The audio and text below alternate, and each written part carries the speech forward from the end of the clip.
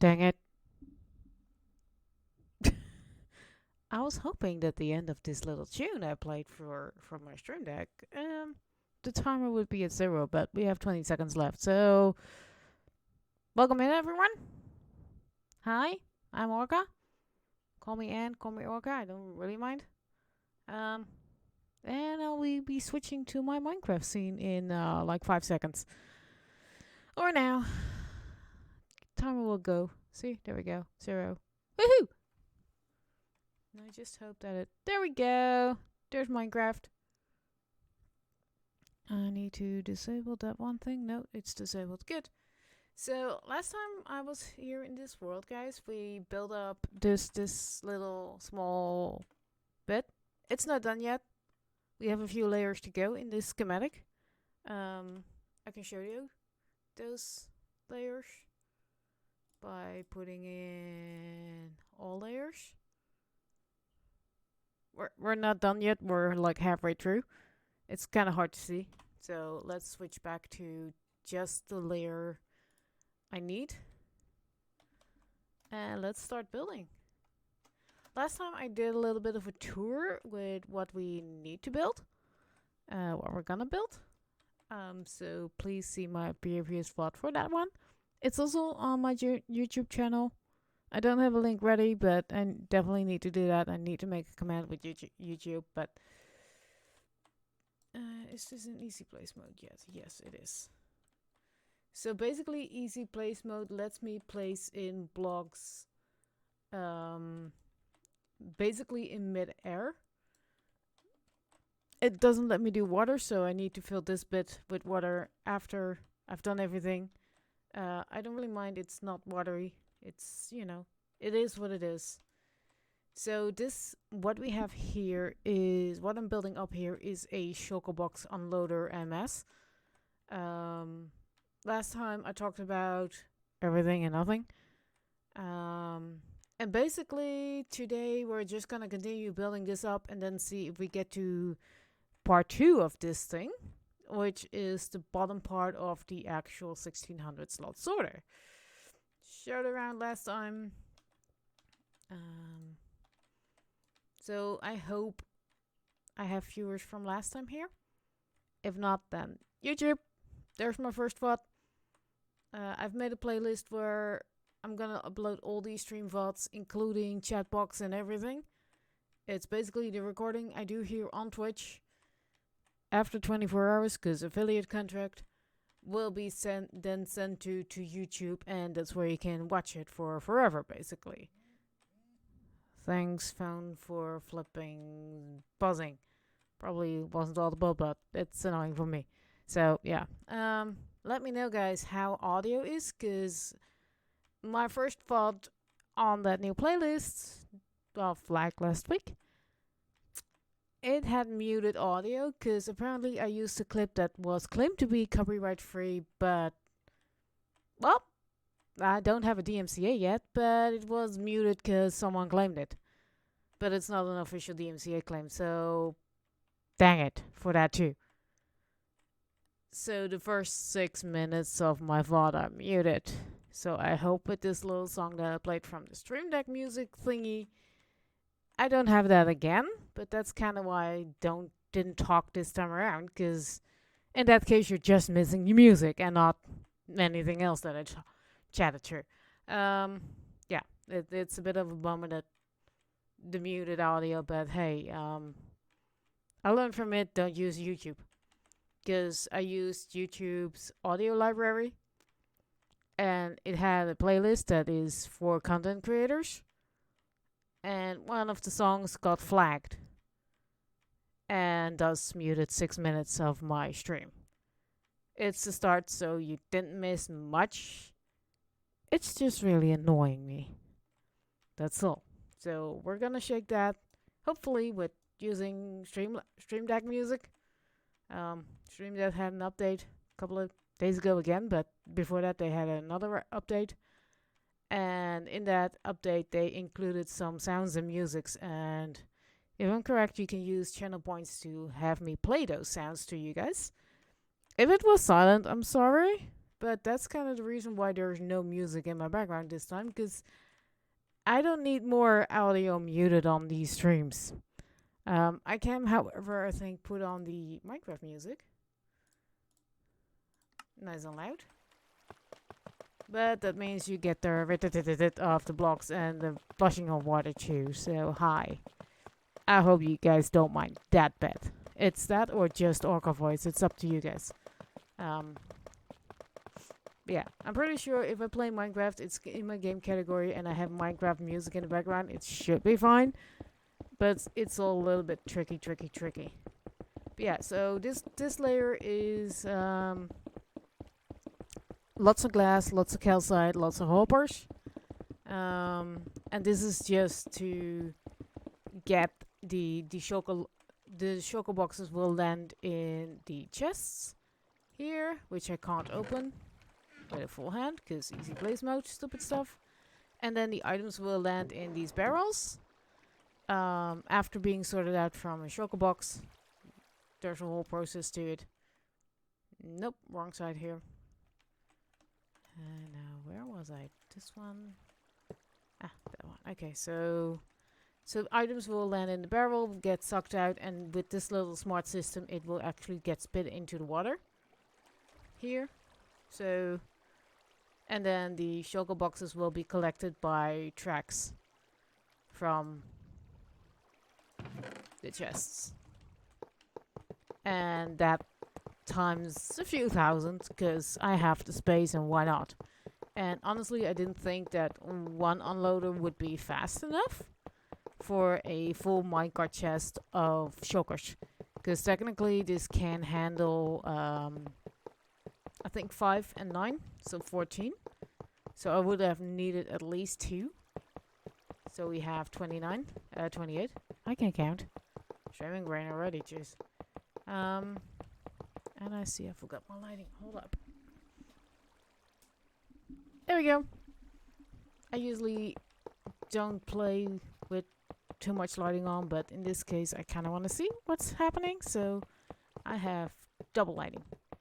You guys won't see, because no face cam, but yeah. So yeah, here we are again placing with auto place or easy place. It's not auto place. I still have to hold down my right mouse button and I still have to click, basically. Hold down, click, same thing. And move. So it's not that I can just point and be like, hey, just place this whole row of calcite with just one click. That doesn't work. You can see it yells at me in orange. Action Action prevented by easy place mode. It just means that I can just hold down and chat with you guys instead of having to focus. I have the actual right block. It will change the block for me if the block in here changes. So it's just one step easier to do this. Light Medicat does have the option that I can put down the full building in one go. But then I'm done, I think, in 5 minutes, because there's 4 buildings to be placed, and then I'm done.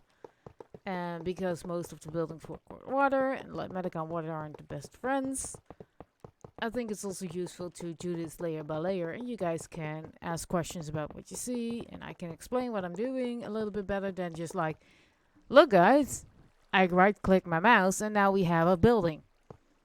I don't think that is, learning and stream content. So that's why I'm like, we'll just do this layer by layer. You guys can ask me questions about what the hell you see on stream or about me. If I don't want to answer your question, I'm not gonna. But I will tell you I'm not gonna answer the question. Simple. So last stream I had someone come in my DMs of Discord, ask me to turn off a certain feature, and I don't watch Discord when I'm streaming. Not even with the small technical issue that I had. I'm not gonna look in Discord when I'm streaming, because why should I?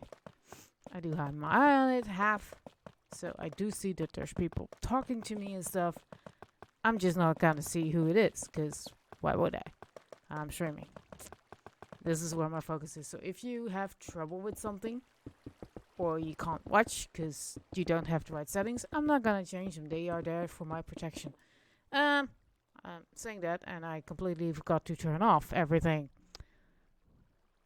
Oops. I was wondering why no one said hello. That's probably why you guys were yelling at me previously. Let's see if I'm right. Just checking Discord real quick on my phone. Yeah, there's people yelling at me.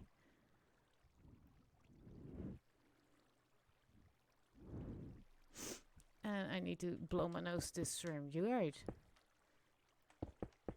Yeah, those protections are there for me.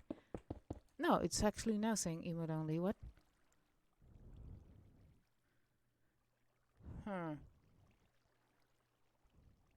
Now it says disabled. Yeah, so you guys should have been able to chat. I just didn't turn it on when I went offline, GG. I should totally do that. Dang it. Because that's one of the things I learned from modding for different people, that there can be nasty people who don't care you are offline and just, you know, tell you crazy stuff on your stream when you're offline. So that's why I'm like, hey, I should turn on these little protections when I start streaming, and turn them off when I start streaming and turn them on when I'm done streaming. Dang it. Now back to my scene. I have a stream deck, so I need to flip to the right pages, and yeah, fun.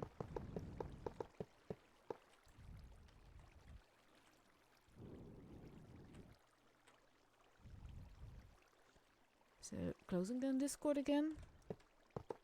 Here we go, and more hopper placements. I think if I go too fast here, it doesn't place all the hoppers, which I can easily check by just going fast. And then when I'm at the end of the line, turn around and do one last layer and see that I have a hole right here. I didn't expect this. So yeah. Now I should not see what everything I still have to do, so that bit. But I can see, of course, what I actually placed. So this is all done by the looks of it. This is all done except the hole that we just fixed. And so, and like this, I can check the whole schematic after a while. Because there you can change the color of the original overlay, which makes it blue. I don't like it because it's kind of hard to see then what the block actually should be. There is an indicator for me which block it should be. It's in the top right of my screen. It says schematic, currently Minecraft calcite. But it's so damn tiny, I don't think people on stream can actually see that. Like, I have a pretty big screen and I can see it. I can read it. I also know what it should say. But it's not... but I don't think it's really visible if you're watching on the phone or you have to super zoom or something. It's just not that clear. Oh, that's fine. I mean, it's not that bad, I guess. Yeah, for those listening and for those able to type in chat, how's audio? Because I don't hear my Minecraft music yet. And I need to know if my voice is too loud or isn't too loud or whatever, because I have a boom on my mic and it's still kind of trying to find the right placement. Because I do fold the boom back when I'm not using it. So I have to pull it back in place every time. So that's why this might sound differently than last time you heard me speak. And basically that can be in chat or in voice chat, I mean, or a previous stream or whatever. I might sound different time to time because the mic is in a different position because I'm not remembering where it exactly sat last time. Because I'm just pulling it in close. And so if you are able to chat, which you all should, unless you don't have a verified phone, then you don't. And that's again a layer of protection for me. It's because you had those annoying bot rates and stuff, and basically having the verified on means you're a real person and you're not some stupid bot account. That's what I've been told about the verified system, so that's why I'm turning it on and keep turning it on, because Twitch doesn't do much about those bots. Still not. See, I see it too often still that people get follow botted or hate rated still. And I don't like that. So I'd like to keep that away from me. I don't want to deal with that. I do have an emergency button in case it does happen. It will also auto-tweet at Twitch and at Twitch for support. Like, hey guys, help me out now. I'm live and I'm getting idiocy. So I hope they will able to react to that quickly. And basically it will delete everything you guys have said and stuff. Also, my chat box isn't visible. Hello? Chat box? Wait, why no chat box? Chat box? Hang it! Is it not working? Ew. My thing isn't working. Hold up. There, chat box. Why is it not showing anything? Is it because it's hidden behind everything else? No. Weird.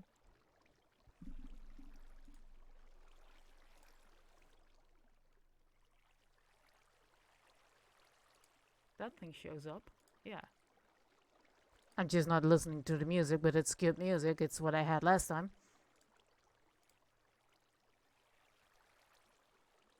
Sound alerts on and off. Yes. There's my muted thing. In case I press my mute button, you should be able to see this. I don't have it pressed right now, so it should be hidden. Flag alert. Yep. That's gone. Now, chat box. Uh-oh.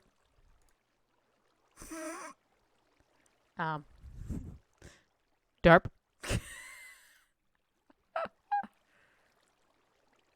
I might just have deleted part of my scene here. I'll re-edit real quick. Derp. This one. Add source. Oh, I think I integrated with it? Yeah, okay, so I need to delete one. Yes. Then I need to pull it out of the box. Yes, and then I need to put the box and everything above it. And then go to properties. My mouse is not working properly currently. And that's not really the window I need. This is the window I need, guys. Come on. Blue? There we go. Derp. Deaf derp right here.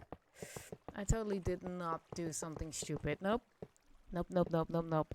Not at all. I think this is better volume. I'm not sure. It's annoying. But yeah. Orca derps. A lot. And I don't mind derping.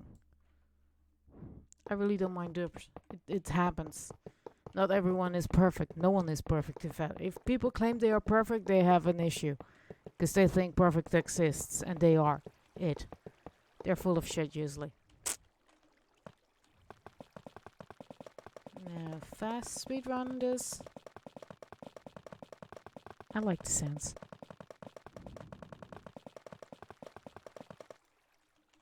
Now, glass speed run. Brrr. Lots of brr brr brr. Even more brr. Because we have quite a ways to go. Also, with these blocks, I can just look forward and go. But with something like hoppers, which is directional, I can't really do that. Seems to be fine right now. Because they are directional, and if I'm facing the wrong direction, basically, it will point the wrong way. So then I need to change everything again. I don't really want to do that. So with hoppers and stuff that's directional, I really need to look in the proper direction for it. There we go. Those I need to do too, but again, direction. If I do this like this, you see that they turn orange, which means wrong direction. So basically what I need to do is go in this position and then click. So that's kind of what I'm planning to go back. This one, and more of these. Pretty sure I just forgot. No, this is good. Pretty sure I was skipping a line, but apparently I didn't, and I need to drink more because my voice is going. Rawr. Yeah, this is a big, huge build. It is gonna be my 100th and no, not 100, 1600, so 1600 slot sorter. I designed it specifically for 118 because when I counted blocks in 117 snapshots, so the snapshots for 117, pre their decision to make it into 2 updates. So when they were still testing world height and stuff, I counted almost 1300 blocks of Minecraft music. 1300 items and blocks in the creative menu. This did include the unstackable things like Suspicious Stew, but I did not include the items you cannot get in Survival Minecraft. So not Bedrock, not the end portal frame, not the tourist plant, not that kind of stuff. That was actually a lot of sifting through, like which items can you actually get in Survival Minecraft and which can you not get in Survival Minecraft. There's always a few things you cannot get in Survival Minecraft, and it's, you know, it's gonna be used in survival, so why include the items you can't get? You know, so a lot of sifting through. There was about 1300 items total, including armor, including things you can stack, but not include things like, what is that? Things you cannot get in Survival Minecraft. So that's kind of why I was like, well, my previous sorter was 690, I think. Slots. So it's, yeah, music is getting loud. Dang it. Music. Go down a bit. How about 60%? It's probably still a little bit loud. There we go. Still out. At least it's loud in my ears. Which one? Okay, so I need to do this one. Not that one. Here. So I was like, okay, so I do really need to upgrade my sorter because 900 items, 960, I think. No, it wasn't 960, but it was just not enough. And I had trouble fitting in the items for 116. They barely fit, basically. And then seeing the announcement for copper, and it's, to my opinion, 30,000 versions of copper. I was like, okay, I just need to renew my whole idea and just make it bigger. Because I'm not gonna exclude items, you know. There's quite a few items that are now in there that probably no one will ever need a shulker box full of. Example, dragon heads, creeper heads, skeleton heads, but maybe with a skeleton heads. There's probably a few other items that are gonna be in this sorter that no one ever will need a full shulker box for. But I will make a system, or at least I will try to make a system that is like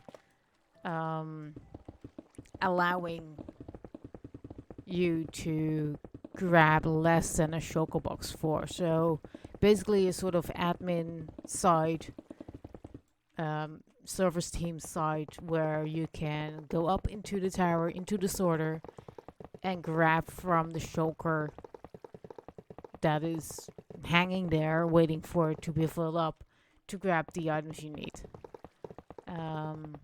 And since I will be building this and filling this up in creative on stream, I mean, this is like not this stream probably, but maybe a next stream. I'm also not working on this between streams because I want to take you guys and girls and everyone else into the process of making this. So this is not a tutorial. This is just me yapping about my build and boasting about it and being proud of it. So don't see this as a tutorial. This is how you must build it. Because I streamed for about 4 to 5 hours last time. Probably will be streaming the same amount this time. So, yeah, I don't think this is a tutorial because at least 12 hours of tutorial material might be a bit much, I think. If you don't think so, then feel free to disagree. Let's agree. Oh, there we go. One missed. Here. And I think I saw another spot here. And this is why I do the test with lowering the single layer. Just to see if I've missed hoppers, glass, or calcite in this case. And it should be obvious where it's missing. Because it's missing there. So, like here. These two. And this one. And then go back down a layer. And I can see it's layered down because here I have still the pistons and the redstone blocks. And if I press one block down, you see these orangey tinted blocks. That means because those rails should be powered and they're not. So wrong state still. Because they need the redstone block there. But I think this is correct so far as I can see. I don't see any missing blocks. I mean, it will be noticed when I place the next layer, because usually those calcite and glass blocks are there for support. So I won't be able to place in the next item. But yeah. Orca's waffle mode. Yay! Orca waffle. Orca waffle sounds delicious. Dang it. Now I'm hungry. Dang it, Chad, what did you do to me? Within a half an hour, I'm talking about food again. Yeah, so I need to do these. And like I said, it's just gonna be this and this. Okay, so it did both. Tick, tick. I just heard one. And now you see the rail lighting up. So when I go back down to the previous mode, you'll see it's no longer orange there. It's still orange because it's not in the right mode. Here it's not orange because it's actually lit up. That's the difference. That's why it's orange basically. Basically he's yelling at me like, hey, I don't have the right block state yet. Please fix me. And in this case, I know it is because of the redstone block that's missing and powering the rail.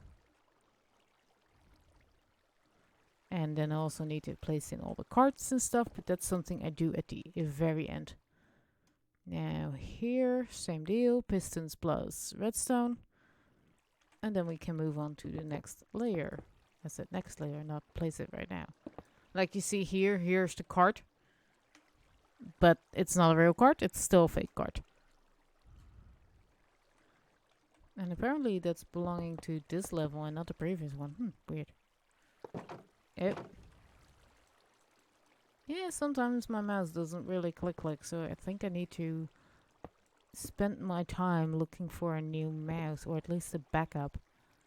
It's quartered right now, and I think I just need to clean it, because it's not really reacting. I sometimes double click when I don't need to, and I sometimes don't click when I need to click. Okay. So this is all done now. Next layer. Again, starting with the glass and the scaffold. This way, that way. See, if I now do this, you see again the arrow points away. And it's also orangey tinted. And top right, it yells at me. I don't think it's not visible. Hold up. You guys didn't see much, right? Because... yeah, I derped, and I still don't have a chat box. And I need to do properties here, or transform actually, and be like, stretch to screen. There we go. Now you guys can see everything again. Jeez, derps. But why is my chat box not working? I don't get it. Chat box. Properties.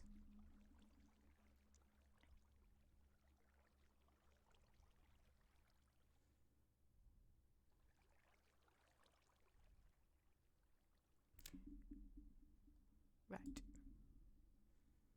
Chatbox frame. Hello. Yeah, chatbox frame is not where it should be, I think. I think I lost my chatbox frame. I'm not sure what happened there. It should be visible and it's not. So, properties once more. Oh, did I move this? No. Done. It's just not showing up, is it? Dang it! Starting sharing screen. Chat box. There it is. So quickly copy, and then go to my live screen here again. Delete this bugger. Yes. Re-put in. There we go. Now I just need to get this screen active. Hello. Yes. See? Active. Now I needed to get it here and do undo because I need to have both. Chatbox gone. Paste. Good. Now have both. Move here. Put it on top of that thing. Now both make it smaller. So you guys can be in a little aquarium when you guys type. There we go. I'm not sure if this is the right height and stuff for you guys to actually read. But I think this should be good. I think a little bit lower. No. Hold on. Both of them. Yeah, so this one is not centered. It's not centered anymore, I know. But since no one is really chatting here right now, I don't really mind. There we go. Fixed! Test. Let's see if my commands work this time around. Last time I didn't because I couldn't get the bot up. So let's see. Let's do this one. There we go. Bot works. Yay! And I have stuff in my chat box now so I can see if this is the right size. Is it the right size though, guys? I don't think so. I'm not sure, but I think it's kind of okay, decently okay. So yeah, that's the deal with the orangey bit, and that's something I shouldn't do. So I need to be directional for this to work. There we go. This little circle around here. There we go. And then more glass. More hoppers. More loyal viewers. Yay! Here we go. And then these this first. I technically don't need it because I will just be able to look in the right direction and have them placed, but it makes more sense to me at least to have a block to point at. Point. Like we do here. And there's one that didn't go the right way. There's another one that didn't go the right way. And there's another one. So this one needs to go there. And I'll do this layer while I'm looking for the other two. There's one here.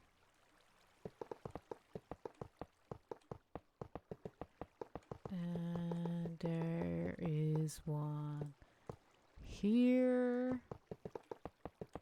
And that's done. Oh, wait, huh? These point down. Oh. I see. These do point down, but the torch is not placed, so that's why these are all turning orange. Great. There we go. Now this block. There's one bit that's gonna be tricky because I need to place an armor stand partially inside of a block, and I cannot do that really with mass piston use. See, there we go. This is easy to see when I actually have torches missing. Because there's a torch missing. There, and there's a torch missing. There. I'll just fly back. So this is just gonna be something that I need to be careful of. There we go. Here. Oh. That one. Those. And these are all correct. Now this one will also be orange because of the stupid delay time. But yeah, the armor stand will be something tricky. I basically need to do the layer that's after it. Cut that. And then basically place all the armor stands in. And then paste it back in, aka do an undo. And there's more Minecraft music. Yeah, last time I used a YouTube link and it failed me. And I'm not happy with that, so... sad. I just used it in my intro just to test out, like, I mean, it says no copyright, and I think it should be no copyright, and then yet someone claimed the audio now, and I'm like, fuck. Also, mature stream guys, if you don't like fucking shit and other stuff I might say, that's why you clicked mature. It's not because of the content, it's because of what's coming out of my mouth. And I'm trying to control it. There will be just the occasional fucking shits. You're warned. There's also a disclaimer for that, and I do need this differently. Because now I need to press 10 million buttons, basically, to get to the right thing. Here we go. There's my disclaimer. Yep, wait, orange. And here, I don't mind it being orange. See, it's still not there. There we go.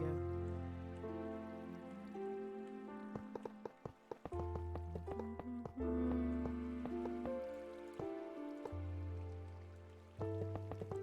go.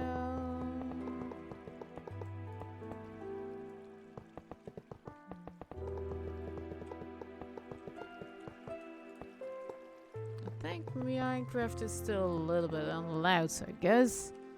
Let me see. Options, sound, music.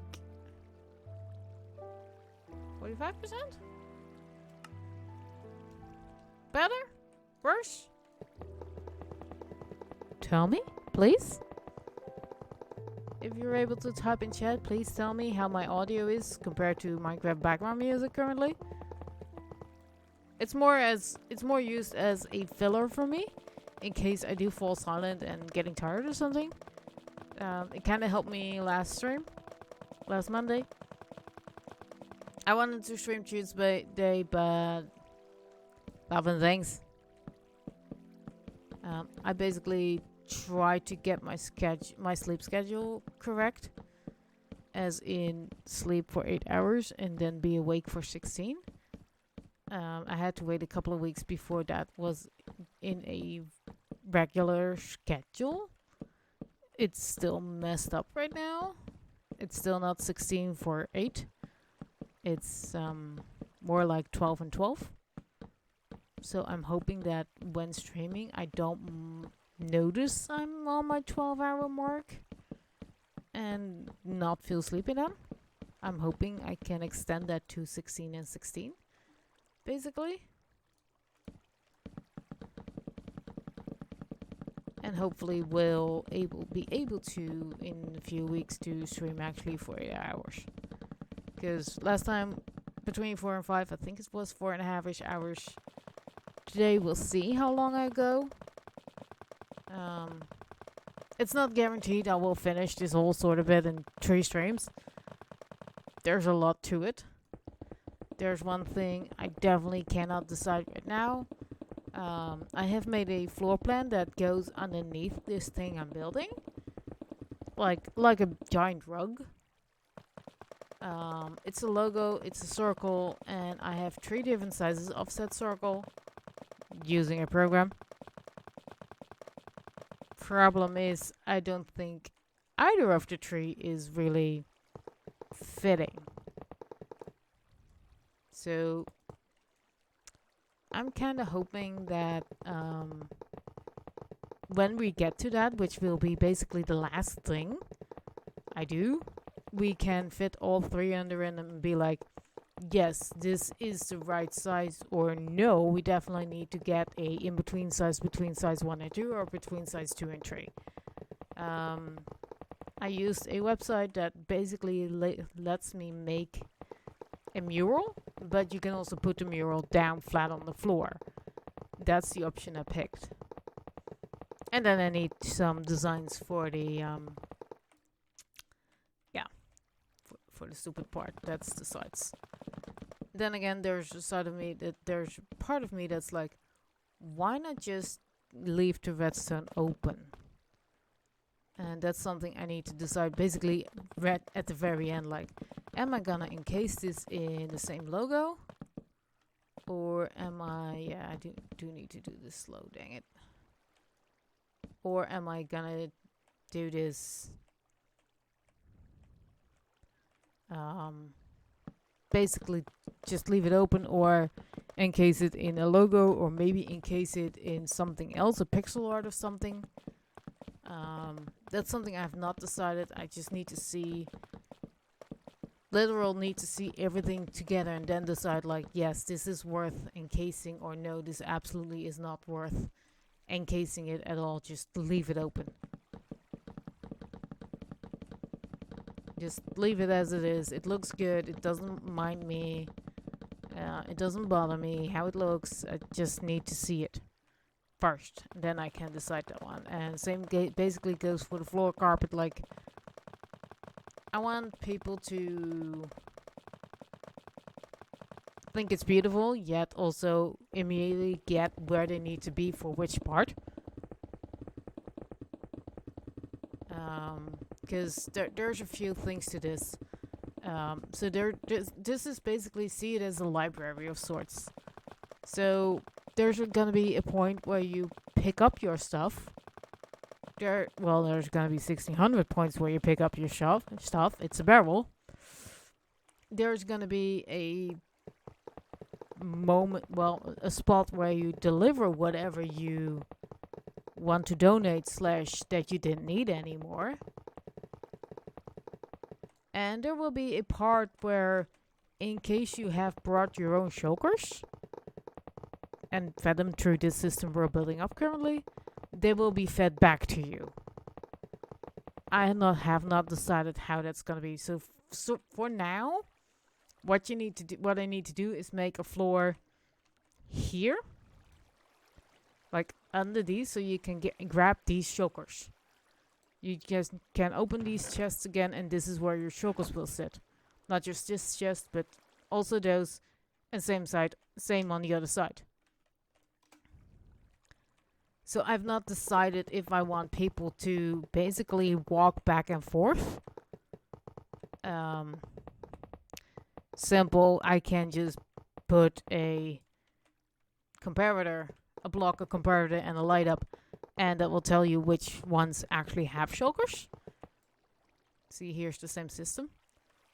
Yikes. So basically, this is then down to floor level, which that is gonna be. And it basically will have a light that only lights up if there's an item in it. If there's an item in it, the light will go on. So you know this has something in it. I feel like I'm saying the same thing 3 times now. And there's gonna be a point... Actually, I have designed it, where you can pick up the stuff that is not stackable.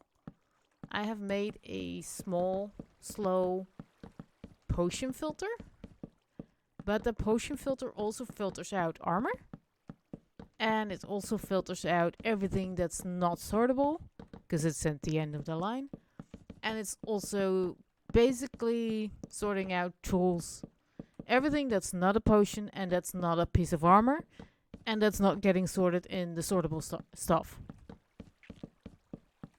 So basically, it's an overflow that sorts it out between those three categories. And my goal is then to chatting too much, not paying attention to this. My goal is basically to come in daily and sort out those items, the potions and stuff, manually. So there will be chests with all the types of potions, and there will be armor stands which will have pieces of armor on it. Because why not? And then you can just pick and choose. And then, of course, there will be a chest with all the books that went through and all the tools that went through. Right on this server, private. Don't join. Can't. Whitelisted. I'm the only one. Well, not the only one. There's one other person that is currently whitelisted and active. Active as in shows up every now and again. And, weird. Basically, this is used for a server. So I want people to be able to use it easily without really me needing to be there. It should be fully non-dependable on Orca. And here's the kicker. After that system, I basically need to find a way to display the tools. I, of course, can do that with, item frame. Put it on the wall, or make chests. Here are the shovels, here are the axes, here are the pickaxes for each of the classes. So that means I need a chest for wooden spoons, wooden pickaxes, wooden axes, wooden hoes. That means this is 8 plus 9 plus basically this. That one is not stackable. That one isn't stackable. Shears aren't stackable. So I need a chest for shears. I need a chest for spyglasses. I need a chest for fishing rods. Maybe a different chest for enchanted fishing rods. I definitely need a chest for all these tools. So of course I can make just 4 chests, One for wooden shovels, or one for shovels, one for pickaxes, one for axes, and one for hoes. And just dump in everything, that's in there. Same goes for books. I mean, the books I really kind of want to sort out anyways. Like, you can have efficiency 5 books or 1 through 4. I need to sort them out anyways from whatever I'm doing. Can I do this? Yes, but won't do that. Dang it. Stupid thing. Tried something. So there's a few things here too. These swords also cannot be sorted, but the armor I can of course put on an armor stand, and you just can pick whatever it is. And if you don't like these things that are on the thing, you can put it back on the armor stand. So I just need a row of armor stands there. Just every time there's armor coming through, and it's already so I can mix and match these. I will try to make, of course, sets with just leather in any color, or just chainmail, just diamond, just iron, whatever. Arrows can be sorted, and this stuff cannot be sorted. So, again, a chest with shields, a chest with totems, a chest with tridents, and a chest with crossbows. That's something I need to do anyways. Oh, I missed a few. Here. There we go. Turn around. There we go. So, I need to have a crap load of chests for that stuff anyways. And I don't really mind it because I have a location in mind where that will be perfect. And it will be just like a U shape basically with, hey, This is where you can find your potions. This is where you can find your weapons. This is where you can find your tools. This is where you can find armor. You know, I kind of have that planned out. It's just more like the details. Devil details, yes, very much. But that's, I think, something I can ponder about until we're just done building, because that system is basically going to be the last thing I need. It won't be the last thing I'm building. It's actually in the next phase already. Because I'm crazy. And I'm just looking over to my mic to see if it's picking up everything. And when I shut up, it doesn't pick up anything. Jeez. Streamer brain, guys. It's real. Also, I have the idea my life counter is not counting correctly, because I swear I saw I'm over live for an hour and it's still not there. Dang it. I do have the uptime command. I don't think I have it on my stream deck though. Nope. I don't have it. Nope. There we go. Nope. Wrong one. This one. That's the downside for me of having a stream deck. I have many pages. I loved having fun with it. It's just I didn't make them in logical order. So yeah. But basically there's quite a few aesthetics designs decisions that I still need to make for this. But that's something I can do at the very end. Like, what do I do? Currently, that little sorter is just sorting out everything. There's a chest, there's some hoppers. No big deal. It will do for the first 50 items, and then I need to start sorting them out. So I will also recommend, like, hey, in case this is on the server, and in case people are actually using it and, you know, don't go through the sorting room of that bit, there's always gonna be the little bit where it's be like, hey guys, if you don't find your thing in here, this is where it originates from. Please check that too. It might be empty, but in case it's not, you know, you might find some good loot in there, because it's just not sorted yet, like manually by hand. Because as far as I know, you still cannot sort out the different types of books based on something. Same goes for enchantments on certain things. You cannot still, as far as I know, you can still not sort out the different types of armor, like diamond armor from leather armor from all the others. You still have to. I can shoot it on a armor stand, yes. But if you have two helmets coming in, the second helmet will not be placed on said armor stand. So the system I have works basically. Every time there's an item coming through the system, it will deploy a armor stand. So if it's an armor stand, or if it's an item you can put on an armor stand coming through, and that's kind of what I tried to say with, on this server, I do have the armor stand pack.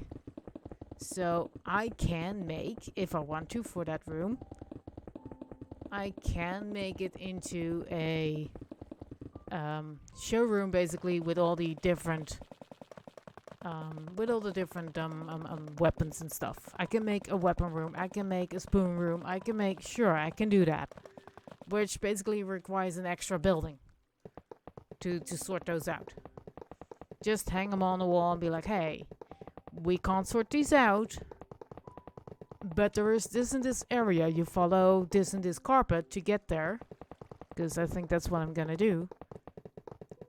Have carpets be like, hey, follow this carpet to go to the entrance. Follow this carpet to go to... And that's kind of why I'm also not sure on which circle I should use. Because one size is obviously way too big. I can see that just because I know how big it was when I made it. But then again, if I place this in the dead center of that,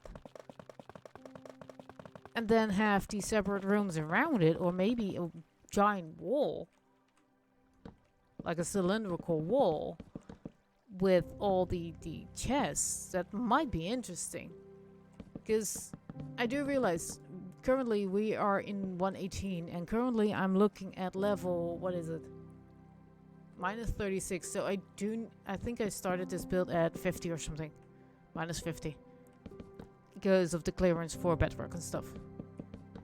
So I do have some space. I could make a basement, basically circle shaped, square shaped. I could make a basement with all those chests. Yes, I can do that. I can also attach a small building to this thing and be like, hey. Huh, nice music. And be like, hey, the unsortables will be brought to this building right here. Thank you, bot. Now I'm up for an hour. I will pour myself something to drink soon. Guys, also a reminder for you guys. Drink often. Last stream, my bot didn't do that, and I didn't drink for 4 hours. Then I was like, crap, I need to drink. So feel free to grab a drink. I'll just waffle on about my plans that I have or not have. So, this is a square build. I'm gonna put it on a circle that's the logo. So I can of course make that into a square. I actually have it into a square form already. So it's just including the circle. There's so many options that I can do. Be like, okay, so I can have one corner dedicated to, say, the armor stands. I can have one corner dedicated to the books, and one corner dedicated, because there's 4 corners then to a circle. You know, or maybe if that's too much, I can have the walls of the square dedicated still to the stuffs. That's kind of the thing. I know there's 108 different books, but that's just a single book. That's not counting on the weird combinations you can get. So I definitely need a chest that is combination of books. And that's something I want to do at the last, like, first build up this. This is basically the shulker unloader. Shulker gets put in the system. It unloads. It shifts the shulker from the items that you're gonna be sorted, and then from there we'll basically have the sorter work through all the items that can be sorted. Everything that cannot be sorted will then be filtered out into, if it's a potion, it will be filtered out, any of the 3 kinds. If it's something you can put on an armor stand, you can I can filter that out. And maybe what I can do is just have the same armor stands just displayed with armor, also have display the tools that people put in. And I don't care if it has enchantments then or no. It's just like, this is what people donated to this system. Be grateful. What happened there? Wrong button. Thank you. Is that what I saw? Yeah, that's what I saw. It's like, I see stuff disappearing that I didn't expect. What? So yeah, but that's all, I think, a design choice for the very end. I don't think I should stop with that, because then I'll be basically like, yeah, so here's my plan, and you guys don't have any picture at all. And I think if I have everything fully built up, that's the moment to be like, okay, I want this carpeted floor design. I want, this is the circle shape we're going for. Maybe, I mean, I can show the circles. This is basically where we're building. These are the 3 shapes I have. So it's the same logo, it's just size 1, size 2, and size 3. I think size 2, this is, again, this water bath is the same size as this. So I can see this one kind of fitting under it. But I think it's too small for some reason. This one is definitely too small. Yeah, another hey listen. Thank you, Liam. I'm not watching Discord when I'm streaming. So if you're telling me there to do stuff again, then sorry. chat only. And I'm not gonna turn off any settings I have. Unless it's the people can't chat, but I already checked that and people can chat. People just don't. So basically that's a little bit of my dilemma. But I just thought, what if say I use one of these two for under this. And then I use this little one as the storage room for the unsortable stuff. That could be something I can do. And basically just have this piece line up with this piece, if I use this size, and just have an entrance like, hey, this is like, I also can make this half size. Maybe that's an idea, that I just put this tiny circle as like the entrance to the big one, and the entrance also contains everything I cannot sort out with the big machine. Now, I said I was gonna flipping pour myself a drink, so I need to do that. And sorry if my mic picks that up. I don't know if it does. Yep, it picks up some sound, dang it. So I hope everything is okay. And I think my mic is a little bit low in sound. I can do something about that. But I think if I turn this knob all the way one side, it should put my voice in red. No, if I pull it the other way, should it go louder? Okay, see, I don't want to deafen you guys, so now it's on the edge of red and green, and red and yellow, and I think that's too loud. But yeah, I drank something, guys. Don't worry. See, now I'm fully red, so that's not good, and it's a little bit tricky when you're playing with sounds and you're like, hey, this is a new mic I'm using. I'm not sure how loud I should talk to make it audible to you guys. So I'm playing with settings and playing with my voice, how loud I should talk into the mic. Also a boom mic, so it's in a different position every time I stream. But yeah, basically, this is what we're building currently. I have built it already here, but it's in 3 parts, and I'm gonna build it up fully, like I said last stream. And at the end of all 3 parts, I need to decide basically which one goes underneath of these two, and then I think it might be a good idea to use this one as an entrance. And because of the flame direction, I might actually put it on the south side. So it will go here, and that one is north though. Huh. Well, that could be good. Make it a giant traffic circle. You go this way, this way, this way, this way. This is where you load up your stuff, and you exit this way. That's also kind of why I put it on this exact X, with the middle is exact the crossing of these 2 lines. Yeah, we'll see about that, I guess. Here is where I stopped. So there's a few design issues choices I still need to make. But like I said, I think it's better to do that at the very end when everything is built up. And then shove the carpet basically under it. And be like, okay, this looks good, or no, this does not look good. I need a different size of those 3. But having a little front room with explanations might not be a bad idea. Actually, I think that might actually be a good idea to have a little front room where you can, or maybe even home. Now I'm going crazy, guys. What if I make 4 rooms? So east, south, west, and north, and have each room the size of 1 mini circle, or the smallest logo. And have that dedicated to one of the categories. So 1 books, 1 armor, 1 tools, 1 weapons. That might not be a bad idea.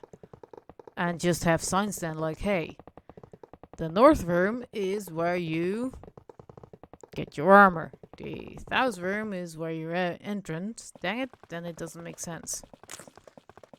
Maybe an entrance in a corner. I don't know. We'll see. But that's something I can totally do. It's just like, do I want to do that? But like I said a few times now, I think it's best to leave that all the way to the end. I just can think like, what should I do? And maybe get a little bit of input for you guys. Like, if you go enter a sorter room that's this size, what would be practical for you guys? Like, of course, there's gonna be there. Wrong side of this thing right now, but sure. We'll fly to that side. That's gonna be where you deliver your stuff. So, and that's currently, I think, in the north, right? Yeah, it's in the north. So that's actually correct then. I didn't even think about it that was gonna be north. What did I? I don't know. I forgot. I already forgot what I said last Monday. Jeez. Yeah, because this little end thingy is also north, and I knew that. So this basically will connect up to a water fader that goes all the way to world height.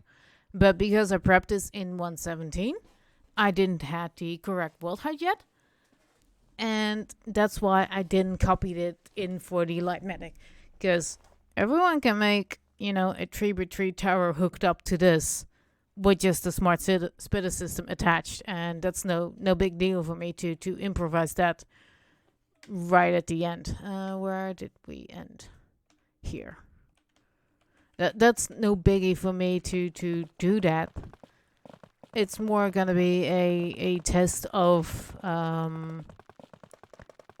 where do I put the other stuff that I haven't built yet. Like the carpet, like the rooms for the different items. I can imagine that if I have 4 side rooms to this giant circle, like I just made up with you guys, I can imagine that it's gonna be confusing then. Like, you have the giant sorter, and then you have this side stuff, secret rooms almost, that you need to go to get other items. And I think if you just have walls and walls and walls of chests around this thing, people might not realize there's extra stuff in the sorter. So what I also definitely need to write up is a instruction manual. Basically, this is how it works. And then also make sure people know that there's then either extra rooms or whatever I do with the items that cannot be sorted automatically. Of course, I can just, leave out one of the sorter things and everything else falls in that. But where's the fun in that? That's no fun. At least not in my opinion, that you just have to dig through chests and chests and chests of random stuff. And it's not really something I want to do, so that's why I'm opting for having the little sorter that I once made in 10 minutes to sort out the different potions, to sort out the different pieces of armor, and sort out everything else, so tools and books, and make something fun with that. And I think going the armor stand route for armor is definitely a thing I can do. Going with chests and chests and chests on walls with everything else might be a bit boring. I'm not sure though. I just got an idea. Hold up. Can I put... Because this might be fun. Can I put these? Oh, right. Can't, because this thing is on. Can I put you on? Bummer. I wanted to put the enchanted books on a lectern, which you apparently cannot. So I was like, well, just display the books. Here. Just display the books on lecterns. That's what happens when I get too easy place mode. Just display them on lecterns, but apparently that's not going to work. So I either then need to make them on an armor stand or just probably in chests, and then just have the boring, hey, this is where you can find your unbreaking stuff. And just have 6 double chests there sitting off unbreaking 1, 2, 3. 1, 2, and 3, and then 2 chests for each. That's probably what I need to do. And then, so 10 chests for everything that goes to level 5. And, like that. I don't think I will ever fill up 2 double chests of the same unbreaking book. But I'd like to think big. Oh, right. I need to do this first. Because when I designed the first sorter, well, not my first sorter, but the previous sorter, I was going to be on a server that aimed for a few hundred players. So then getting hundreds, well, actually 2 times 45 is over 100 books with the same enchantments is not really that impossible. Maybe not unbreaking, but everyone knows unbreaking is important, so that's why you should want it in a chest anyways. Yeah, that's basically where this idea came from. Like, I want something big, and I like making sorters. I like playing around with redstone. So why not make a humongous sorter that can handle a few hundred players using it? I mean, it's gonna be fighting for Shulker boxes in the end. So thank you for Shulkerbox farms in 117 plus. Thank you. I think I need to copy a design or two and then figure out my own design. That is where I missed blocks. I think. No? Huh. Nice. So I definitely need to make a design for at least my Shulker boxes, because my previous one needed, if I remember correctly, 300 stacks of shells, and I wrongly converted that to 600 stacks of Shulker boxes, but Shulker boxes don't stack. So if Shulker boxes would stack to 64, I would need 300, I think it was 300 stacks. 600 stacks of Shulker shells and 300 stacks of Shulker boxes if Shulker boxes would stack. That's the numbers I'm looking at. I'm like, this one is gonna be a little bit bigger, so I need at least that plus more. So I definitely need a Shulker farm, and I don't have one yet. So I need to look up some designs and be like, this is good, and then what I usually do is pull my own twist on it. There's not many farms I copy block for block without putting a twist on it. The gold farm I have on the server, it's creative, so me, is a design by Rayworks, and then I put my own twist on it. He uses 1 piglin, and I think it's sitting right where you are.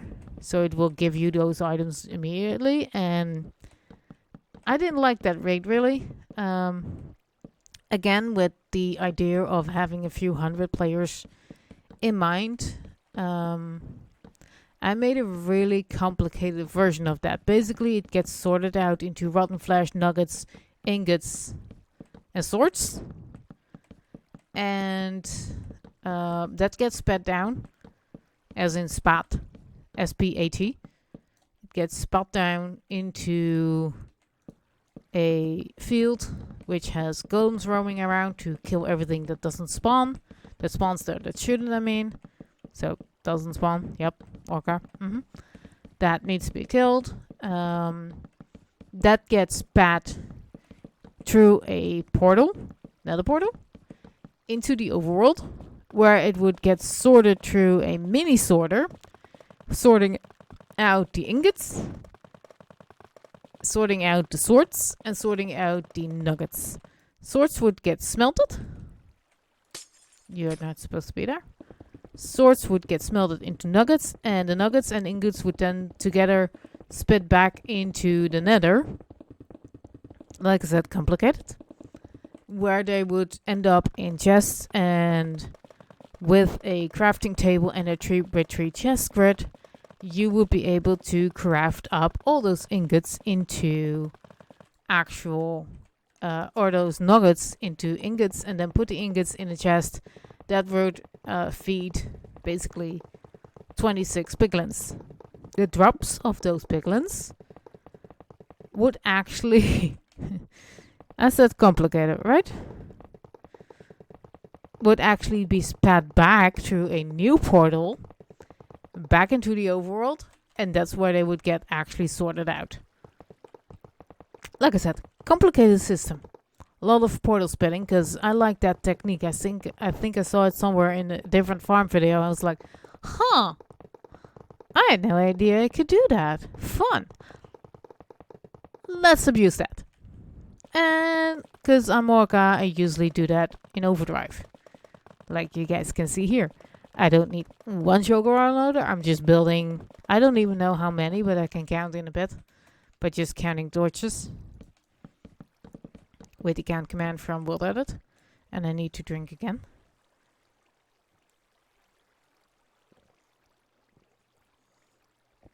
Because if I don't drink enough, my voice doesn't like me talking for 4 or 5 hours straight. And I'm kind of starting to realize that I used to stream for 6 to 8 hours, and I don't think my voice would ever be hurting that. So either my voice changed something in those months, or I did something wrong now and not before. Could be the thing I drank, but I don't think so. So yeah, it's fun. Yeah, redstone. Lots of redstone. Lots of blocks placings. We're almost done with this layer, and then I need to turn all those repeaters into the right setting, and I'm basically just gonna use World Edit for that. Because World Edit will allow me to put the repeater in the right delay in one click. Instead of everything needs to be clicked through 3. And I need to turn off my easy place for that. They changed the spot of easy place, so it's a little bit annoying. Let me get my wood axe. Now from here, fly all the way over. I can actually do this and see where I'm missing holes now. Fly to here. Second position there. And then I need to... Okay, so delay is currently 3. Replace repeater with repeater. But I'm gonna put the delay on 3, like I just said, and the facing will be, I don't see it, facing will be east. And now everything, all those 14,000 blocks will be changed in one go. And now I can just check that. And also check if I have the other blocks correct. So I'm mainly focusing on these. But I'm also kind of focusing on the 2 strips being next to it. So in this case, those hoppers and this 2. Just seeing if there's holes. I don't think I have any. Wait, I didn't have this on. I can't have holes that I didn't see yet. Dang it. Okay, new check. First 2 hoppers. The 3 hoppers and the 2 blocks to the right. I know I have all the torches there, because torches. This. I hope I'll see a gap if it's in my peripheral view. As in the blocks that are having the thingies. These. So I'm mainly checking the hoppers right now, because that's important for me to have them. The other ones will be noticed, I think, by placing other blocks on them. I think I have a few holes. I'm not sure. I shouldn't have. But I know the easy place mode can be finicky. In between sets. So yeah, that's something. And I kind of want to at least complete this part.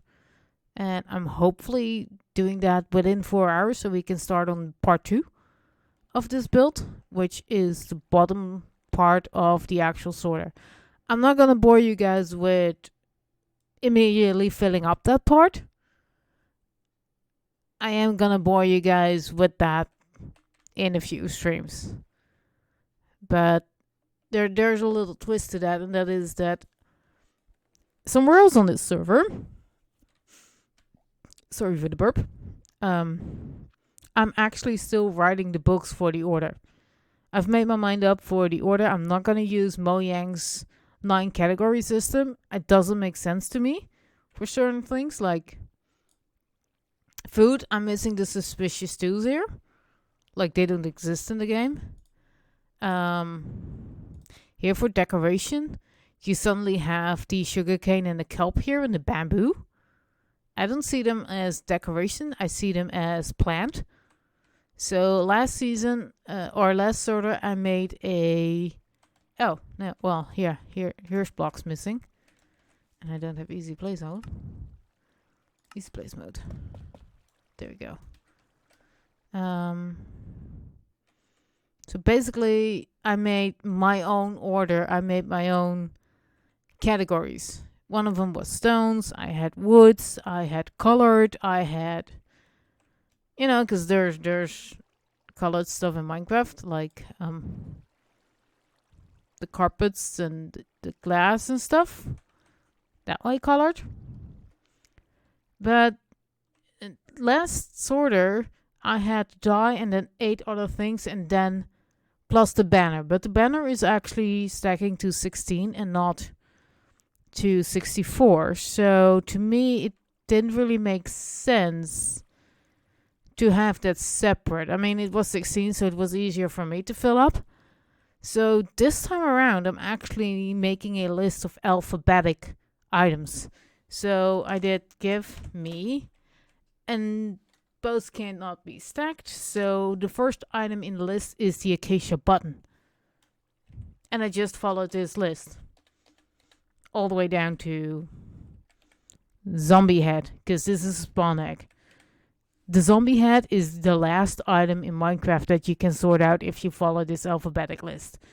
Not including the spawn eggs, of course, because you can't get those again in survival Minecraft. That's not a thing. So those are not sorted. There's a few other items that are kind of exclusive to creative mode. Those are not going to be sorted out. What is going to be sorted out is everything stackable and everything that's not stackable. Now I have one issue. What if someone wants to donate shulker boxes to the system?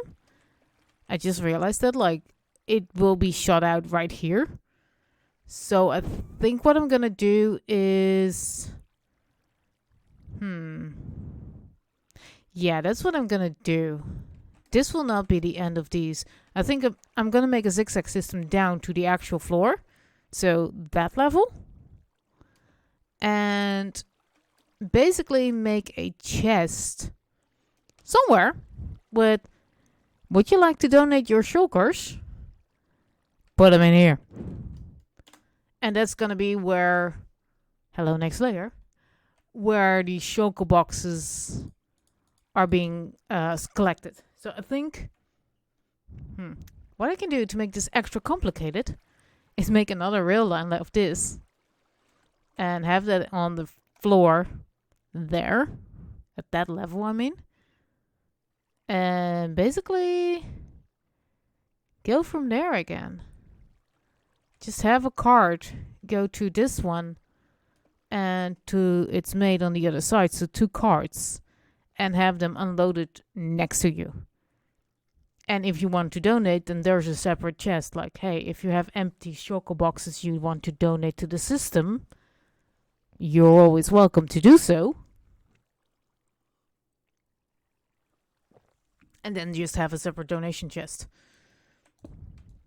I think that's a smart option, because if people don't want their shulker boxes back, I mean, I can't imagine, but if people don't want them back, I'm happy to take donations. See, now this is going to be tricky. And it's going to be extra tricky because there's like that. So, what I'm going to do with these? Leave them alone for a second. Oh, I can do that. Yeah. So this is what I mean with directional. This one I don't care how it's placed. It doesn't care how it's placed because there's only one direction. But these I can place in different directions. And I actually need them to be like this. So this is how we're gonna do that. But first, the quick ones. So the ones from above. So that block and these I can do. And then later come back and do that. See, this is what is annoying. It will do that every now and again. And I just need to... I mean, I can use a command again to be like, hey, everything that's down needs to be whatever this direction is going to be. West. I think it says west. Because placement isn't always correct. But then again, I can just do this. And hopefully it is correct. Second time I place it around. Because there's no other... Oh, there's no other hopper, so I can just clicky clicky here. And then clicky clicky there when I'm done. And just turn them all around. These need to be like this. Yeah. Brrr. This is what I need to think of every time I'm placing a layer. Like, what is the best position for XYZ? Specific item. Because I cannot do all observers need to be upside down. Because I also have these. And then I need to go line by line and be like, this line, no, reverse. I mean, I technically can do that, but that's a lot of work too. So I think I'm going to do that though. Now that I think about it, this is less work to have them placed like this than to have them placed like that. Because this one I won't be able to place upside down. So yeah, these are going to be turned around upside down. And just with the one command again, I'm just going to turn them all right side up. And then undo these. I think that's what I'm going to do, yeah. Not thought about this. Didn't think about this layer at all. Oh. You not. No. This. Like I said, there's also a layer with a flipping armor stand in it. And it's gonna be trouble too. But, yuck. Because that's gonna form a clock. And I think it's either next layer or layer after that. It's kind of high up, but we're almost done, I think, with the layers. Not too sure. I kind of wish it would show somewhere how many layers there are. Like when you are in single layer mode, I think it should say layer X out of X. To be honest.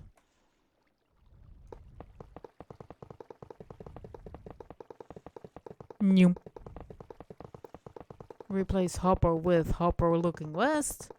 Replace observer looking, well, that, but needs to be that. Wrong key. And that's a neat way for me to just fix them all. And if I ever get to build this on that server I talk about, last time around when we were setting it up, I had creative permissions. So I hope I will get that again if we ever launch. It's also kind of a reason for me, because it's not sure if it's gonna launch again. That's kind of why I'm streaming this. Like, hey guys, I have been working on this since the snapshots of 1.17. I'm really proud of what I did. Because I heard a little too many toxic people tell me that female sounding person should not do redstone. They cannot do that. They're not smart enough. I know. It's bullshit. Because I love redstone. It was just toxic people, toxic kids, telling me that I shouldn't do this. And, well, that's when you get a rebellious orca and be like, I love redstone. I love seeing Mumbo, Tango, Impulse, other hermits mess around with redstones. I love it. I think I understand it too. Not fully, but I think I understand the basics enough to make these kind of stuffs. And I love playing around with it, so why not show you guys on what I've been working on for all of the snapshots for 117. And basically when 117 fully was here, I made it. I've made the parts, I just never, because of world height, I never got to build it all up in one column. And that's basically why I'm streaming this. Like, this is how that creation then looks to the fullest, because I have screenshots that show the 3 parts. That's just not that interesting, I think. Yay, screenshot. For the non-visual people, it's kind of hard, I've noticed, to put that, basically put 1 and 1 together. Or 2 and 2 together, basically. And even I have sometimes trouble with, like, how is it gonna look in the end? I think it's gonna be looking amazing. But then when I think about the practical side, I'm like, I know what I want, but is it actually that practical? So another reason for me to do that on stream is be like, you guys don't have any idea of my plans really, or how it sits in my brain unless I talk about them. And I'd like to have you guys input too, like, what do we do with the floors? What do I do with the items that cannot be sorted? What makes sense to someone who doesn't play Minecraft technical daily? Because I'm online on this thing daily. If not multiple times a day. Because logging out and logging back in, because I don't know what to do. Because that's mainly the thing. Like, I'm bored, what should I do? Oh, you should do. Let's build the sorter again. And I'm not sure if I made that, if I told the full side of the story. So somewhere else on this world where the original parts are, I also made, I'm in the process of making the books. Because I think it makes sense, at least to me, to have a book set. Because a book in Minecraft has 14 lines per page and there's 100 pages.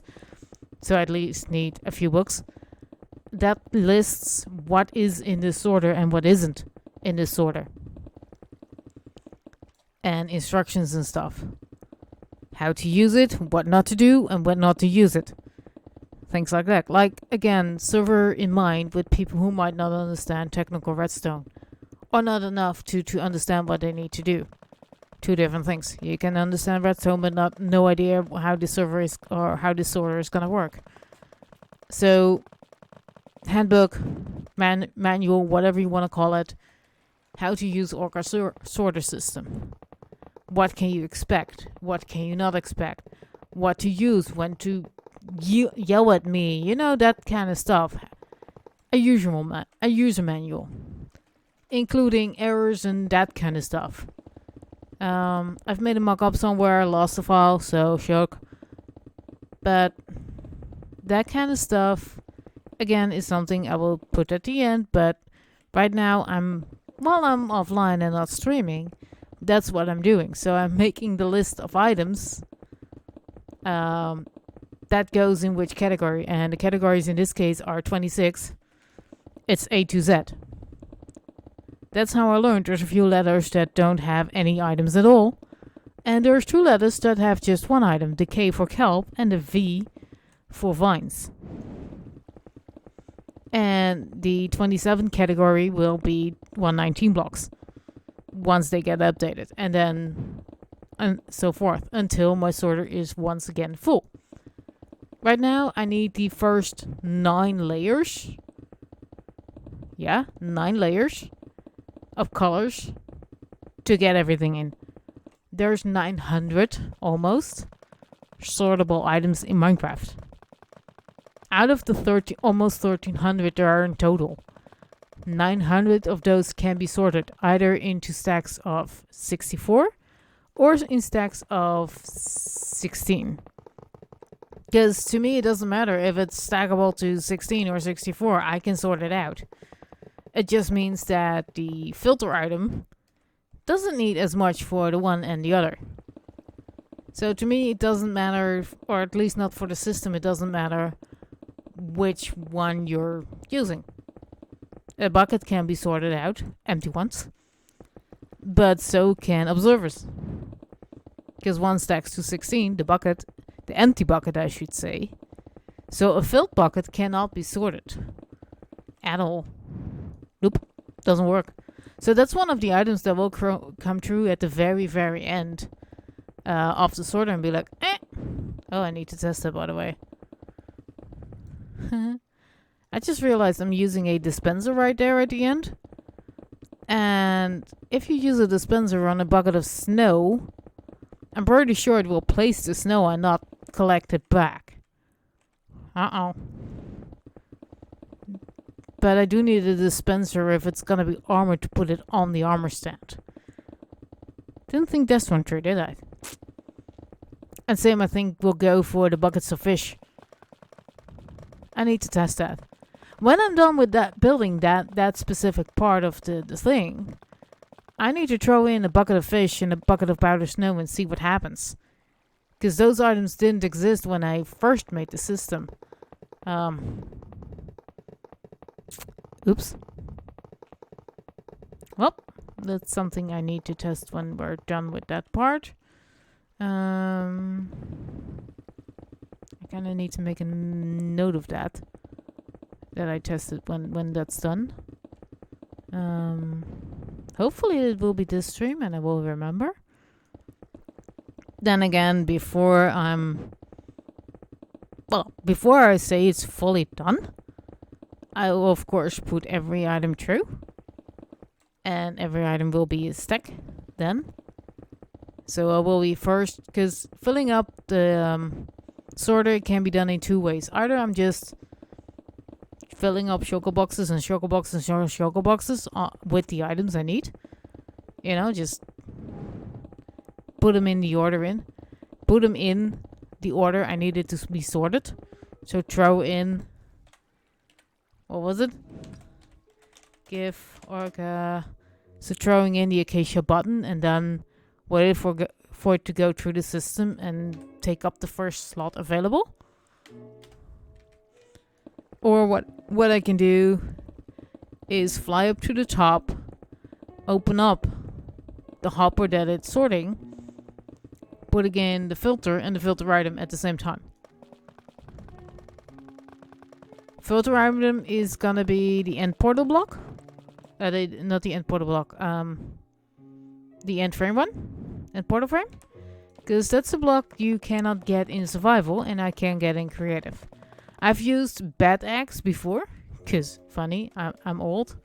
And some people called me Old Bat because of that. So it's more of a joke. Like the Old Bat made this. Bat filter. But I think the end portal frame can work too, and that's a nice block too. And like I said, you should not be able to get those in Minecraft survival. So it should not ruin my system. And just to be sure, we'll call it the sorter item. You know, just put it in a anvil, grab one. I know it has a different function now too, for me. See? Extra lines. Put it in an anvil. Rename it to end portal frame filter. And make sure it doesn't get filtered out. And then just yeet all the one, and then, you know, open up the hopper, put in 4 of those, and then one of the items I need. That needs to be in there. And hand fill it. That's the other option. Either way, it's not really enjoyable for streaming content.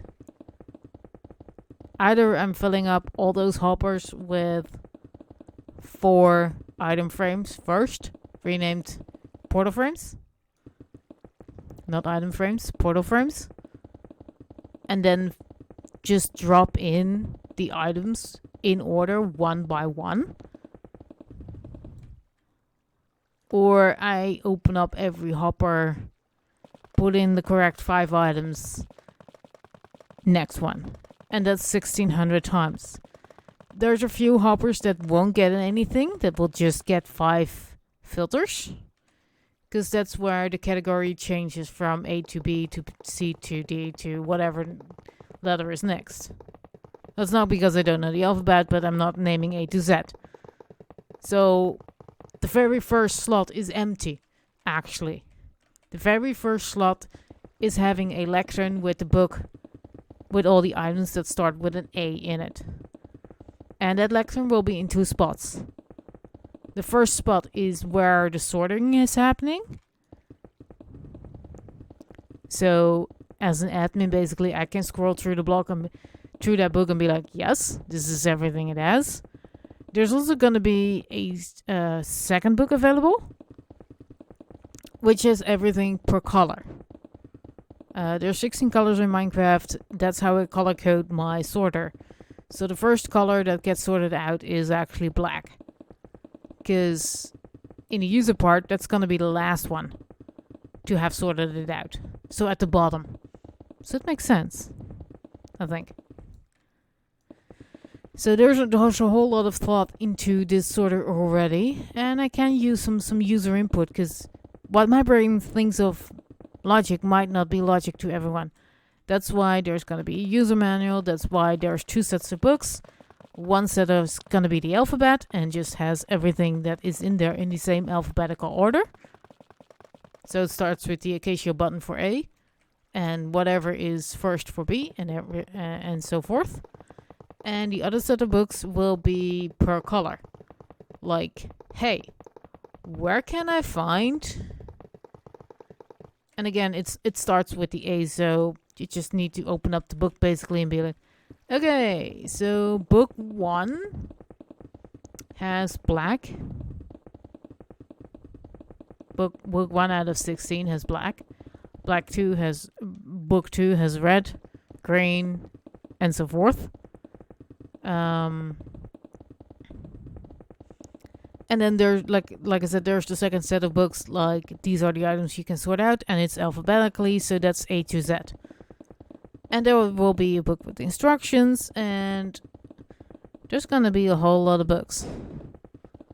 There will be a user manual. There will be a do and don't. There will be this is what you did. It's dumb if it gives out, some malfunction.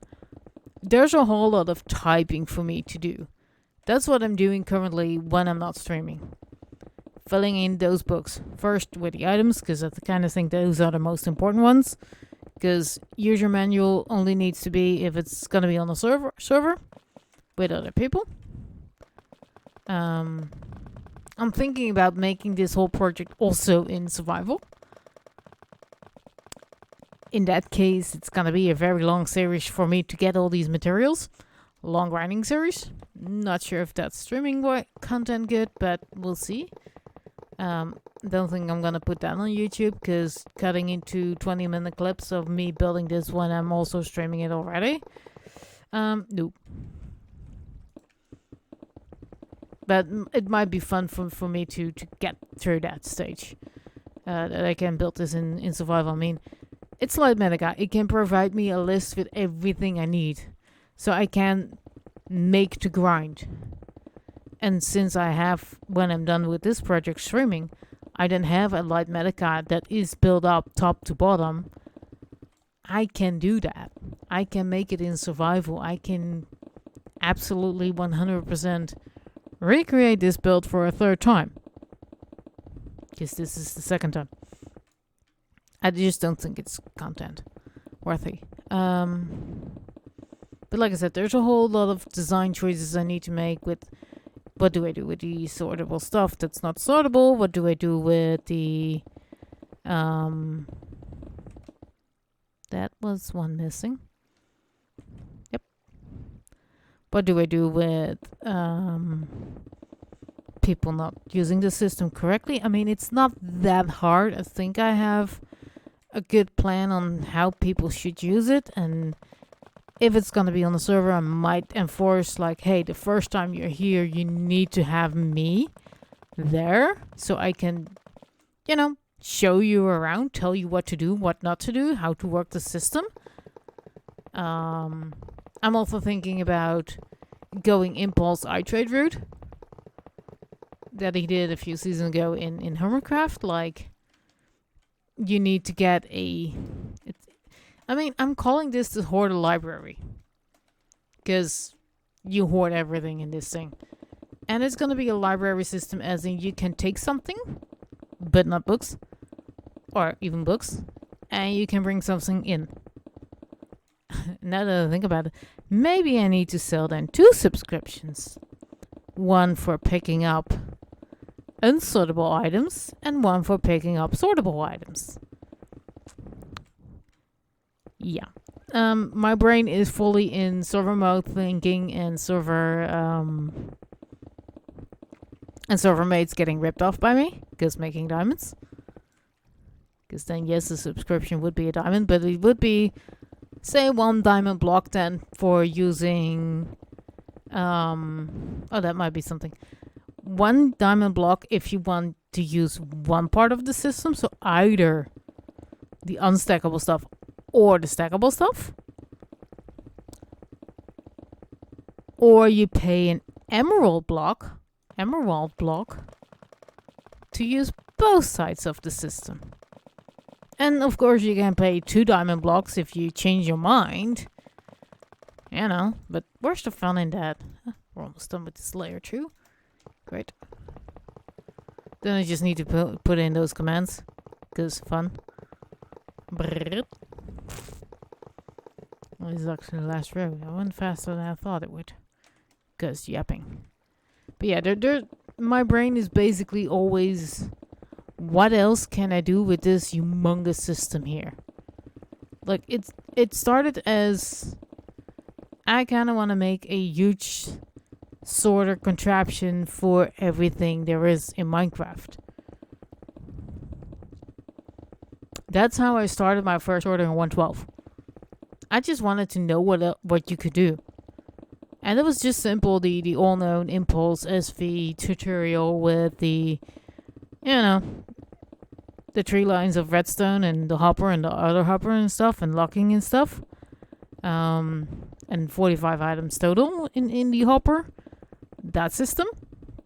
Still using that. And this was in 112.2. So the issue kind of with that is I need to take off my easy place mode right now. Real quick. And be like, yeet. Put it back on. Before I forget. And then, no, actually no, I don't need to put it on. Replace hopper. Oh crap. This needs to be hopper looking west.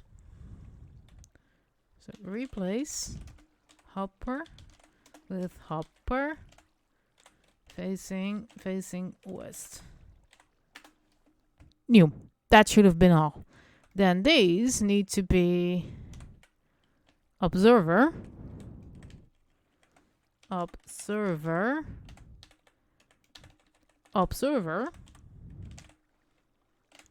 these need to be looking, I think it's up. And I'm never sure of this one. So snip. And look at this. This one should be up. Yes. So this one. And now I need to do these lines. And I think I need to turn off the easy place for this one again, because I need to be on the other side. Yes. So this one needs to be down again. And then this one through this line needs to be down again. And I think I see a hole there. Wasn't sure. What did I see? Yep. So either I didn't place those, but we'll see when I check. There we go. Then this line. That was 119. So this should be 117 then. No. Weird.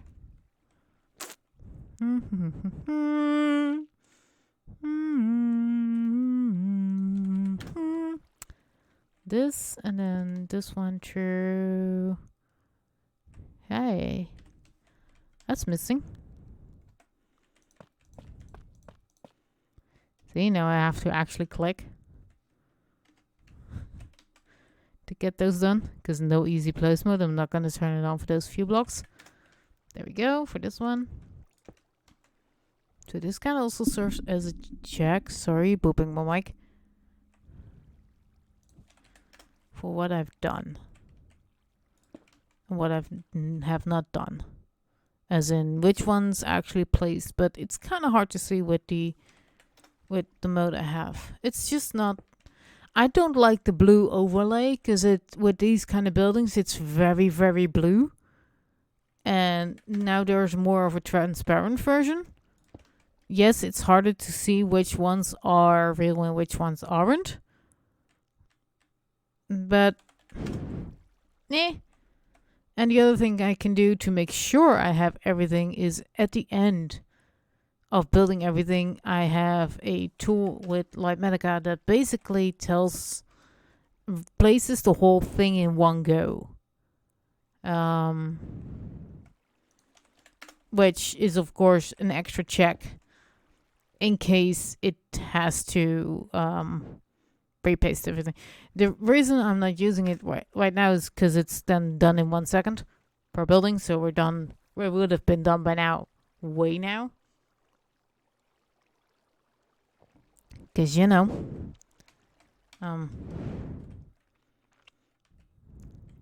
That's just something. Right. Easy place mode back on. Next layer. Here.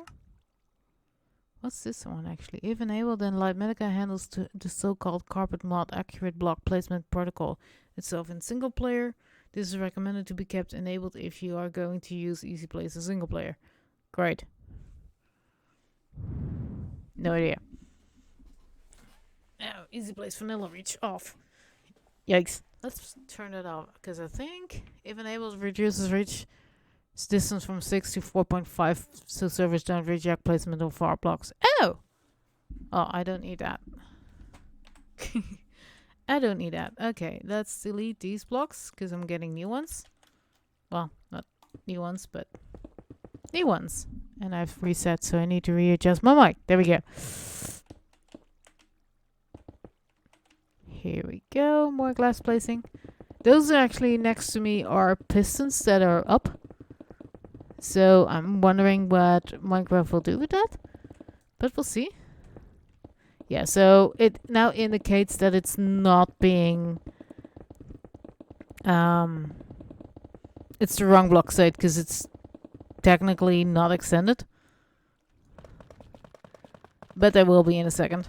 Yeah, and the next layer after this is going to be, I think, the... No? Oh, it doesn't do the... Okay, good to know. It doesn't do the armor stands, so I need to know where the armor stands go. And that's on the pressure plates. So if I have the pressure plates, then I also need to get the armor stands out.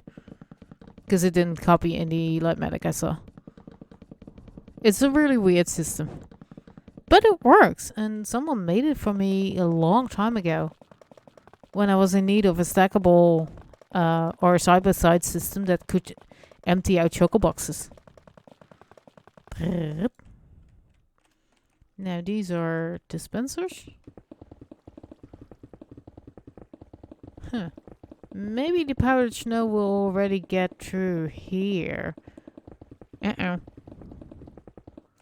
We'll see about that, I guess. If that is the case, then I'm in big trouble because I cannot use the system at all if it's doing powdered snow like that. we'll see, I guess.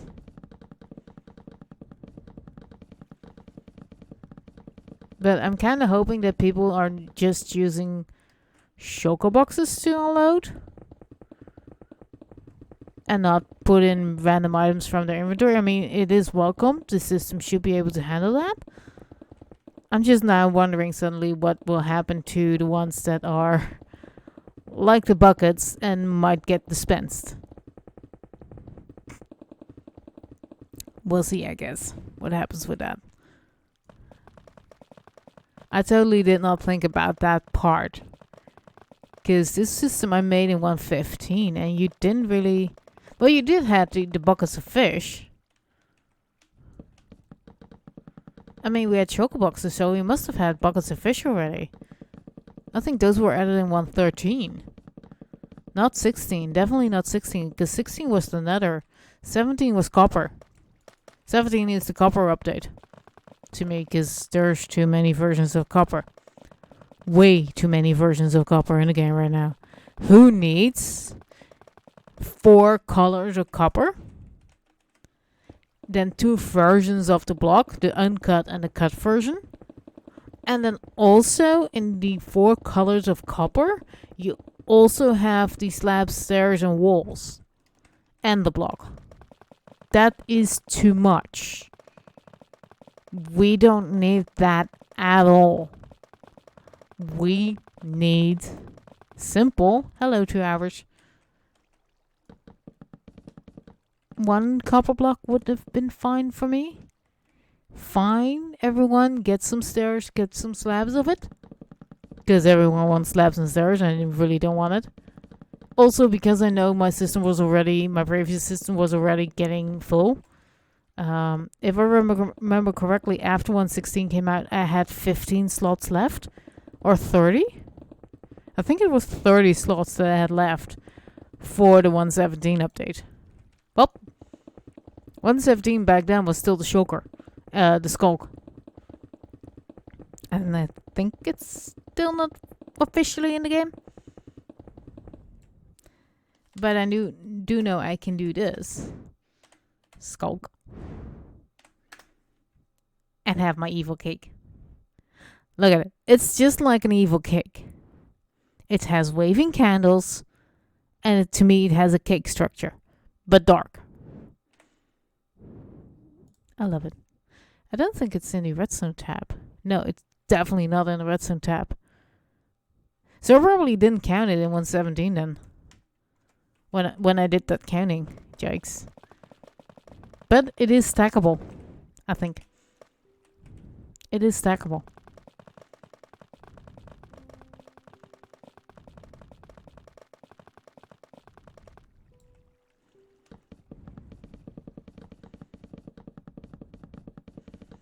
So I have it in my in the books. It will be in the books. So that might be an item I need to actually move to the 119 section. I don't think about.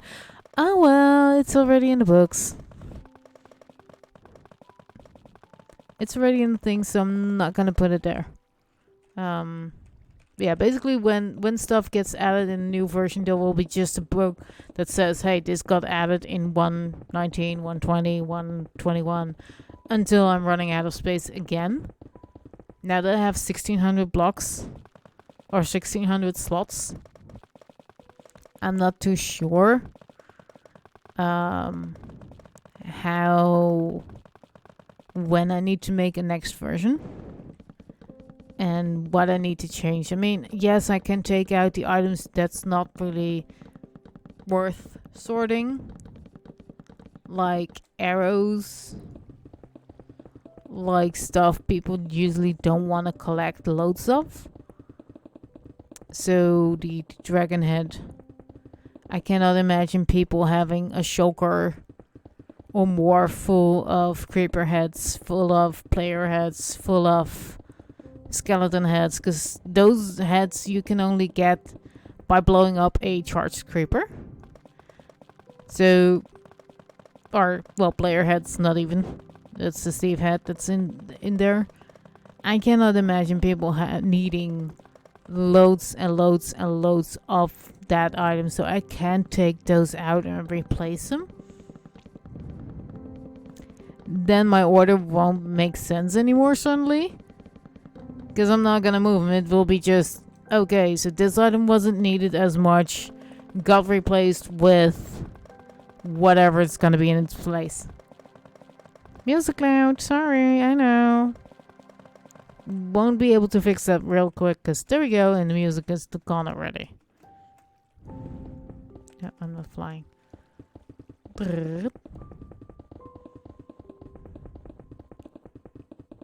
Yeah, this is a tiny bit tedious, but I'm happy to stream again. I didn't make it 2 days in a row because I was just way too tired on Tuesday. So here we are, Saturday. My partner needs to work in a couple of hours, so he'll be hopefully by the time he gets up for work, I'm done streaming just now. Like, still relaxing afters. Because he has an early shift.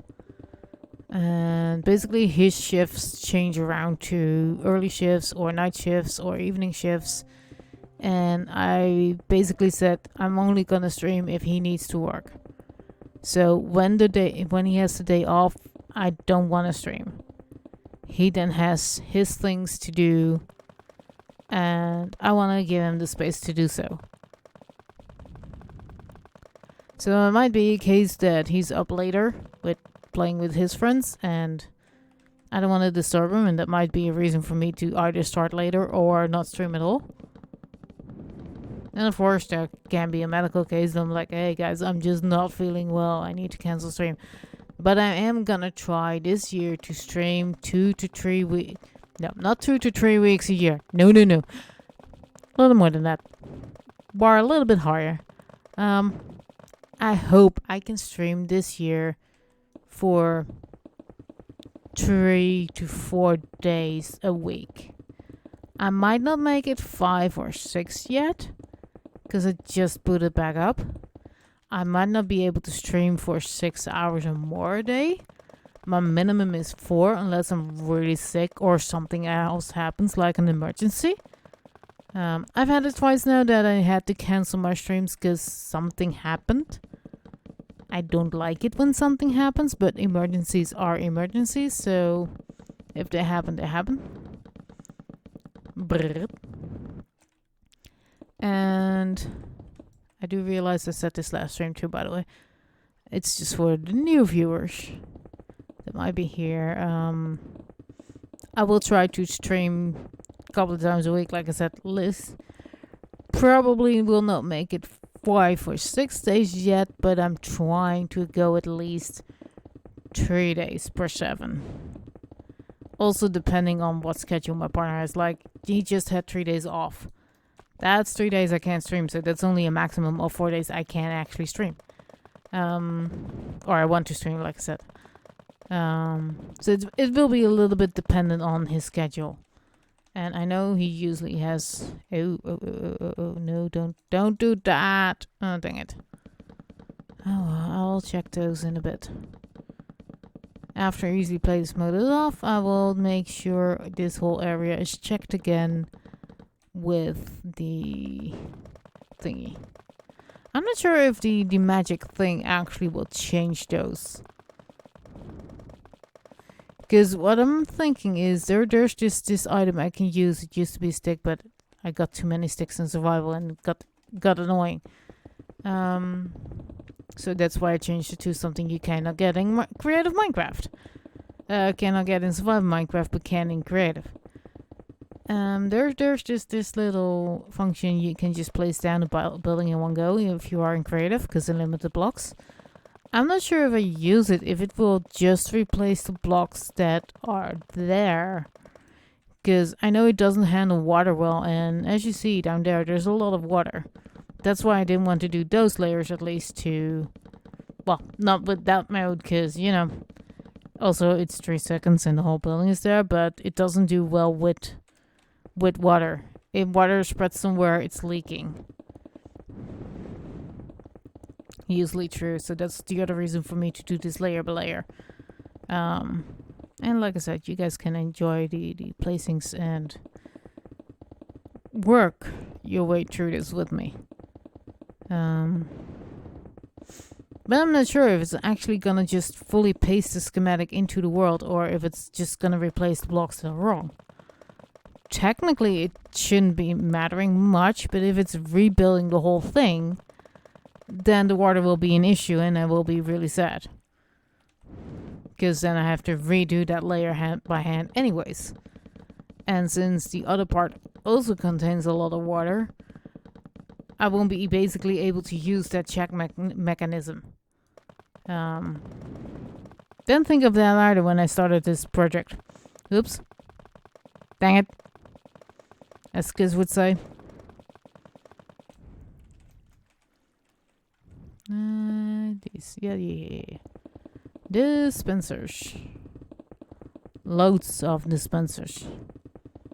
Absolute crap ton of dispensers. I know. Imagine crafting all these bows for this. Because you're gonna need this anyway, so if I ever do this in survival, I definitely need a skelly farm. Because last time I checked, you can use those broken bows too, and enchanted bows for crafting dispensers. Not sure, but I think you can. And at least it will have a source of bows then. If you can't use the enchanted ones, then I can just disenchant them with the grindstone. Which is the last item in G. Grindstone. I have a visual memory, so having all... Wait. That was weird. I thought I saw the face of the observer. Huh. Yeah. Huh. Cool. Bug in my brain. It actually makes it a little bit see-through. Right there above my cursor. Yeah. Not like these though. Funny. So yeah, I need to think about the design ideas when we're doing the second part. I do have a few ideas right now, like I talked to you guys about. Real short, or actually pretty lengthy. And I'd like some input too, like if you're going to a sort of system like this, what would you expect to see? Like, can I be here? Yes. Okay, I was just up close too much. What would you guys expect? Like, would you expect just random chests with random unsorted items? Would you expect chests with choco boxes in them that you just have to sift through? I think chests would be easier then, because you can just open the chest and cursor mouse over and be like, okay, this is what I need, yank. Would you guys see different rooms? So a room specifically for weapons, a room specifically for tools, a room specifically for armor, a room specifically for the books, a room specifically for the potions. Maybe weapons and tools combined then. If I want to go with 4 rooms, I mean, I can make more rooms. I can make multiple rooms. Depending on which size I'm using for the circle. If I go with size 3, which is the biggest one, of course I can make about 2 or 3 side rooms per side. So that means 8 side rooms with the with extra items. So then I can have tools and weapons one side, armor versus enchanted armor one side, tools and weapons one side. Wait, I just said that. Books and combo books on the third side, and the fourth side is then whatever I just missed, potions.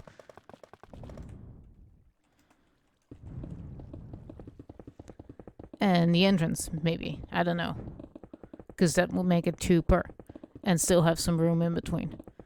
That's a design decision I need to make. But first I need to build this whole damn thing up.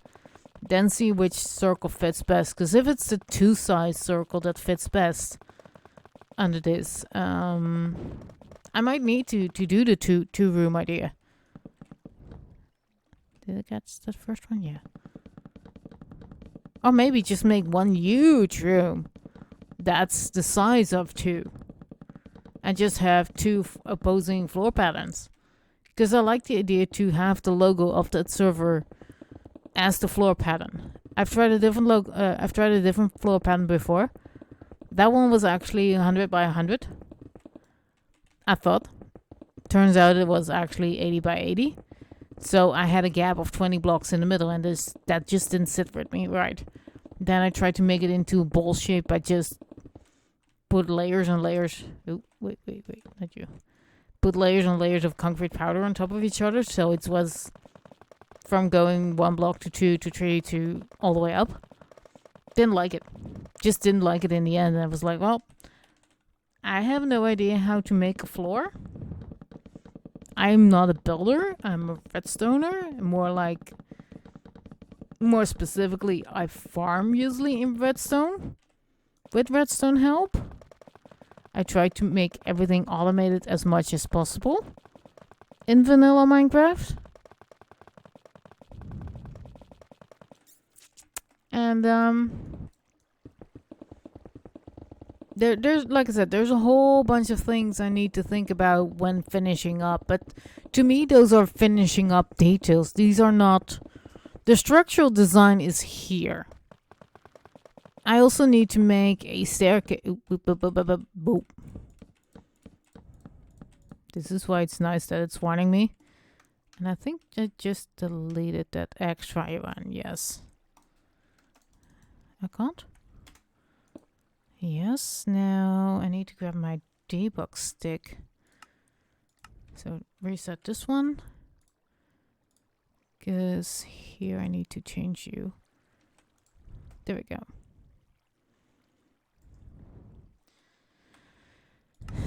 To put this one back on, layer up. Because I didn't delete the comparator was sitting down, but I deleted the block that was under it. And then in the next row, now, I wouldn't have been able to place it. And since I don't see that difference... Huh, that's weird.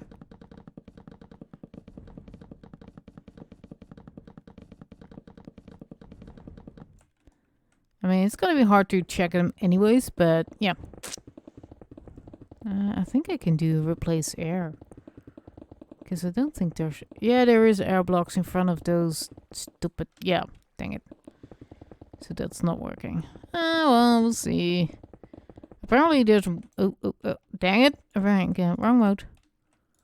I need to delete these that are in orange. But not these that are in orange, because I know why these are orange. It's because they're not powered yet, and that will come in the next stage, actually. Next layer is going to be the layer where I need to place in a lot of armor stands. And I cannot do that with command. Yeah, I can do the summon, but not summon a row of. Please, so... That's a bit shady. And I think if I use the magic place mode of everything, it doesn't do the flipping armor stands either. Because it's not an item you can place with block commands, I think. And that's basically what it does when you're using a magic item. It's basically telling Minecraft to set block every single block. So I do think it's not replacing just air. It's replacing every block. So, maybe there's a mode with just air. Replace air block. Need to look through the settings for that one then. But for now, I'm just stacking up blocks and blocks and blocks and blocks and blocks. And I'm already rambling to you guys for 2 hours. Nice. Well, a little bit less. Because I always start my stream a little bit earlier than I say I am. If I say live in 5, I'm usually live for about 5 minutes already. So when you guys come in, Basically, what I try is I want to go live on the hour, and I'm trying to go live at 10 to 5 minutes before, so I can play a little bit of music, and you guys can hype up a bit, start talking amongst yourselves. That stuff will be appreciated. And I can always be like, okay, so there's now so many people in chat, I'd like to start early. I can always boot my button and be like, hey, let's start early. Like today I had a little bit of music playing from my stream deck, and I thought the music was gonna be 5 minutes, so I was like, well, I can play this because I have 5 minutes on my countdown timer. Yeah, that didn't work out. Nope. That was 20 minutes, 20 seconds short. Shit. So now I know that next time I need to check the times that the music sings fast it has, and maybe choose a song that's 6 minutes and not hype it up for, and maybe have it play for a minute after I start stream. Could be something. For those that were here, what do you think of the music that was played? Did you enjoy it? Because it's something from Stream Deck that's called Saturday, and I thought it's fitting because it was Saturday when I started my stream. So it was a little bit like, this is called Saturday. Hey. I really enjoyed the tune before I started the stream. Like I did check it for a bit. It was a good tune, I think. I have a few others that I can try. Some are not 5 minutes, some are shorter. For those who were really early here or are watching on the YouTubes after, or going back to my VOD, I did play around with a couple of songs that I shortly listened to. I was like, I'm not too sure. Let's try a different one. So yeah, there's a few. I have a few songs from that.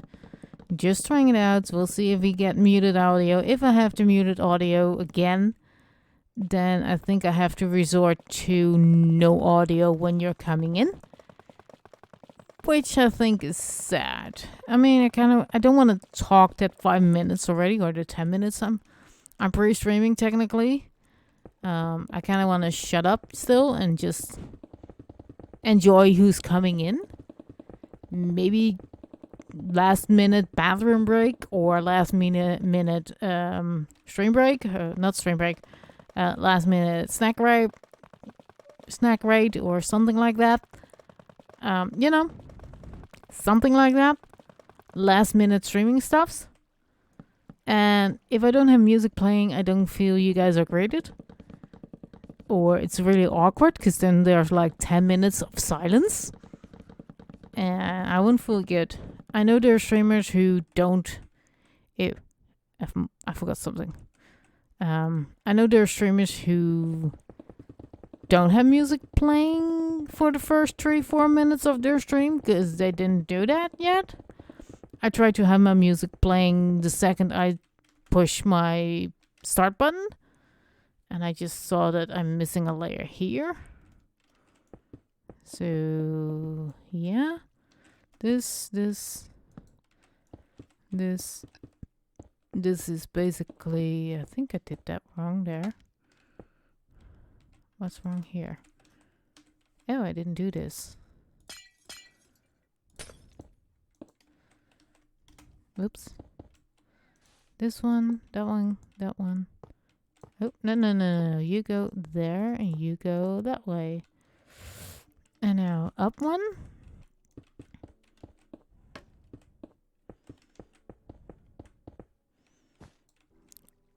That one.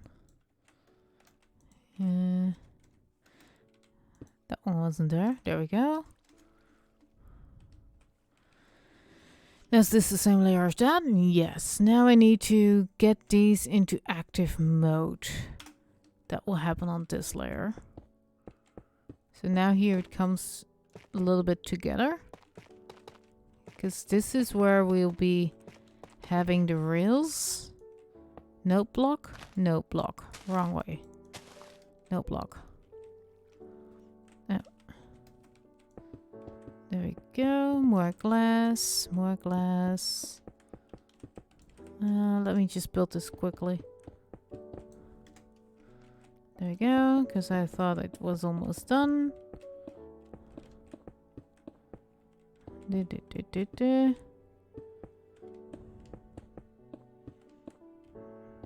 this one. Now this one.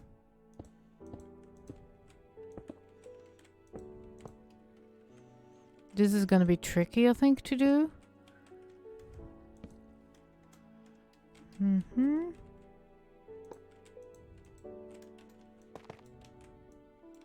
This is the only bit that's a little bit tricky to actually complete, because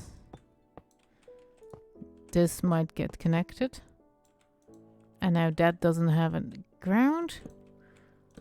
There we go. Now this one needs to be there. That one needs to be not there. There. You go there. You be no. There. Does it have anything here?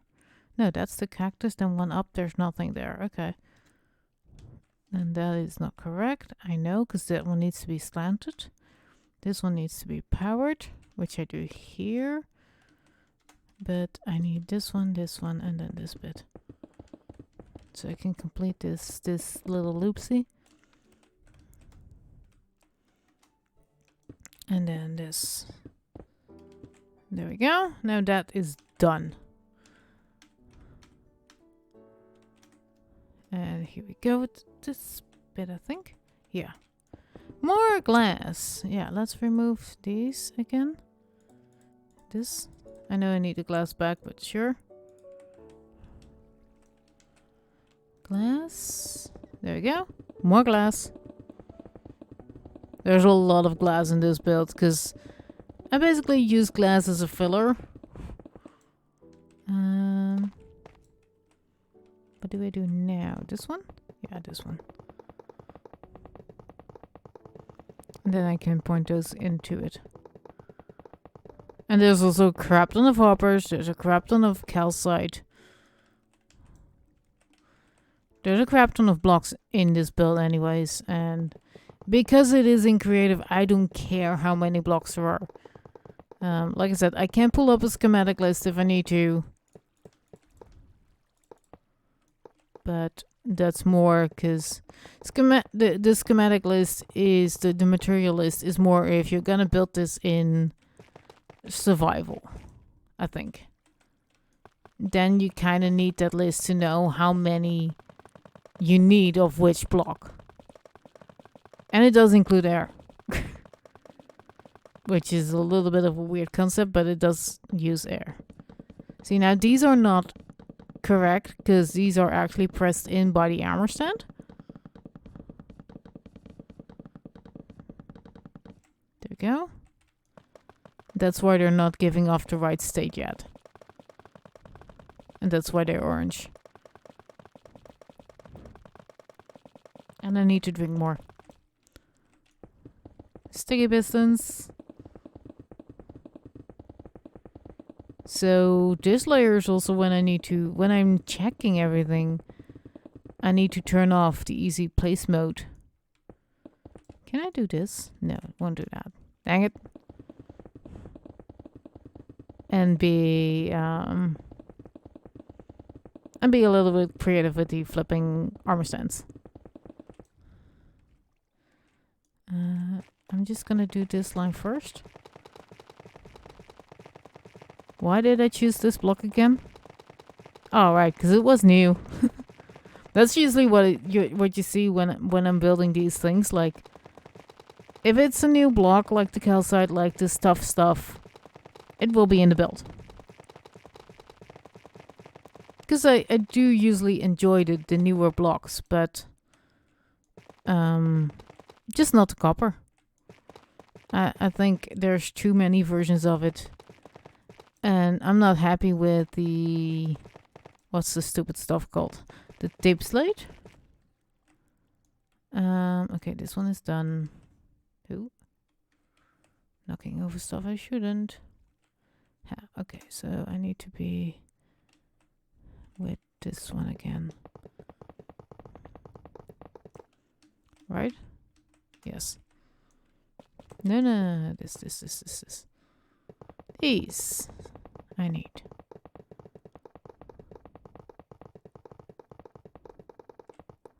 And then do this little bit here. Here.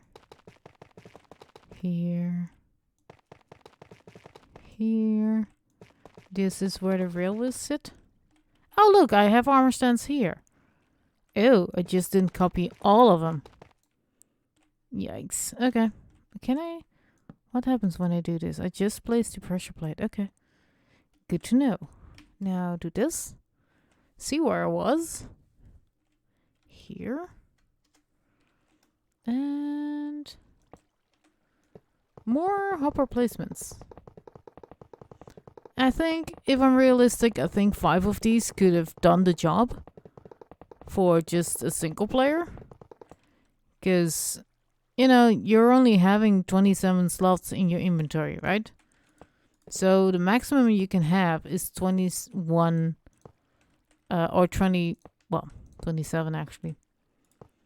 You only have like 40 slots total in your inventory for shulker boxes. Yes, you can have an ender chest too, so that's another 27. Sure, I agree. But so with 5 maximum, you should be able to dump out all the shulker boxes you have in your inventory and in your ender chest and have it sorted out. Sure. Now, like I said, I designed this with a server in mind that had the ambition to have 100 active players. Not sure if they wanted it daily or in general, but 100 players. So I'm kind of counting on they all one day come up with maybe 5 or 6 players at this machine and be like, I want to dump my items in. Not because they were stopped playing, just because they have done a huge dig and they all come in to put in their shulker boxes. So it needs to be able to handle quantity. That's why this is so huge. I'm not expecting all of them getting used. I'm just making sure that if there's a whole bunch of people wanting to use this system, it's not lagging behind, as in it can't do. Like there's a waiting line because it's not going fast enough. That's not what I want. I made this with many people in mind. 10 users at the same time. And I'm still overdoing it then. Because I'm pretty sure that this system can handle more than 10 people. Pretty sure. It can actually handle. But why not think big? That's also the attitude behind the 1600. There's a lot of items in the game that can stack, that cannot stack. 1300-ish. I know I'm repeating myself. So it needs to be able to keep up with that amount of items and people. Why not dream big? Why make something small and maybe have people wanting it to use it, but it can't keep up? Same goes for a farm. If you have a farm that can supply one person per week with a stack of, say, potatoes, but you have 5 people wanting potatoes twice a day, why not make a farm that is able to handle that quantity? I'm not saying quality, I'm saying quantity. Why not make a farm that is big enough to supply a few people with flowers? I have a humongous flower farm. Absolutely way too big. It takes 3 minutes to harvest everything. There's a 5-minute despawn timer in Minecraft. But why not? Why not make a farm that can supply, can handle that? I'm not sure if with the new 118 mechanics and stuff and shit, if it's still working. I still need to test it, which we can totally do on the stream. But first because this is something I haven't streamed at all. I have streamed the testing offset sorter, or offset flower farm 117. I have. I think I just deleted an extra block here. No? Huh? Okay, good. Now where was I? Dang it! There. Yapping too much. Not paying attention. So there's a lot of thought that already went into why 16 layers, why 1600 items, why this humongous field of shulker box unloaders. There's a lot of thought already into this. I just never were able to actually put everything together and see it as a whole.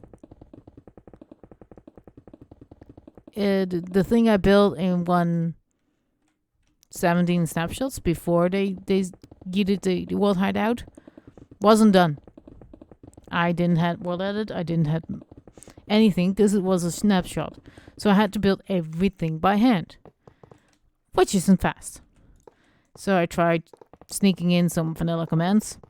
Move, copy. It's still in vanilla.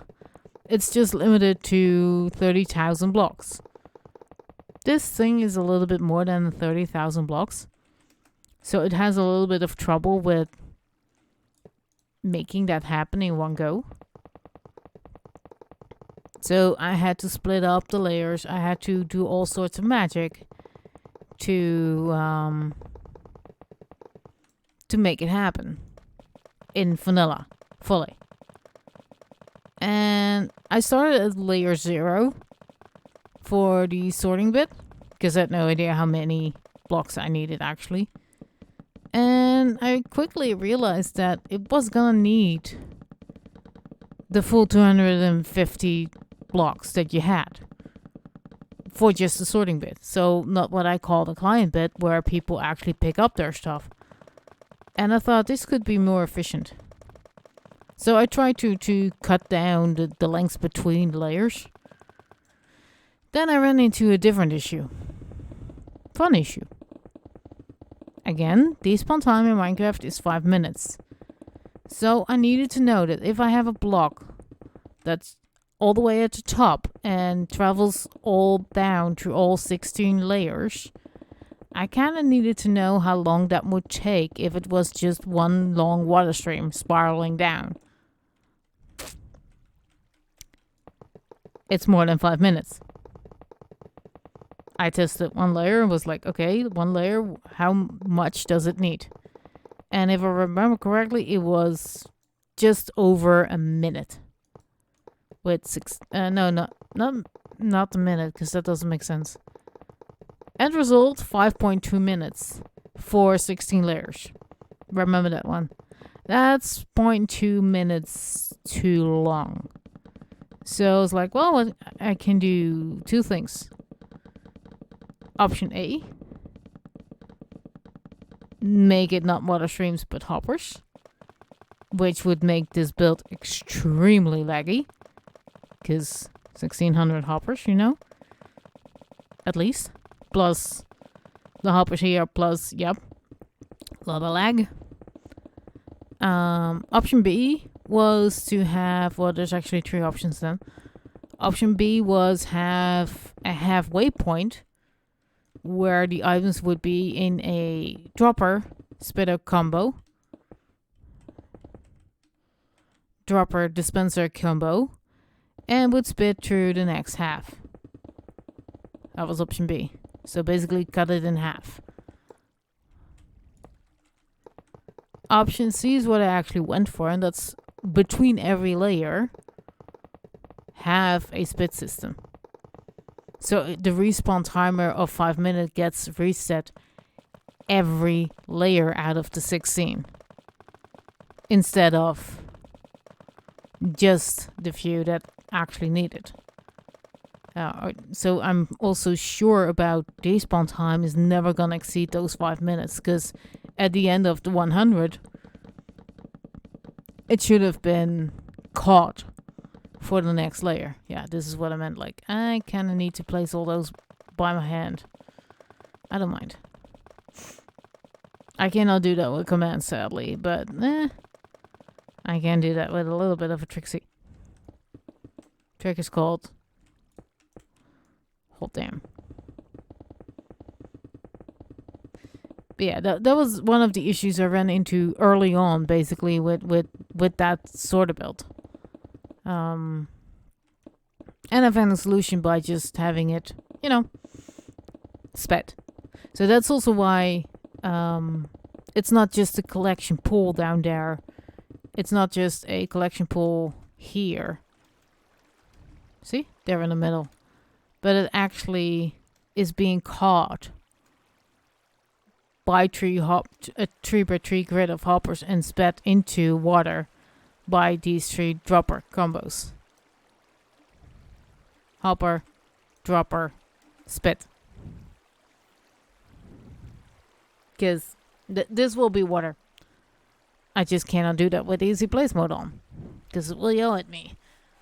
Need to reset real quick because leg is starting to flipping hurt. But yeah, basically 3 spitter systems into 1 water stream that goes all the way through the end. And I hope the audio is still okay. Into here will be a new spit system for all the way at the top, and then at the top I will have a new spit system to put it into the first layer. This is all to make sure it is not going over that 5-minute despawn, because that will be absolute shit if it takes 5 minutes from this spit system all the way to the top and then through the first layer to be that more than 5 minutes. That will be absolute shit. Because then basically the whole system is like, nope, not gonna happen.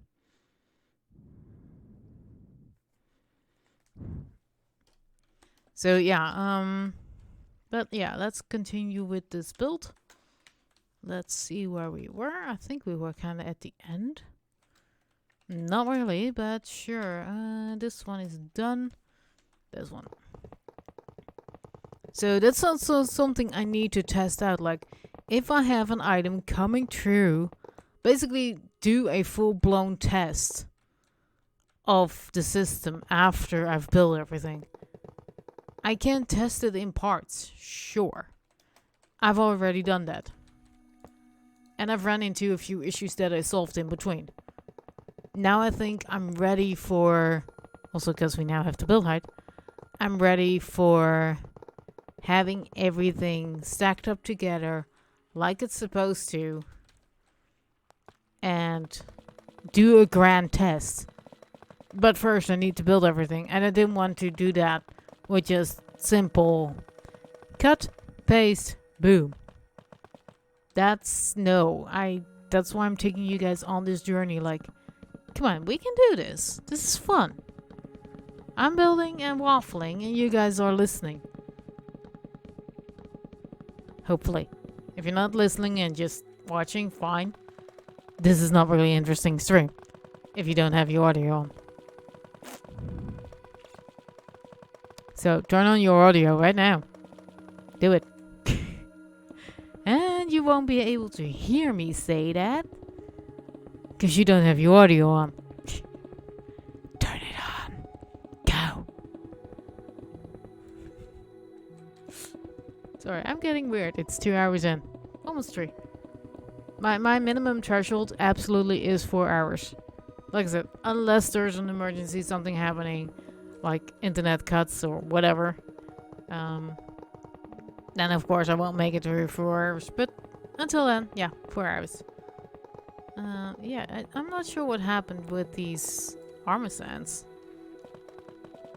I'm doing this one because I can do this. And this. And then do the side ones.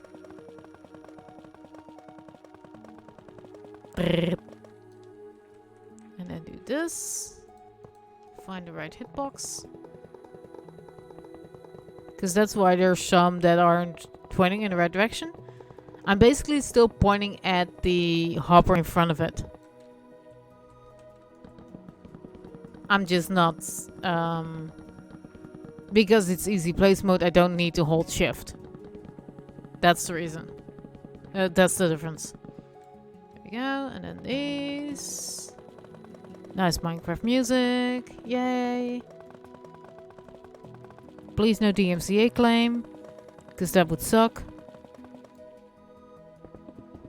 I mean, I had it where... when Twitch Sings was still a thing, I switched from Minecraft to Twitch Sings.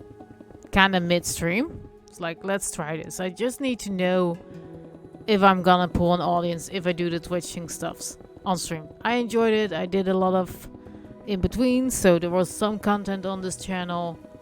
I'm kind of sad to see it go. That it went. But I do understand it's probably because of all the DMCA claims that Twitch suddenly had. They're solely 100% their fault. Because they made a program that made us sing along with the actual music and not some interpretation or some cover or something. You just sang along and you could turn on some background music that was actually just the song. No. Wow. For a second it looked like Minecraft listened to me. I said no and the music stopped. I don't like coincidences. And well, I really enjoyed that, and for some stupid reason, during one of the songs on Twitch Sings, Twitch switched back to Minecraft category instead of Twitch Sings. So one of the songs was claimed twice, so the audio was muted there. One was actually the song. One claim was not even the song.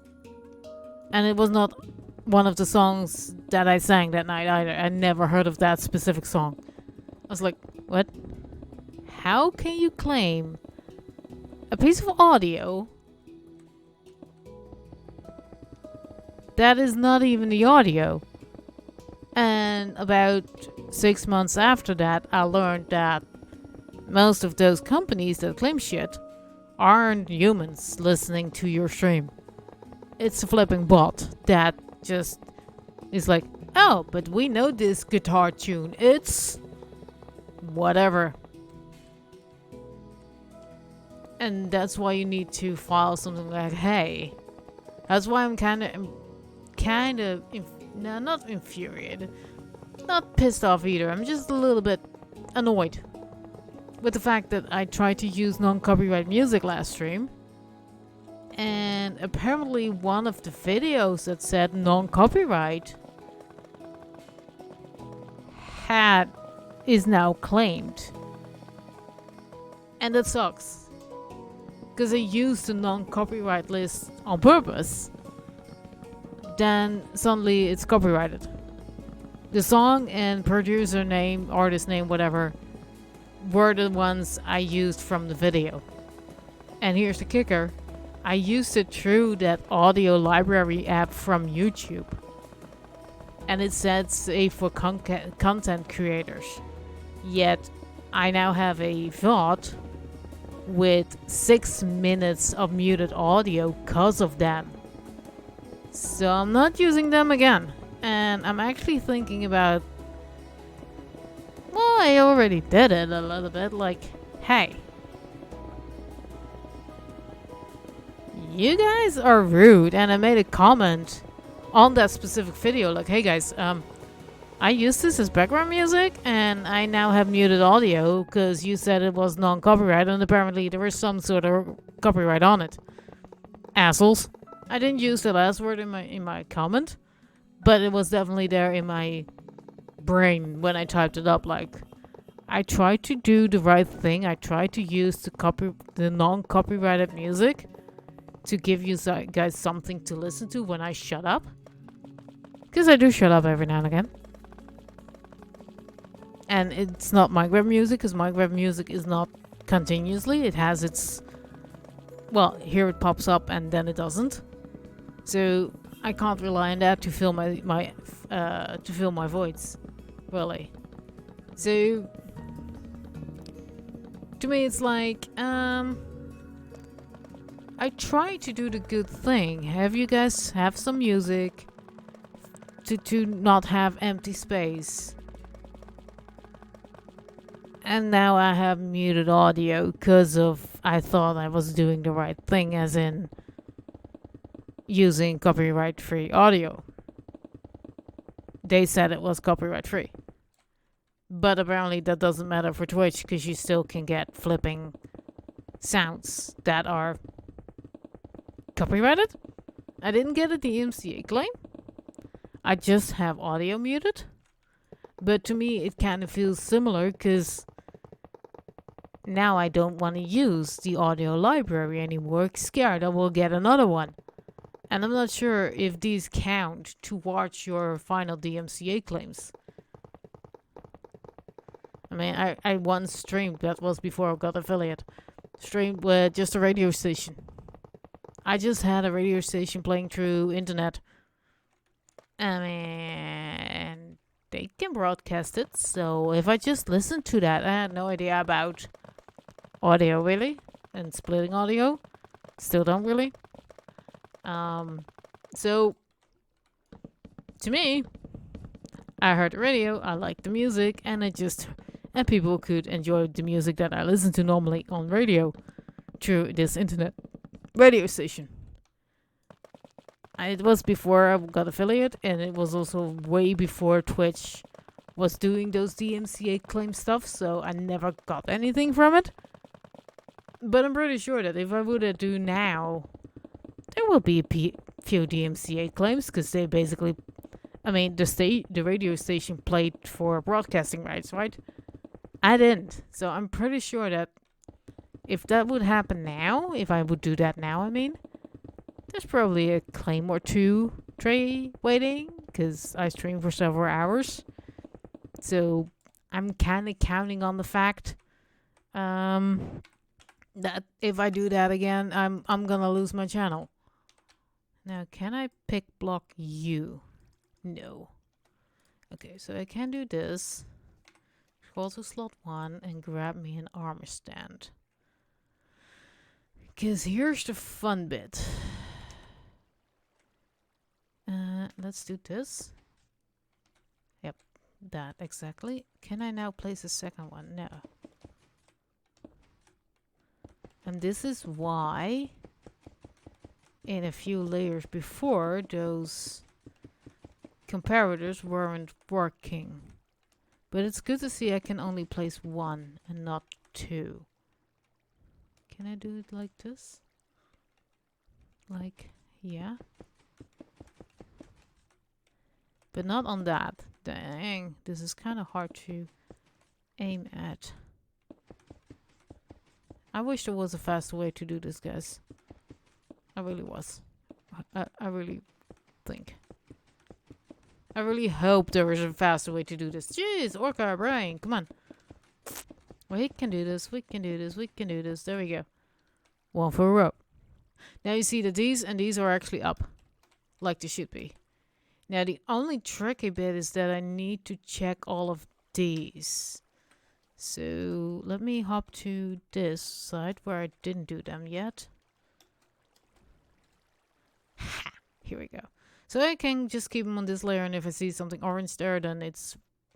I didn't do them? Yep. Okay. Now let's see if this is easier. I mean, I do have that visual representation there.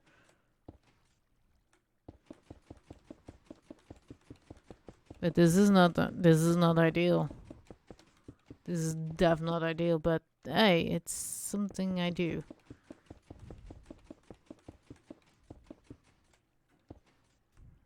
can actually skip one. Like if I leave this one, just to see if I can actually see that through the tunnel. If it lights up. So there should be one orange. Yes, I can see that there's an orange. So I can go back and then do this. Ooh, that was a loud sound. Ugh, that's a loud sound. Yuck. Drinking.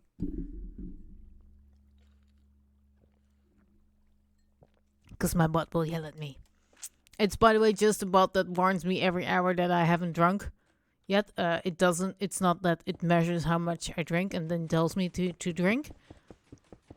It's not that fancy. It's just a bot that has settings like, hey, please remind me every hour for me to drink. Because I have a drinking problem. As in, I never drink enough. This has a medical background. But basically, I never drink enough. Like the recommended amount of fluids. I just don't make it. Even if I have those bottles that be like, not yelling at me, but the doppers, the refillable ones, I just don't use them. I need to have a carton of drink or a bottle of drink with me on my desk in my field of view to be reminded of the fact I need to drink. Currently, my glass is not in my field of view, so I forget the glass is there, and thus I don't drink. I don't get thirsty. And when I'm thirsty, it's like crap. I have a headache. That's how thirsty I am. I really should start to drink something right now. Usually this moment comes before I want to go to bed. Now everyone knows, at least smart people know, what happens when you drink when you're about to go to bed. And drink like a load. Think about half to a quarter or to half of the recommended amount. That I suddenly just be like, crap, I'm thirsty. Let me drink. And then the recommended amount is 2 liters. In summer it's 3 because of the heat. Let me drink this half a liter to 3/4 of liters of fluids in one go. That's still not recommended, I know. But I'm kind of counting on the fact that I already drank 50%-ish. So I will get to 3/4 total. Ish. Yeah. Drink, drink, drink, drink, drink. But what happens when you're in bed and you just drank a shit ton? Your body is like, oh, let's process this. Great. Now what happens is that your bladder gets full and full. And at a certain point, it will alarm you to actually go to the toilet. Oh, I need to test that. That's kind of what I wanted to test. If I do this, then go a layer up and go easy place mode. See, it doesn't place there. Because there's a hitbox of that. Good to know. That's the kind of trick I wanted to do. So that's not gonna work. You. There we go. And here. So what I need to do is on top of this layer, as you can see, I can quickly go here, is that the top half of the armor stand is actually in a block. There's 2 ways I can get it there. Way 1 is place a block here to the side and just be like, hey, replace this air with block, and it will work with well edit. Other way is kind of old school. Use a piston and just push it in place. That should work too. But this is going to be a little bit of an issue. Because I cannot place it when that block is there. That won't work. Because hitbox. So that's kind of why I'm like, I wish there was a better way to do this. You. And that's why it was lower than it should now. And that's my 3 hours call. I'm just quickly going through this because I need to rearrange this to a lower level. Yeah, this one.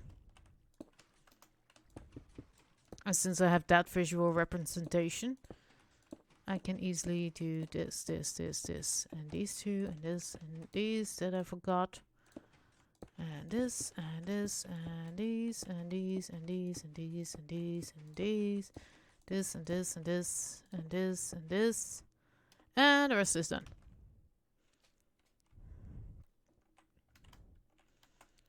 And I have a feeling I forgot something here. Right? I totally did. I totally did forget this. Easy place mode on. Another self-check in the system. Brrr. Car sound makes a funny sound. Easy place mode off. Go down. Check that one. And more of this placement. You get there. Also, in case you're wondering, the numbers top left is for Mini HUD. It basically is a smaller F3 screen. It displays currently my FPS. It displays my date and time in European format.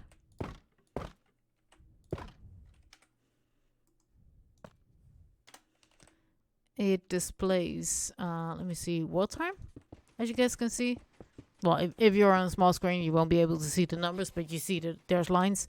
It also displays how bad the server is lagging currently. If it goes in the red for the first number, that means it's not good.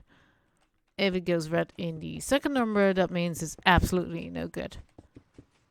Client level, there's light level both there and above my map mod. There's speed, there's other speed.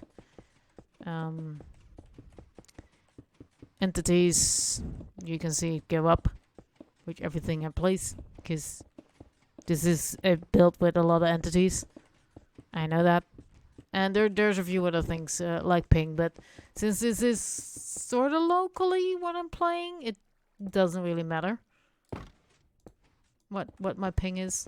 It's just more useful when I'm on other servers that I don't need to go back to the multiplayer screen, check what the ping is, because I know that when I have a ping of over 90, block lag starts to happen.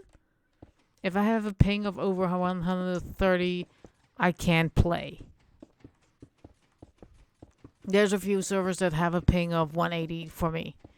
And I can play, it's just not really. I won't be able to fly. I'm not able to use a boat properly because it's not keeping up enough.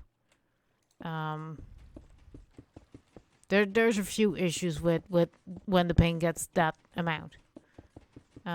Yes, should be able to use VPN and shit, but why would I want to use a VPN if my connection normally is good, but it's just their server that's currently crapping?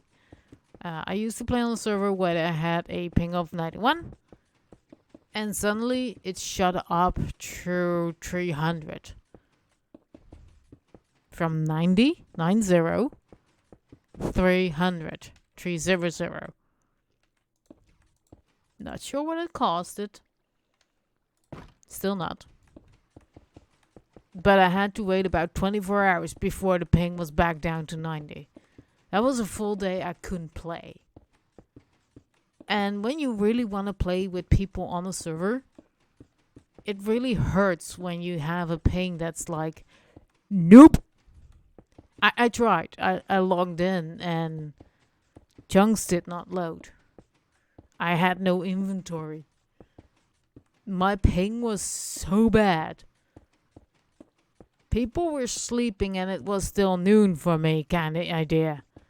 it was really bad. And when I asked the admins, like, hey, is this just me or what's going on? They were like, well, you're in Europe and the rest of our server isn't. And so we can't check if it's just your connection or if it's the connection to Europe that's busted. Because none of the American players where the server was had ever a ping of over 90. It sucks. I mean, I really enjoyed the community there, and then having 24 hours where you just can't play, it sucks. It absolutely 100% sucks. You can't play on the server because your ping is just like, meh. I rebooted computer, I rebooted modem, I rebooted everything that had to do with the internet, and my ping still was 300. That's kind of why I'm thinking it was not my side, it was their side, or maybe something in between. People suggested like, hey, maybe there's bad weather. I've played with thunderstorms in my area and their area and my ping didn't go over 100. Don't think it was the weather. Unless there's like a tornado going through a satellite or something. I think we're done with the armor stands. Nooch, as kids would say. So now I can actually go here and look for the orangey bits. This needs a little bit of focus. Because I know there's a few like those that are in the wrong mode. So I know I need to be able to... I think I should be seeing a few oranges. Orange ones. And just for good measure... Look! I also checked the other side I was about to say. Now, that one is going to be a little bit tricksy to get. And there's another one I can't reach. So what I need to do is actually cheat. Nah, not cheating. Let me grab a nice trapdoor. Put it there.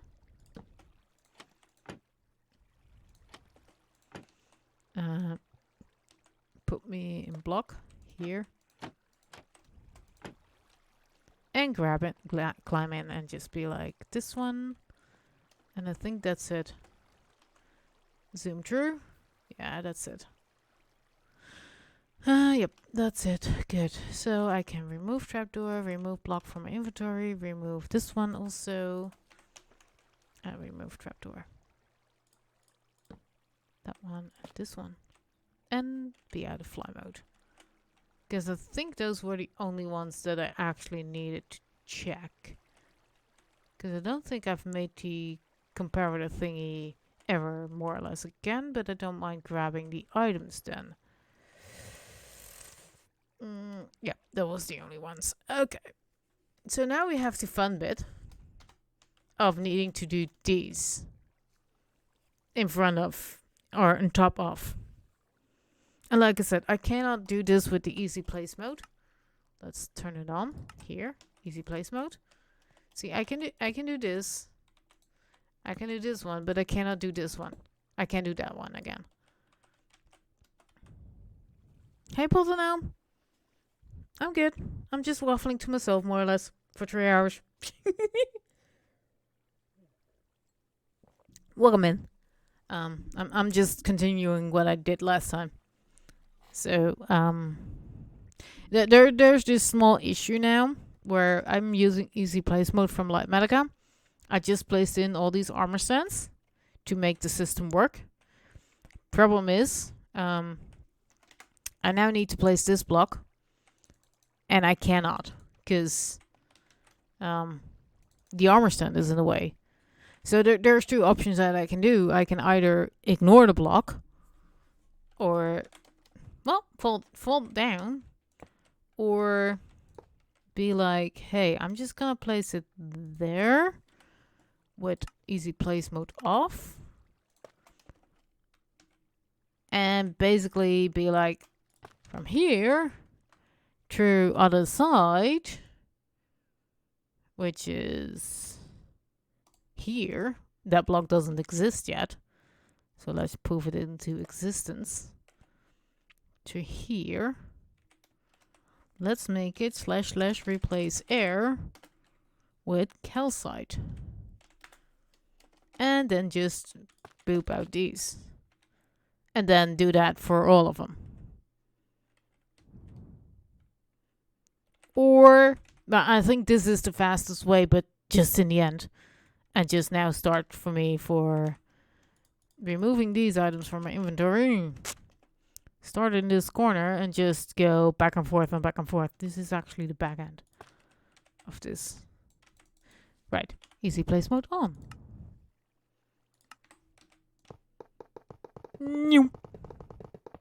Yes, these rails will all be orange because it's not the right mode yet. But we'll fix that in the next layers. Here we go. There's a lot of glass in this part of the build. This is just to mass unload shulker boxes into a 2-build sorter system. The sorter system is already in a Lightmatic. I just need to place that in, and I think that's gonna be next stream. I'm not sure. But yeah, if you have questions, just feel free to ask. I don't mind getting questions asked. Now what do I do? Because these need to be upside down again. Another world edit command, I see. Because I cannot place these normally. Then I need to do some trick stuff, and yeah, these need to be okay. So there's basically I do need to do a lot of world edit with this one again. Oh crap! Oh, this is gonna be fun. Yeah, I need to have these in the right position. I can't do the right position because I need to look up. And it's gonna be really tricky to do that fast. So we did this before where we just, I'll select the whole area from corner to corner with world edit. And basically tell it to replace one block with the other version. Sneezing.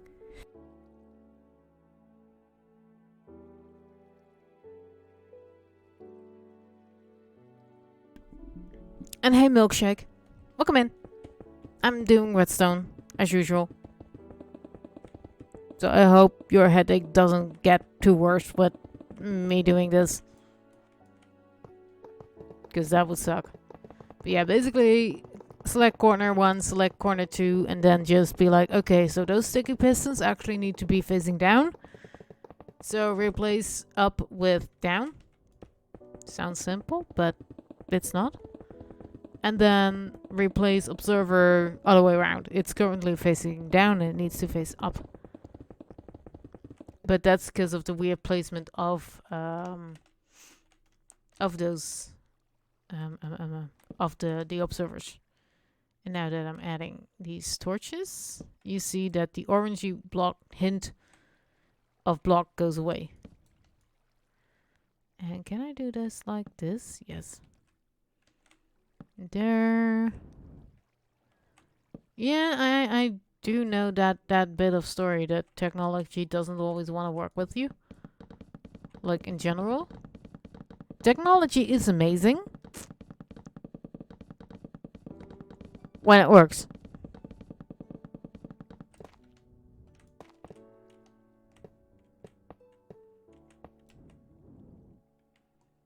Paranor? Not sure. I think I heard of the name, but I can't remember if I've ever been to a stream of them.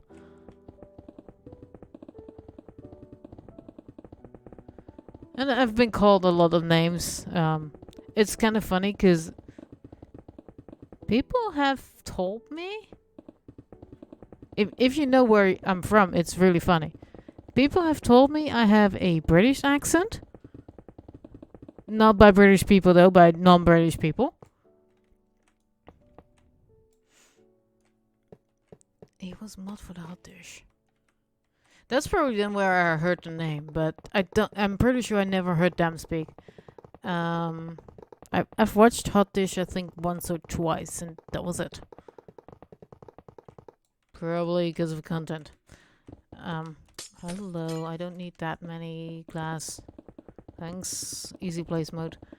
But either I'm called British or having a British accent, which I don't, because I'm not from Britain. Hint. Spoiler. Hello? Oh, those are there. That's a lot closer, but you're gonna laugh about the other suggestion I'm getting.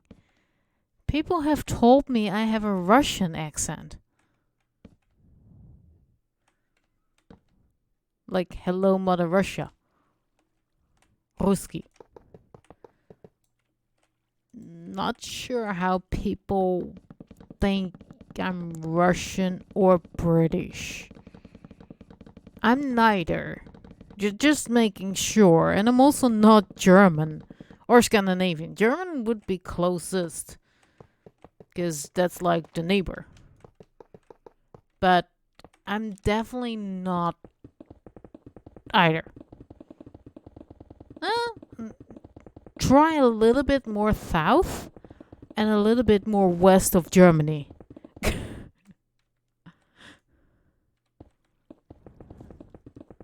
DPM? What? I don't hear the other one. It's just something people have been telling me, that I'm either Russian or British. British, I can imagine. Because when I was taught English in school, we actually listened to cassette tapes with British people on it. Like, British people had spoken them. So we were taught British English. So I can get it that people think I'm British, because certain words I only heard in a British accent. So I know how to speak them in British accent and not in my native accent, I'm almost saying. You know, because that's wait, don't. That's kind of how I learned English. And sometimes we had a tape that was, we were told it was the Cockney accent. And I'm not sure how to spell it, so I'm not. And thank you for the biddies. I sees them. You should be now on my flag and it's misaligned. Hold up, I can fix that.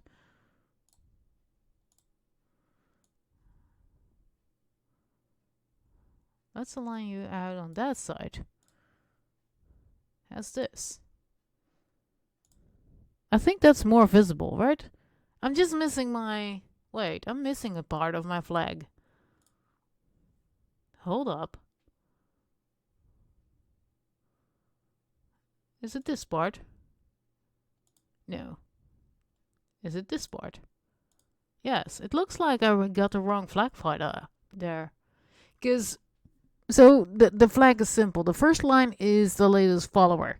The second line with the submarine is the latest submarine. The third line is the biddies, and it should have a little water drop. Then the black line is Twitch viewers. There's a crap ton of them. I can't display them all. And then the last bit, which is just a jar of Orca currently, is my donos. No one ever donates, so I don't have that. But it's kind of odd to me that the bit of water that should be there visible, it's just not. So I think I should change the color. To do note. Change color of drop. It's a water drop, so it's a bit of water. And orcas like water, so it's a bit of water. I know it's far-fetched. It's really far-fetched, but I do appreciate every single bit here and whatever people donate me. I really do. It is dumb to have people tell me I'm British or Russian. And I have to admit that I suspect most of them are from America and might not have an idea how other English accents sound other than Americans, like other American accents and what they hear from movies. But that's not representable, I think. Someone referred to as to me like, hey, there's this amazing Southern Belle accent you got. I have no idea how that sounds, so I'm not gonna say if if I'm having that or no. I just don't think that whatever is Hollywood trying to make me think is a Southern Belle is a Southern Belle, because I know how they think we the Dutchies talk. We don't talk like that.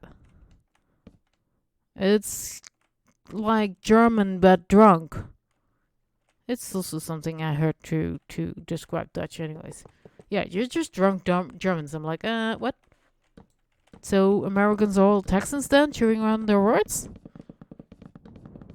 Fargo. I never seen that movie. I haven't seen many movies at all, by the way. So, yeah, that was a nice poof. This I can't do, but this I can. I can't do that white line of calcite because there's an armor stand in the way, and I need to use some world edit magic for that, which I will do when I'm done. I do need to do some more world edit magic too, because these need to be switched around, and same goes for the piston. No, we don't do that. This is why I need to look down and not forward with these. Here and here. Rails. There might be something to redeem. Oh, I could totally make a Dutch. Say this word in Dutch. Redemption. But I'm then kind of afraid that people will try to make me curse in Dutch. You know? Ew. I think I forgot a block. Yeah, there we go. So that's a little bit of a tricky one. Like, I don't mind speaking Dutch. I even had a few streams where I turned Minecraft into Dutch. Rip. I don't like people using caps in my stream.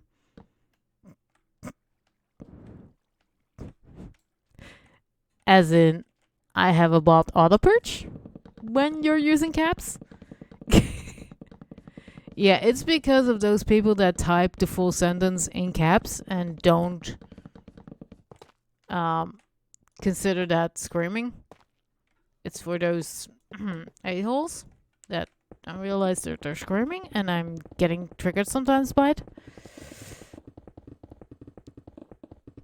It is not something many people tend to forget I'm Dutch.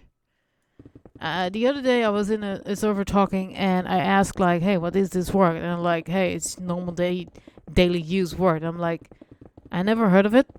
I had to remind them I'm not English by nature.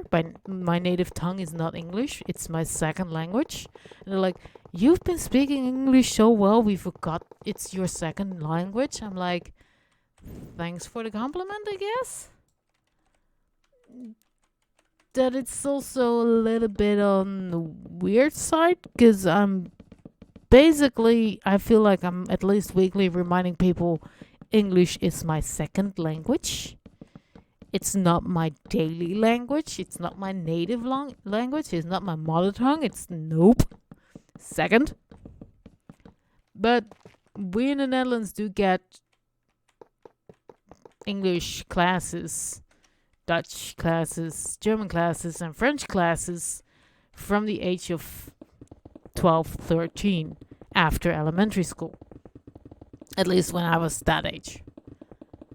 And, yeah, it's kind of funny. We learn 4 languages from the age of 12, 13-ish. Dutch, English, German. Yeah. Apparently I'm trying to do something that I didn't do. So some schools will offer Spanish instead of French, or Spanish instead of German. But we all, at the end of the year, well, not the end of the year, but the end of secondary school / high school, we must graduate in Dutch and 2 modern foreign languages. So which two you pick is totally up to you and what your school offers. Where did I go? But where? Huh? Oh, it's these. Ah, okay. And these I need to do. Yeah. Totally confused myself there. So for us, it's normal to speak English and at least one other language besides Dutch. Most schools will offer German, most schools will offer French, there's a few that will offer Arabic, there's a few that will offer Spanish, there's a few that will offer other languages than those, but it is a requirement to have at least two modern, as in still being spoken, foreign languages in your profile. We in the Netherlands school system work with profiles. There's a basic set of languages and subjects you need to follow. There's 15 in total, 15, that we need to graduate in. Some are just a semester. Some are 4 years of going to school for. We have a very complicated school system. I don't mind talking about it. If you guys want to learn the Dutch school system, fine, I'll talk about it. It's fun. It's complicated. Basically, my vision of America school is you go to elementary, you see a couple of people, and until you're 21 or something like that, you see these same people in every class, in every school. That's kind of my idea of how the American system works. You can be that's why you can be high school sweethearts and still be married when you're 50, because you don't really leave school. What? I skipped this one. I'm not sure if I'm going left to right or right to left anymore. Dang it, I got turned around. But we'll see, because yeah, that is the way I'm going. So I need to do these. And this one. Oh, that one too. Yeah, basically, Dutch system is a little bit more complicated. At the end of elementary, you make a test. And this test is skill-based. So if you have a certain score, they changed it by now, but if you have a certain score, that means you basically go to a certain level type. Like in the UK, you have the O level and the A level, if I'm correct. If they didn't change that in between, since I went to school to learn about this. And now, in America, you have just one level. And we have, well, officially, we have a bunch of levels. We have basically 3 main levels. We have the lower level. Let's just call it lower, middle, and high. We have the lower level, which is having 4 subcategories. The lowest of the lowest is working with your hands and actually no real theory experience.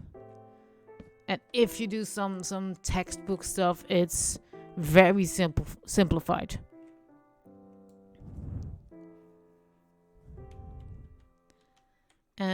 But the so there's 4 layers, and the top one of that is still easy. Well, hold on, coughing.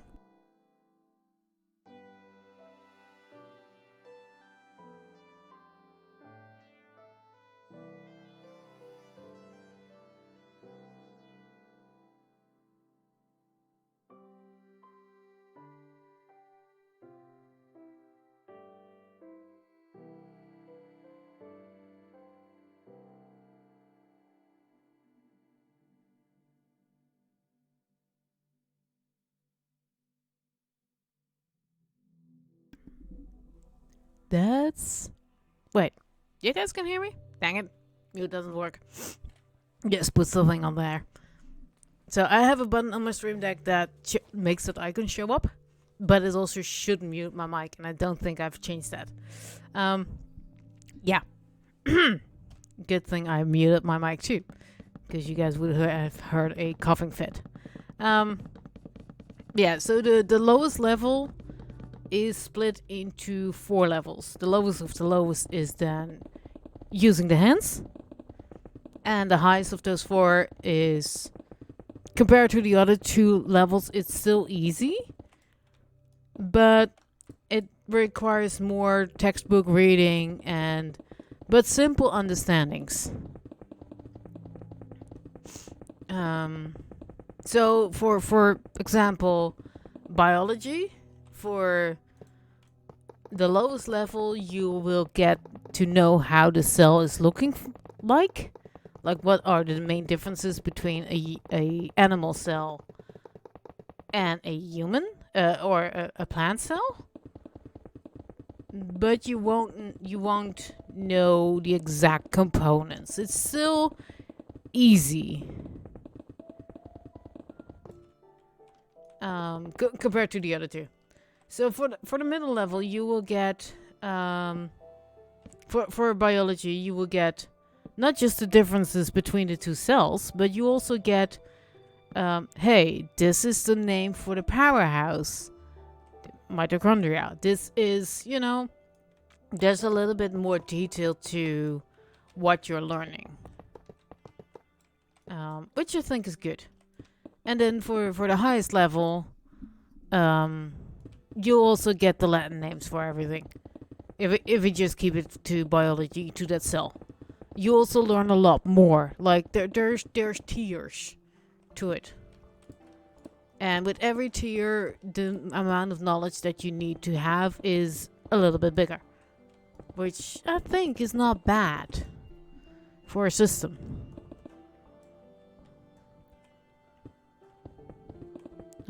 Here we have grades. The good thing about private schools is they are here. Excuse me for the nose. Yes, and they take all the tests and tend to do better than the public. Well, I mean, they also probably get better funding than government schools than public schools. Yeah, so I had the luxury to go to a more or less Dutch private school. It's not really private. It's more the tuition fee is just high, and my parents paid it twice actually 3 times for me and my brother, and I did a second year, not because I was stupid, but because I went from the lowest level to the higher level. So I went to school a little bit longer. That's the other thing. For the lowest level, you go to school to a maximum of 4 years. And then for the higher education levels, so for the middle level, you actually go to school for 5 years. And then for the highest level of education, you go through 6 years of high school. So you're older when you out. And then after that, you have your what we call high school, or college, and university.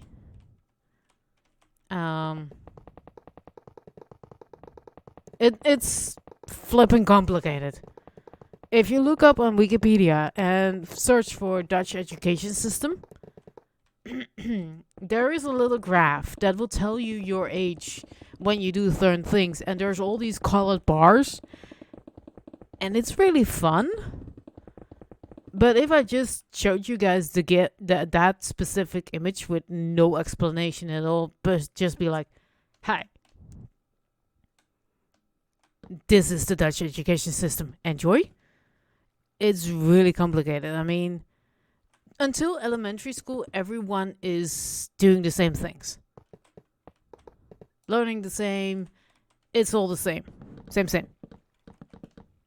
After elementary, we get split up in those levels. You have the dumb kids that go to the lower levels, you have the average kid that go to the middle level, and you basically have the smart asses, the smarty pants that go to the highest level. And there's a whole lot of kids that fall in between two or more levels. I am one too. I fell in between multiple levels. Because for the subjects I liked, English, biology, and subjects like that, I could do the higher level homework and still keep up with the rest. I think it's also so what I do enjoy, or what I do like, I think I should say. What I've heard about the American system, you can stay with your friends for forever, basically. Here you have the drama of one kid being smarter than the other. And what do you do with the friends? Do you put the stupid kid in the higher grade with its friend? Because they're friends? Or do you put the smart kid with the stupid kids? In either case, neither will be happy. Because the smart kid will be bored if you put it in the lower grade. And the stupid kid will probably not feel happy if you put it in a higher grade. So having everyone together in one room and not having the grades or the different levels doesn't sound too bad. You know, just from that specific perspective. It doesn't sound bad to have different or to have the same levels yet. And I think I skipped some whetstones. So now I need to see. Repeater is facing. It's facing east, and it should be delay of 2. So / replace repeater with a repeater. But this repeater is delay is 2. And I'm typing 3. Jeez. And it's facing west. I think that's just it. Nope. East. There we go. This is what I meant with, hey, we can just easy smarty pants. So this sticky piston, we do kind of do the same trick. This is a sticky piston that we replace with a sticky piston with facing down. Zoom. And now we do the opposite with the observer. So this is facing up. And this is going to be observer. Observer. And this is going to be observer. If you don't know what I'm talking about, look in my bottom left. You'll see me typing in the text bar. Observer. Boom. Now, the only thing I need to check is the rails. Because here's a line. Yeah, I totally forgot these. I knew I messed up somewhere. I know. Yep. Oh, that's why. I don't have these. That one gone. So I do kind of enjoy the fact that in America you don't have to make the choice as a parent. Like, where do I put my kid? Do I put my smart kid with the stupid kid? Because they're best friends. Or do I put the dumb kid? Do I put the dumb kid with the smart kid? Or do I put the smart kid with the dumb kid? Basically. So either way, one of them will be not as happy. Why? Yeah. Wait, that's not the one I need to switch. It's this one. That's why it wasn't working. I have no idea about grade and how old you are, so I don't like to talk about ages, but what age range are we talking about here for the kids? Yeah, that's the kind of thing. Like, for me, my strengths were both languages and what's called beta. Um, so biology was strong with me, but I also was pretty good at languages: English, German, French. Okay, so 7th to 8th grade would be first class of of secondary school here. 12 to 4. Well, 12 is technically kind of end of elementary here. You can be 13 when you leave. It kind of depends when your birthday is. If your birthday is September to December, it's, yeah, depending on the birthday. It's, that's kind of groep 8 here, so 8th grade. End of elementary for us. 12 to, well, 14, not really, unless you did a class twice. If you did a grade twice or a grade twice, then yeah, you might be 14 when you're leaving elementary school. If you did a class twice, double, so you dublate in 2nd grade and then again in, say, 5th grade, you're definitely 14. Especially if you're in the first, so January to May. If that's your birthday, then you're called a late student because you're coming in late into the year. If you're in October, you're an early student. If I'm saying this correctly, could be the other way around. I have no idea. But yeah, it's kind of complicated. I'm sorry that we're complicated with this. Yeah, okay, so I can do easy place mode off. Go here. So this is the bit I cannot do legally. I kind of have to do this the illegal way. Replace air calcite. And then punch out this one. And then same here, actually. If I do here, punch.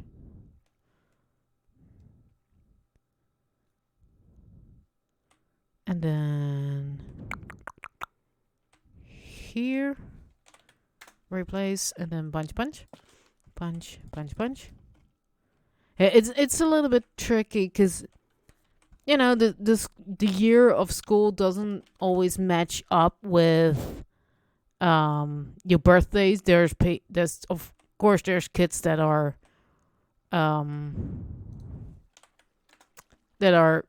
in that have their that not have their holiday. Come on, Orca, you can say this. That have their birthday in summer holidays, during the summer holidays, which to us are just 6 weeks, by the way. Just 6 weeks of summer holiday. That's it. That's what you're getting. There's more to that. There's a week in October when we have a holiday off, a full week off. There's a around December. So Christmas and New Year's is another week, 2 weeks off. So I think, I'm not sure, in America you don't really have a week-long holiday, right? There's a few days off for Christmas and New Year's, I think. But there's no week off because of Christmas. Okay, so 3 weeks near Christmas, but nothing else. But no, nothing in October, nothing in February, and whoops. And do. Nothing like that, right? So we have 6 weeks for summer. Then we have let me see. There's a week off in October. Yeah, okay, so there's a day off. Because you guys have a longer summer holiday than we have. Yeah, see, 3 months. That's a lot. That's absolutely a flipping lot. Did I just do all of these? Diddling. Bunny song. I can do this one. Noom. This might be actually better for me to see where I'm actually at. So we don't get a 3 month off in summer. We get 6 weeks. 6 weeks in summer. Then 1 week in October. 2 weeks for New Year's and Christmas. Total. Then there's 1 week in February. Sometimes some schools will use 2 weeks here. And then depending on what you had in February, it will be 2 or 1 weeks in May.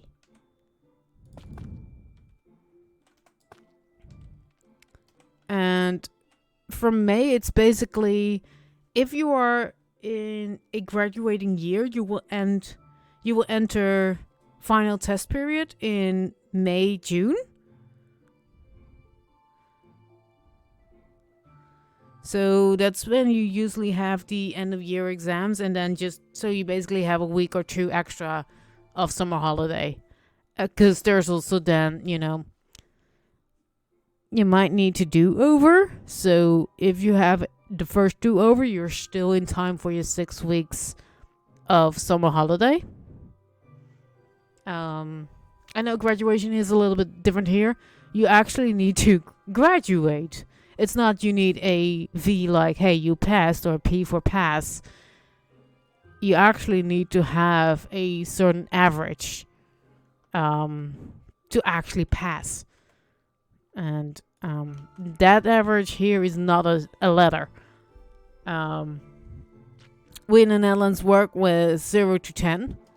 0 being absolute shit. Kinda obvious, but 10 being absolute perfect best. And these are here. Good. So now I should have them all. Yeah. Okay, so I need to go up again and remove all these pink purple ones. Here I have none. So, and then you have, so we also have something that not many other countries have. There's a few that have it. So with Christmas in America, if I'm correct, it's just the 25th, right?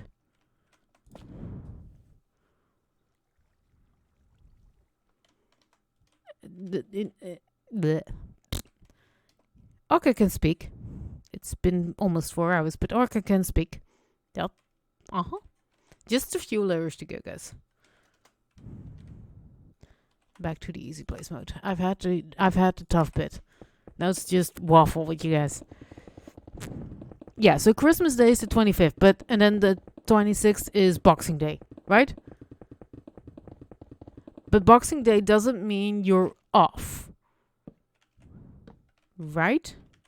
Because that's kind of the point I'm leaning to. Yeah, I mean work. Like we've passed school and now we're in the workforce.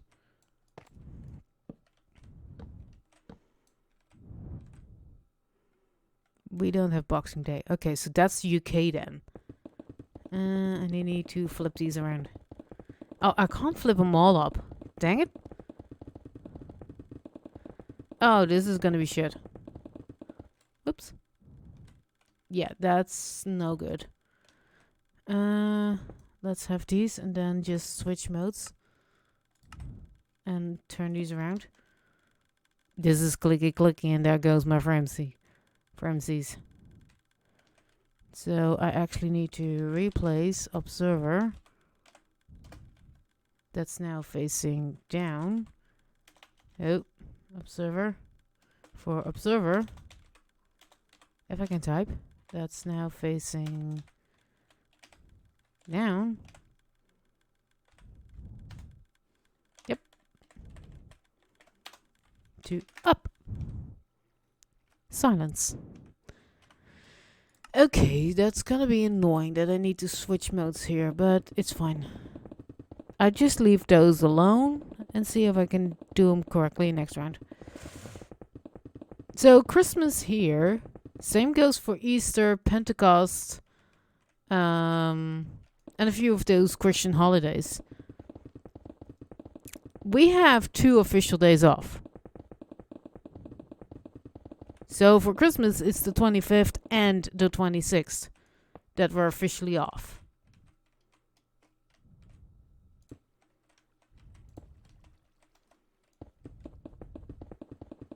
And same goes for Easter. We have Easter Sunday off and Easter Monday. The Monday following Easter. Thank you, Catholics, I think. Not sure which religion it is, but hey, something to do with Christ. That's for certain. So for Easter we have 2 days. For Christmas we have 2 days. For basically a lot of those Christian holidays we have 2 days instead of just 1 day, the Sunday. Because, yeah. There's a whole lot of bunch of Christians, and I used to know a few of the different versions, I'm calling them, by lack of a better word for it in my brain. I was brought up without any religion.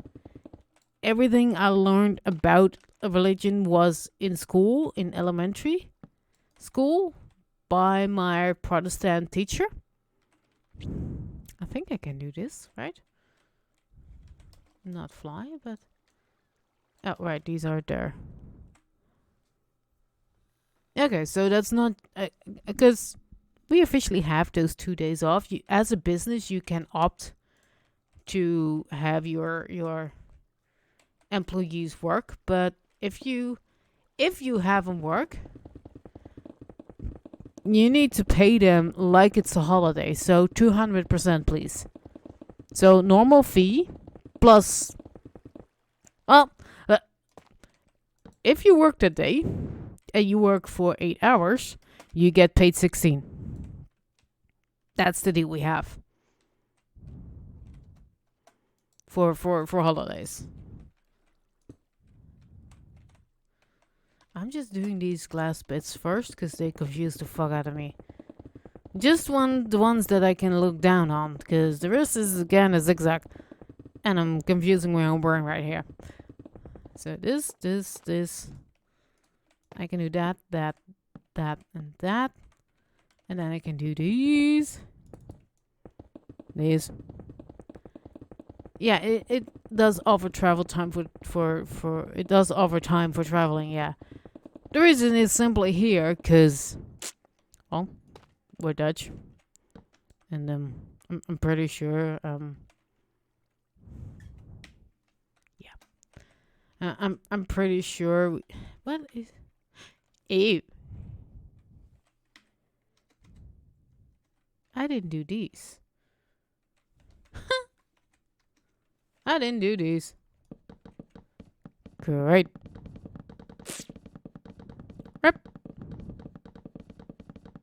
See, that's how I notice things. That's power of observation right there.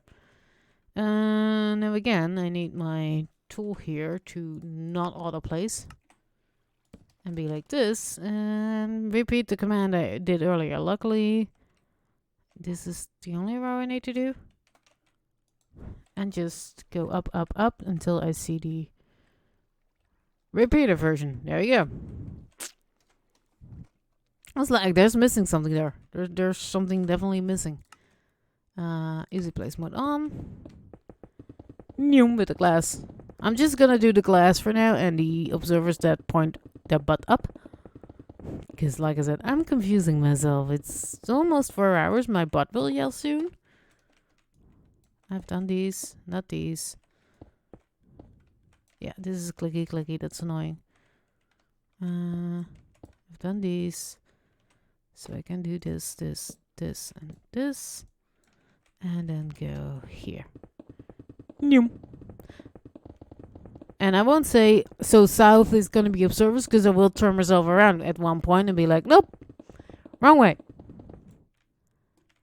So I'm just going to try to focus on this. But yeah, Dutch education system is really complicated. And because we have the different levels basically based on intelligence. Like, what is your kid able to do? Let's put it in a group that it will feel comfortable.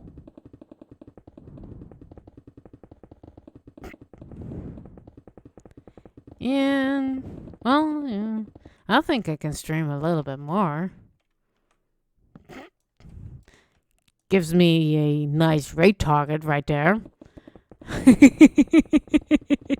Hint, hint, nudge, nudge. I mean, I don't have that many people, so I'm not sure if I need to rate if you're gone, but I don't know.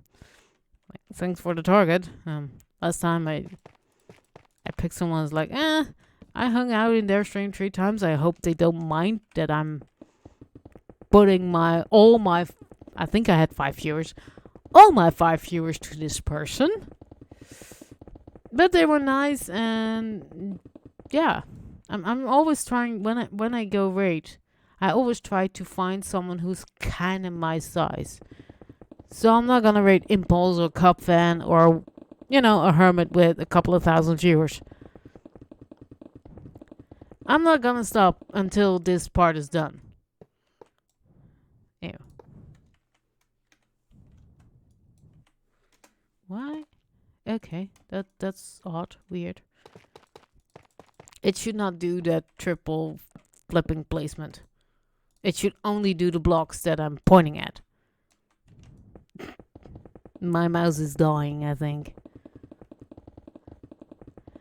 Well, yeah, but it's like, I kind of know Impulse. Not sure if he knows who I am. So, I mean, funny story about Impulse and rating. Back in September, I can't say my last stream, but pretty much last stream. I hosted an event for Schismman. Schismman is Impulse's best friend. And Schismman recently made it to partner. Twitch partner. Which is huge.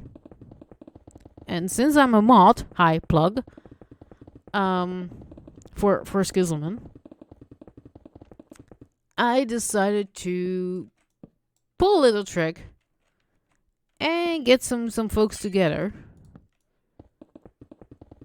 and organize an event. My plan was to stream for 12 hours straight and have 4 different groups of people playing the game of Among Us. I was hyped. I had everything organized.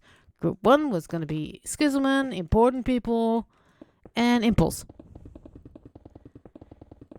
Now, that last bit is a little bit annoying. My last game was hide and seek. I happened to be not just host, but also the one that had to go seek, which for me was absolute fun. I cried from fun that night. I had absolutely a crap ton of fun. But because it was Among Us and it was modded,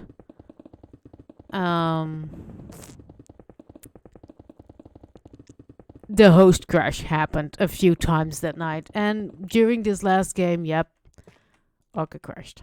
So I quickly made a new room. I was like, hey guys, I posted in the Discord that I made, like, hey guys, here's the new room code if you guys want to talk to me there. They just came back into...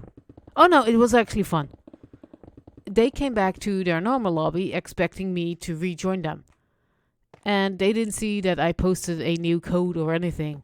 They just were like awkwardly waiting for me to come back, and well, they were saying goodbye to their chats, and an impulse comes into my new room and is like, hey, we already said goodbye. What do you want me to do? Now, here's the thing. Impulse has 2.5k ish viewers on Twitch.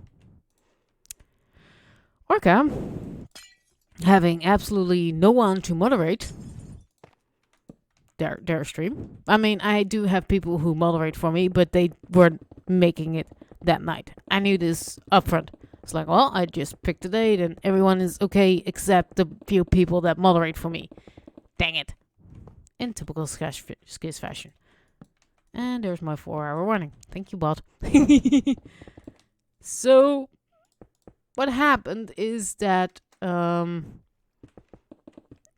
Impulse came into my room, that my lobby that I made, and asked like, hey, who I'm gonna raid, because we already said goodbye and this is a little bit awkward that you're here, and what I'm gonna do. I had 3 people watching. Yes, more than that. I had 3 people and no moderation. Impulse would have come in with 2.5k viewers. I had no mods. So I was like, hey dude, I was just honest with him. I'm like, I have 3 people and I have absolutely no moderators. So, please don't raid me. Basically. I didn't say please, but I was like, I don't think it's a good idea if you raid me because I have no one in moderation and I have, I just had 3 hours done. I still had 12 hours to go, and with that many people, I was pretty sure I wouldn't make it. Like, I would be stressed out, too much watching chat, not being able to pay attention or anything. At least that's what I thought. So he's like, okay, so who else is gonna stream? Because he's a good guy like that. I'm like, well, these people are also streaming. So he rated Richard Thornton. And I'm not sure if I can call him a friend, but I'm for sure can call him a good streaming person. And he's a musician. He plays Minecraft. He played Among Us with us. And he was going to be there for the second set of 3 hours. So I was like, hey, just rate Richard. I'm sure he appreciates it, and go from there. Oh, Richard decided to rate me after his 3 hours. So there is still a couple of people from probably Impulse's stream, that 2.4, 2.5k people that ended up with me anyways. It was just like, dude, you have like 2.5k peeps there. I have 3, like 1, 2, 3. I don't think it's. I just, it's not really a channel. It's not really a channel that matches my size.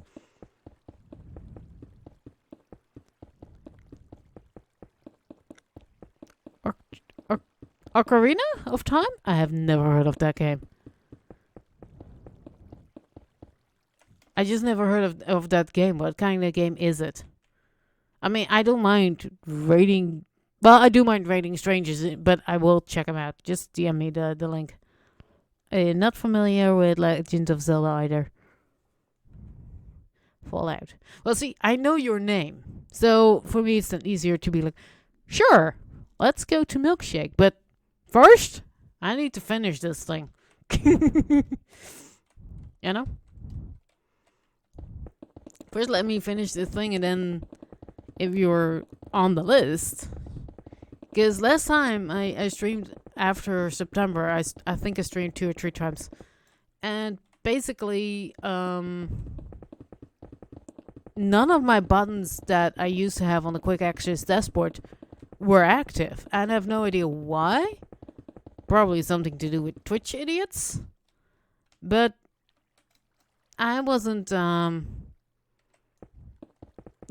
was not getting any of my things, so I had to go to the website to see who's actually live and be like, so who's my size? And people were like, yeah, Cupfun is live. I'm like, Cupfun is like 2K peoples.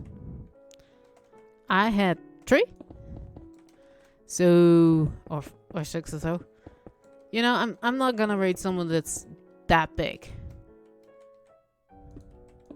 That was just too much of a gap difference. See, if they have like 20, and I know I've shown up there more often in chat, then I wouldn't have minded. But the difference between 3K and 7, yeah, your streamer has 7, but Cupfan had was one of my suggestions last time that I got in chat. Yeah, Cupfan's live. Great. I kind of know that because I have a thing that tells me. But it's like, see, I wouldn't mind Skizzelman. I wouldn't mind rating Skizzelman. I wouldn't mind rating Skizzelman. Because Skizzle is at 100 peeps, usually 200, 300-ish. But I'm one of his moderators. He kind of knows me. He's not the best in noticing when he gets rated, so there's a chance I won't get a shout out or anything, except by my fellow moderators. But you know, it's a different vibe for me to rate him versus someone like Cup Fan Impulse, who has a few thousand people there. That's why I'm like saying like, rating, sure. Try to think of my size, because there's a whole bunch of streamers there that are bigger than me, and there's also a whole bunch of streamers that have maybe 1 or 2 viewers. Oh, like me now. Great. You know that there's just the difference between knowing someone and knowing someone. Like I said, I don't mind rating Skiz right. If I would rate Skiz right now, if it would be online, I wouldn't mind rating him with just 2 people. I mean, to me, it's Sunday morning, 3 a.m. Hi. I stream at night. So yeah, I do get your comment too that time is not the best. But I'm trying to aim at more of an American audience. Because the Dutch audience sucks.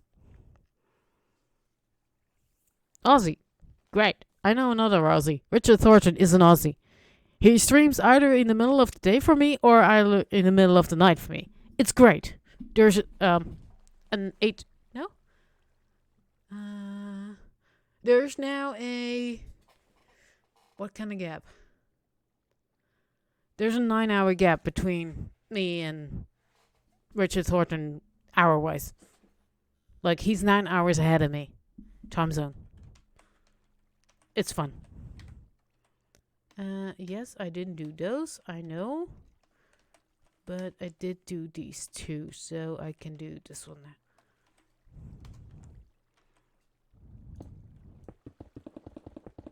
And welcome in, take over.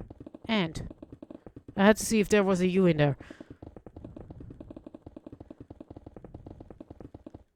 Yeah, I will check. I will check it out if you DM me a milkshake. I won't go there tonight because I might have someone else there. You. But we'll see. I mean, I first rather check out someone's content before I do a raid. I don't do random raids, basically. I'm like, I kind of want to get to know the person because I'm not too family friendly, and I don't think my audience is always. So that's why I'm like, I kind of need to know if they're right size and if they're okay-ish. And hi, Takeover. I know I said hi before. How's you doing? We're just talking about raids because I had a funny experience with them. I'm just building up some light medic with redstones.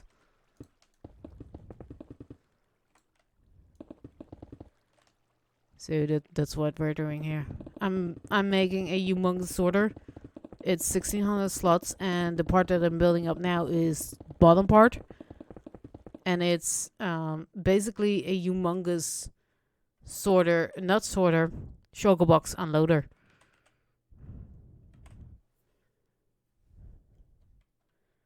Let's see, what did I have? I need to do these. Okay, and this one. So basically, Orca is being a 3D printer right now, except you see it in first person instead of a time lapse. That's kind of the difference. And I can talk to you guys about rating and that kind of stuff. If you have questions, then just feel free to ask. If it gets too personal, you'll get told to back off. I do need to do the lights anew.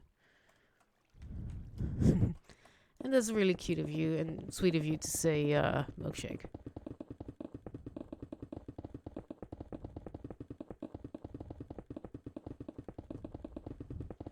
I got my threshold.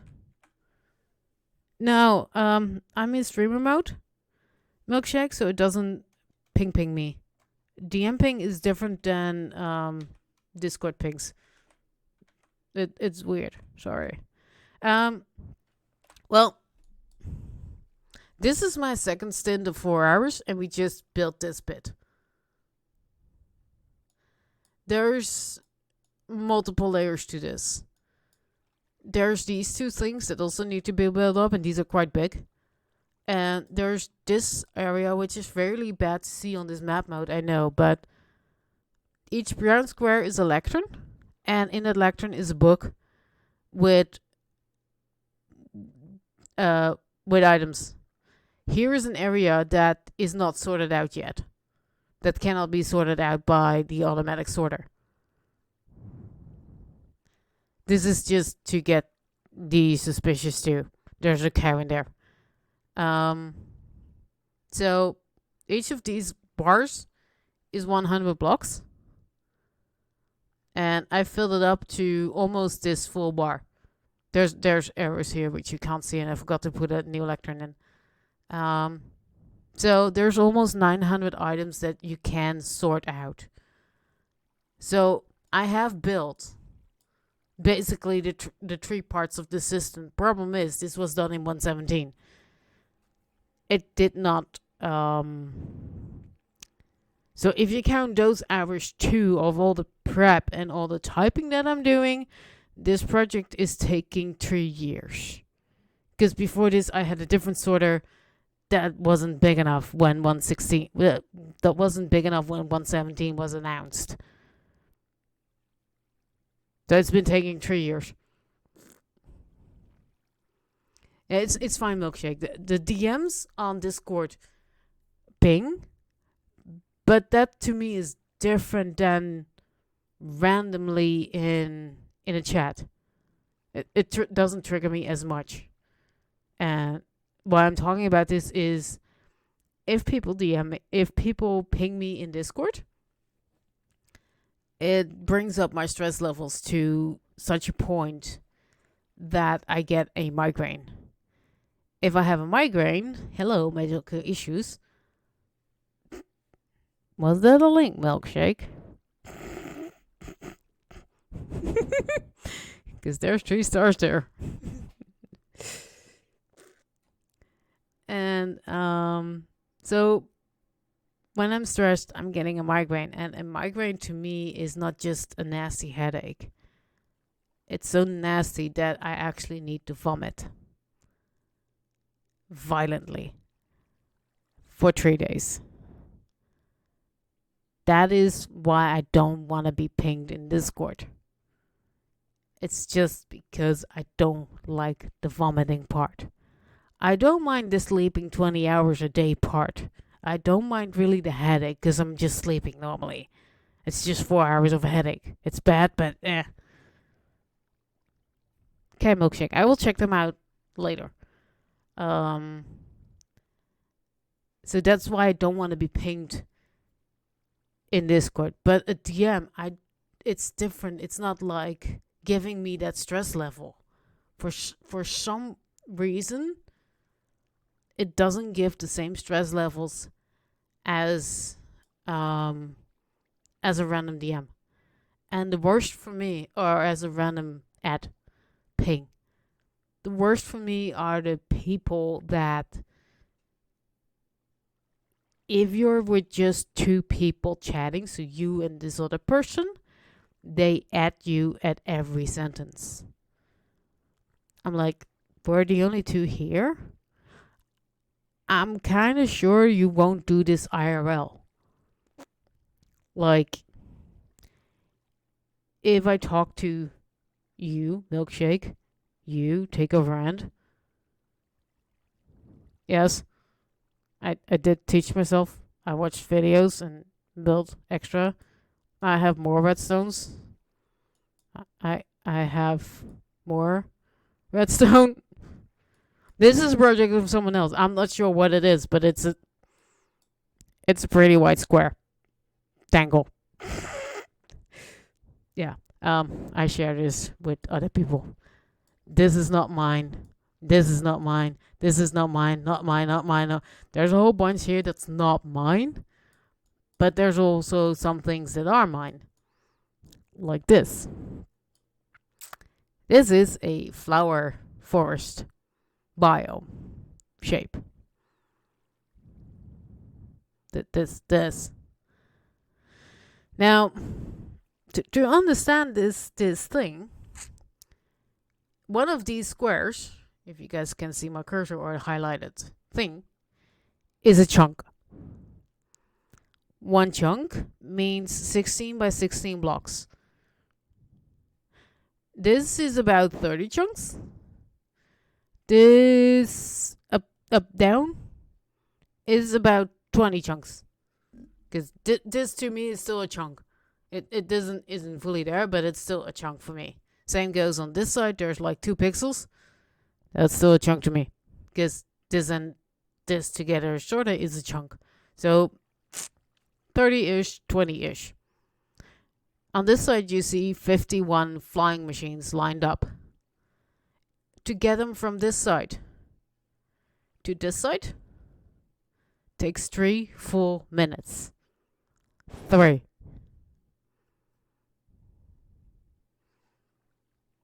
$180 seconds. I had to check my own math here. Problem is, I've built this in 1.16, and I've tested it, but I've not tested it since that. It worked. No, 16. 1.6. One chunk is 16. 1.6 by 16. 1.6. But it's still 30 times that by 20 times that. So 3 times 16 plus 0 is what? Calculator, gimme, gimme, gimme. So it's, I think I once calculated how deep the hole needed to be to put this in. If I wanted at world bottom. And I think I had to dig about 5 million blocks. 16 times 30 chunks. It's 480-ish. By 16 times 20 by 40-ish. That's not right. That doesn't no. That doesn't sound right. Hold up. It's 16 blocks times 30 chunks is 480. Now 16 times 20. There we go. 32. 320. How did I do that wrong?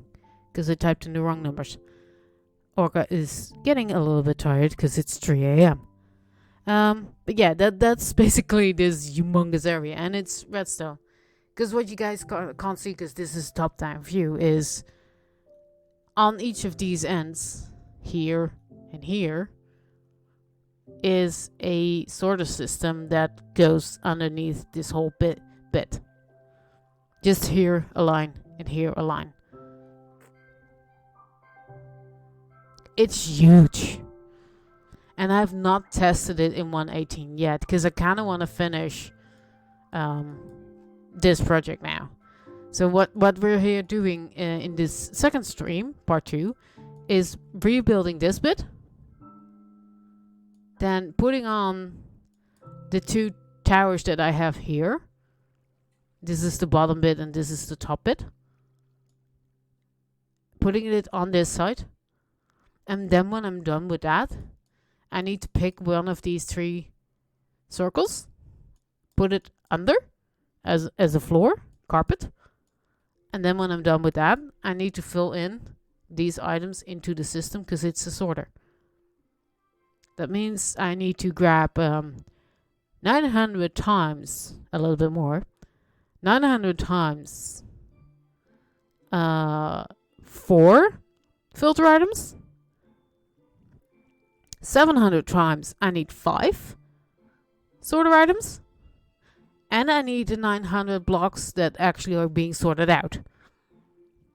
And then, because I can show it sort of here, this little blur is actually a smart contraption that sorts out a few things you can't stack. So it sorts out the potions.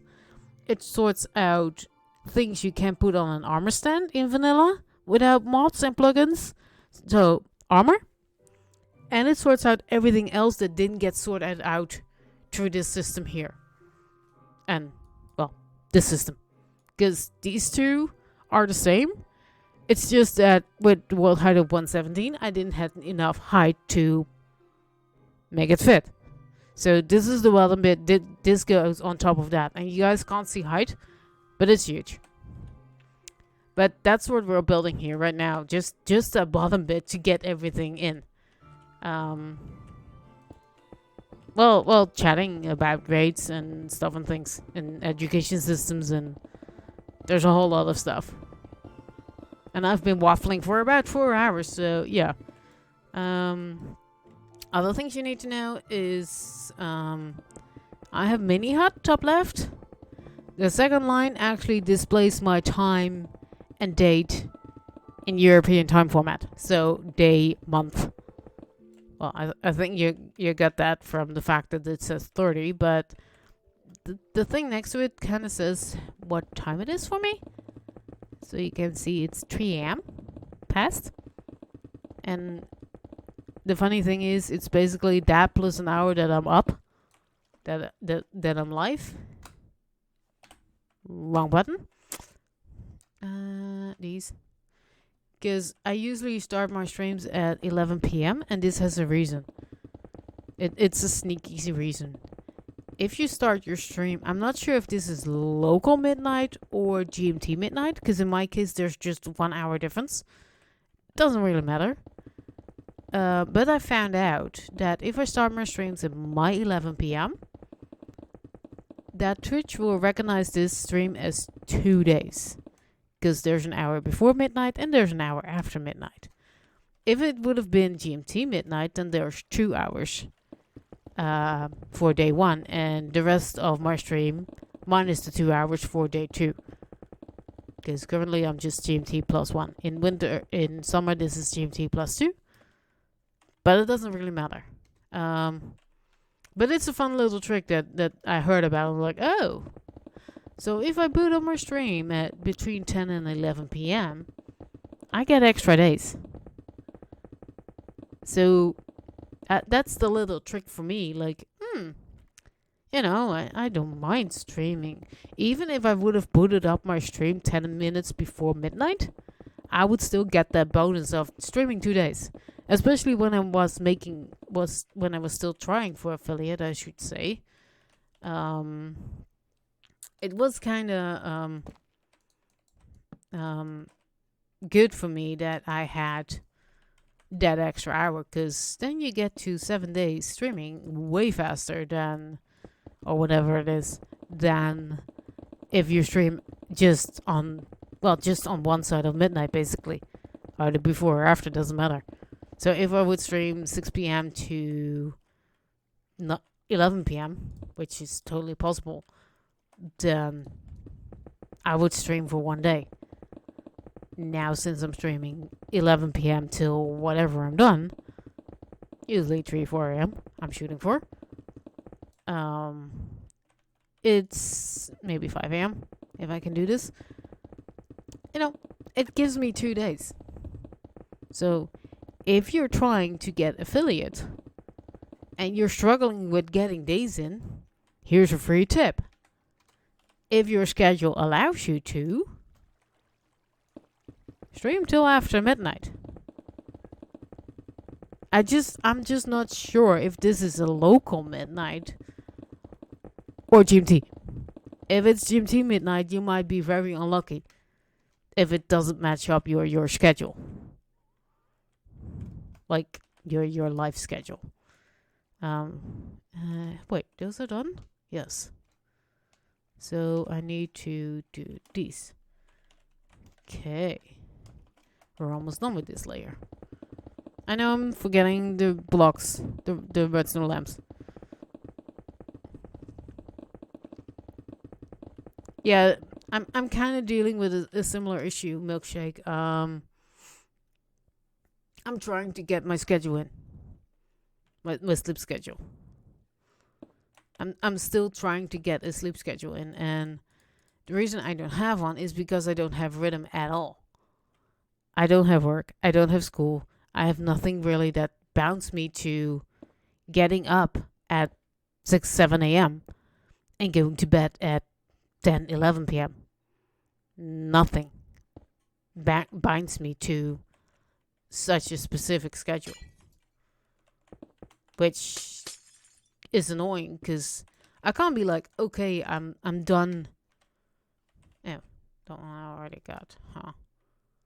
I can't say, okay, I'm just gonna stream for 2 hours after I get out of work or out of school, because I don't have it, so I can't do that. I can't make a schedule based on my work schedule, so I'm having one that's based on my partner's one, so I can stream when he's not when he's either at work or sleeping. Where's my lamps? This level, this level, this level, this level. Okay, lampy lamp. I think I can do this without this. Nope, not there. And this is, yeah, that hitbox is, ew. Ew, it doesn't allow me to place. Okay. Yeah. Screams are real here. Yep. There we go. And then here's one. So I'm trying to get into a schedule of streaming 4 times a week. Maybe I can squeeze in once or twice a thing, a fifth day, but it's totally dependent on if I can make this schedule. Like, this is the second time I'm streaming. Since the start of this year. Last Monday I was streaming and I was like, sure, I can do this. Yeah, sure, go. I totally was like, okay, I'm gonna stream Tuesday again. Yep, totally. Yes, Tuesday, 10 p.m. 1 hour before I normally start my stream. It's like, oh, I'm tired. I had no idea what I wanted to do. And I was like, well, I needed to do this, but it's like, I'm tired. I was really happy that I made it through 6 a.m. on Monday. It was like, wow, this is starting to look like a schedule of sleeping. 16 hours up and about, 8 hours of sleep. I need a little bit more sleep. I was like, okay, that's fine. I calculated this, that I needed more sleep the first time I was streaming. Probably tonight I need more sleep, or, well, this morning. Don't do that, stupid thing. And I was like, But at 10 p.m. I was like, nope. I can't do it. I just cannot. Nope. It's not working. So I had to tweet out, sorry guys, can't stream. I don't have one. I don't have a stream manager. I tried to figure out everything on my own, and I don't mind. Because I like to enjoy, I'd like to enjoy that. Yes. I'm getting tired. Can you tell?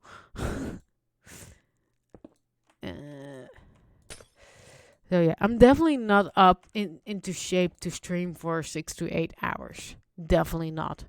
But it is kind of a goal to work towards. Like now I'm streaming at 11 p.m. Maybe later in the year I can make that into a 9 p.m. start, and by now we would have had 6.5 hours in, and then it's a little bit easier to stream for. Hey, hey, to stream for the 8 hours. Huh, this is easier. Huh, should have done this. So for me, it's like, I think we're almost done. See, I'll just do this. Because those lanterns are hanging. So I need to do the roof first and then place these back in.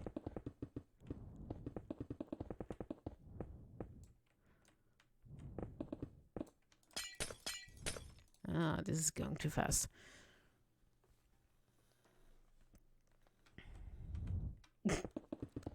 Well,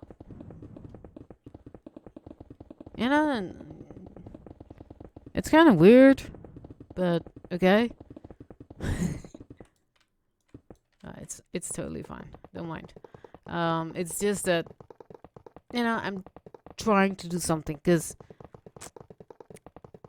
if you know me, you know I don't have the best life right now. There's quite a few things going. I'm tempted to say wrong with my life. Because it isn't the. I've had an accident 3 years ago. I've seen a bunch of specialists for this.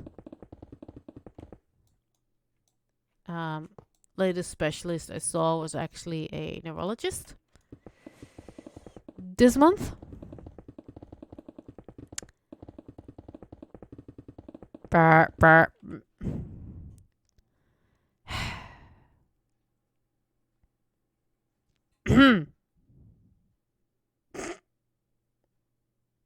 I've read it. I'm not gonna allow that term. That 4-letter capital thingy there. It has a mature tag, doesn't mean you can say that.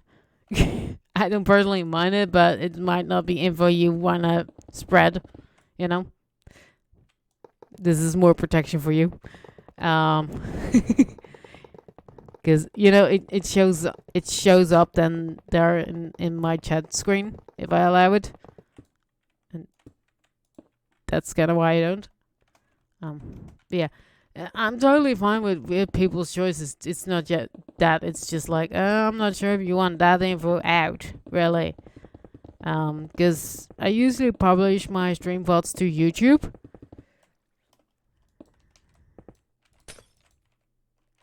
Do I have these slides? Yeah. So that's kind of why I'm like, I'm not sure if I should allow you to say that then in my chat boxes. Huh. It's a little bit of a, but yeah. And, I mean, I'm totally fine with it. It's just that I'm thinking of YouTube's, and I don't want to cut and edit yet. I just want to be able, here, export, go. Fun. Get it up in 15-minute sections. Perfect. Shoot. I'm not sure how you create chapters any other way, so I'm just allowing that to happen. It's fun. It's a good function, YouTube. Got my things up in 15-minute sections. Because I waffle a lot.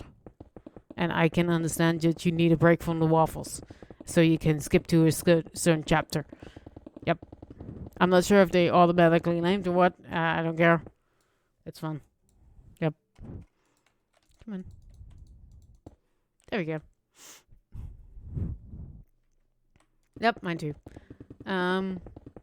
So the neurologist basically said last time,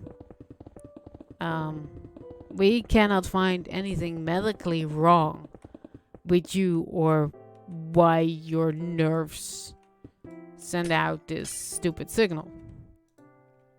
She didn't say stupid. She just basically said, there's nothing medically wrong with you. So start living. Ignore the pain. Ignore that your foot falls asleep randomly. And just keep living. Just... Maybe we'll have an answer for you in 30 years. Maybe we'll never have an answer for you. There's so much things we don't know about the human body yet. It's weird. At least to me, because I'm like, well, I sat there with no symptoms. When I was waiting in the waiting room, my foot fell asleep. My foot falls asleep when I'm sitting, when I'm standing, when I'm laying down, when I'm wearing socks, when I'm not wearing socks. Sometimes it's just a part of my foot. Sometimes it's all the way up to my knee. I cannot see any reason why it would do that. So I went to my GP. I'm like, hey, like 8 days before it started, I had a poke from a needle with steroid injection in it.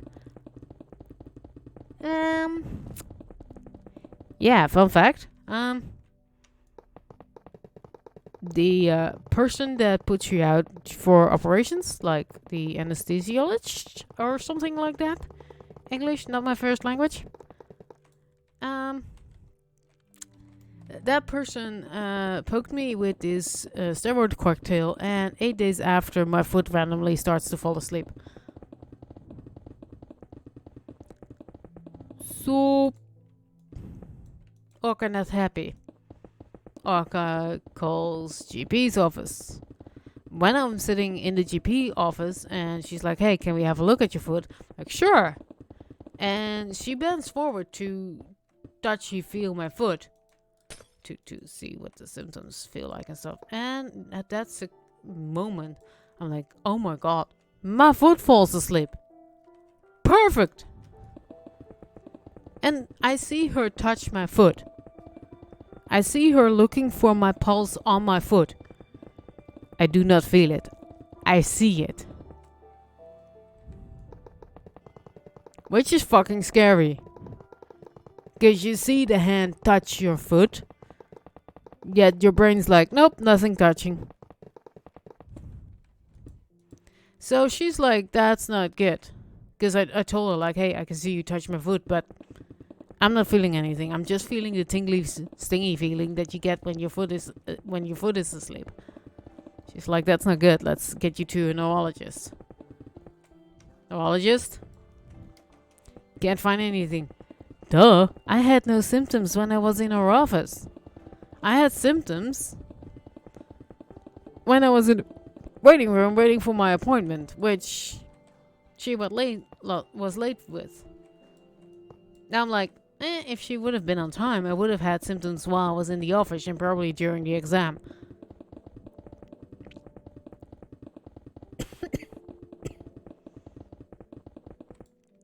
So I'm like, yes, but currently I don't have symptoms. So is there something, that it could be just based on my complaints? And she's like, well, how's the tingling going? How's this? How's that? There's a cat on the counter. Hold on. There you go. No cat on the counter. We just have to shake the spray bottle and she's off. I don't need to spray. I just shake it. Don't worry. She's scared enough for it to back off already. And basically, she's like, well, I cannot do anything for you. And I'm like, well, I had this accident because the pain in my leg from the accident I had 3 years ago is still there. And when I'm really unlucky, I get both the pain joint jolt from my hip all the way to my toes and sleep. Tingly, flippy feeling. That I feel.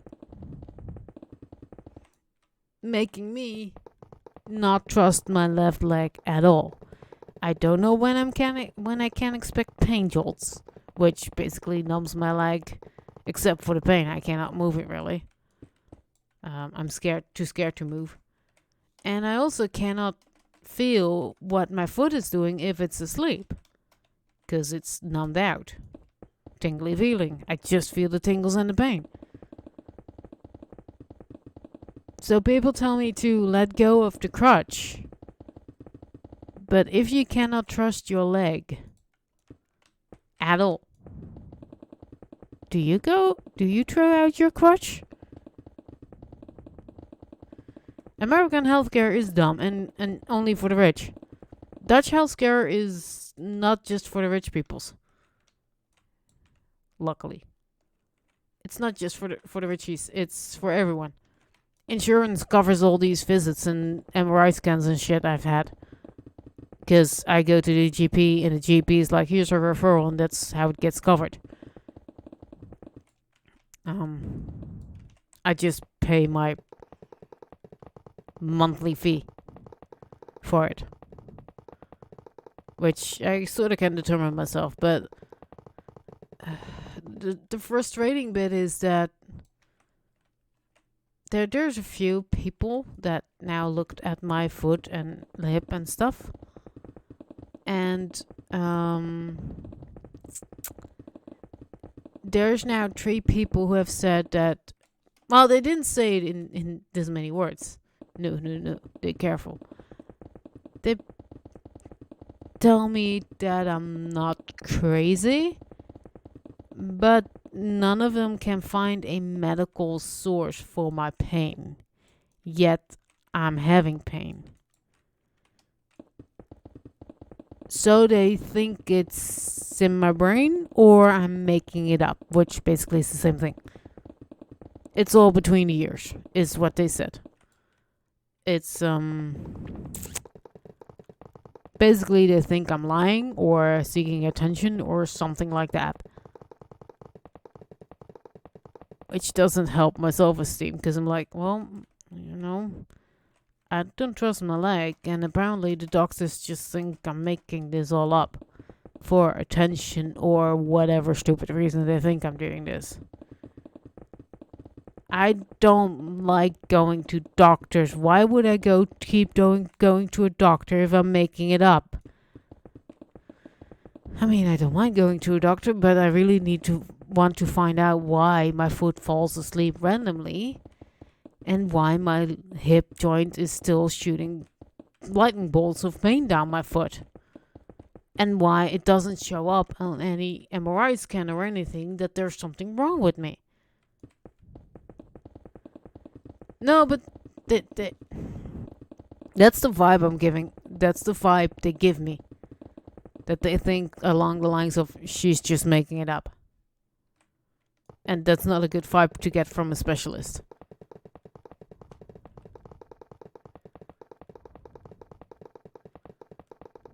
And it sucks if you can't get your meds. Your American healthcare system really needs a overhaul.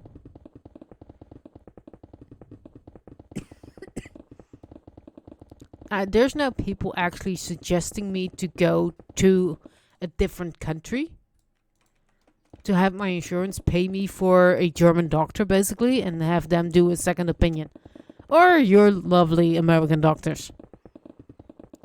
Now, there's a joke about Dutch doctors telling you, hey, if you have something going on, just take a paracetamol and come back in 3 weeks. I feel like American doctors are quite the opposite. Here, have a bunch of antibiotics and come back never. Also, here's $3 million bill. That's kind of how I feel the American healthcare system is. Here, have a crap ton of antibiotics. If that doesn't cure you, you're dead or bankrupt.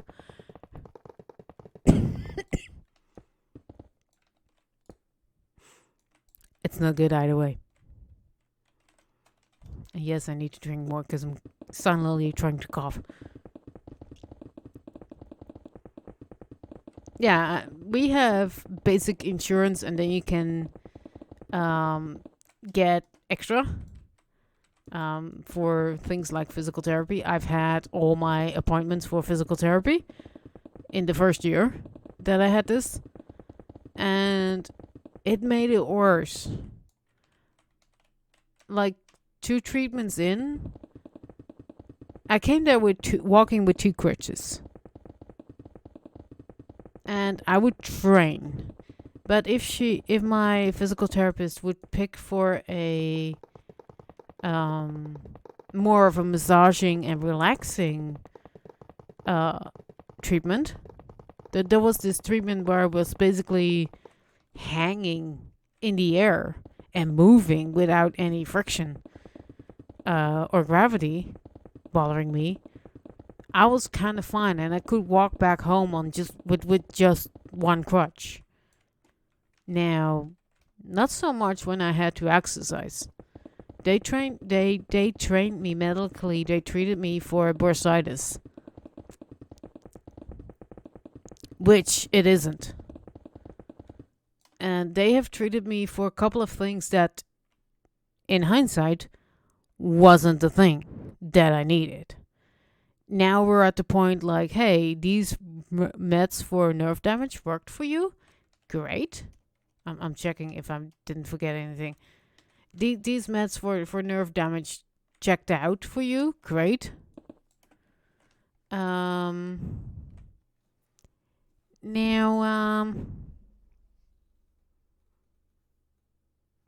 good. So it must be nerve damage then, if they worked. Right? I mean, makes sense, right? If medication that helps with pain in your nerves, if that works, then logical conclusion, it's nerve pain. It's nerve damage. Because these meds are specifically designed for that kind of pain, and my pain went away.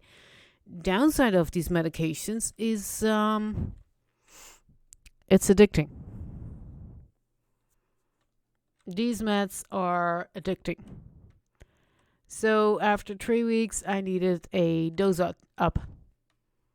Fine, that's normal. We still looking for the dose. That's okay. You can have your up. Sure. I didn't mind it because apparently it needed, and it helped me. So I didn't mind that I needed a little bit of an up in dosage. This is on Med 1. Med 1 has a 1 in 100,000 chance you get hallucinations. Orca had hallucinations on the second dose. So I was brought back to dose 1 to see if it really didn't help. No, it still really didn't help being on that lower dose. So they switched me to a second med. Still addictive shit. It helped. It took away most of the pain. I could function. I was almost able to walk again without my crutches. I still was a little bit scared. But as long as I took those meds, I was sort of fine. I just was a little bit painly. No, Milkshake is someone I know from Discord. I'm just here by myself. I'm just me. And here's the kicker. After about 4 weeks on this medication, I needed an up in meds again for the second part. No hallucinations this second time around. So I needed an up. I got my up. And then I had an appointment with a pain specialist, pain clinic. Fun fact. This pain specialist and anesthesiologist or something like that, the person that outs you when you're having an operation. It's like, yeah, we're just gonna inject your joint with something and it will be fine. You can take off your meds now. You don't need it when we're operating. You actually need to have pain when we're doing this. So start lowering your medication again and we'll have an appointment. They had to send me out a letter to make an appointment for that operation. I had so much stress and nerves built up that I had a migraine attack when I got home from this specialist. 3 days, so no way for me to take any medication or NL, and no way of me lowering my dose like you normally should. I'm like, oh, I just had 3 days without medication. this is a good moment to stop my medications then, right? Because the doc basically told me to stop the medications. It just didn't go the right way. So now I stopped medication. Perfectly fine, nothing wrong. And yeah, my pain came back. What didn't came was a letter with my appointment. In fact, this appointment, this first appointment, this intake was in October 2020. To be more exact, this was on what some gay people refer to as Turkey Day 2020. The 26th of October 2020. I had my poke 14th of October 2021. Because they forgot me. They forgot to send me a letter. So after almost a year, after having increasingly more pain, and with COVID coming to such a high point that there are days I cannot lift my leg high enough to walk stairs. Perfect timing of the Minecraft music. So I cannot walk the stairs in my apartment building. Luckily, we have an elevator. I'm just on the second floor in American, first floor in European. That's different. So I just need to walk up one floor of stairs to get to my apartment and 3/4 of the flat. But that's a different part. So I think we're done, by the way, with this bit.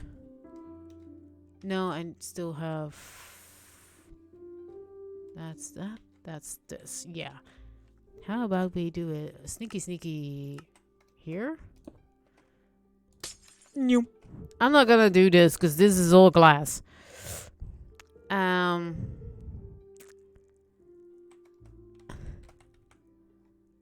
So there we go. Click. Replace. Error. Glass. There we go. Much faster. So now I need to do this. I need to hop in actually and...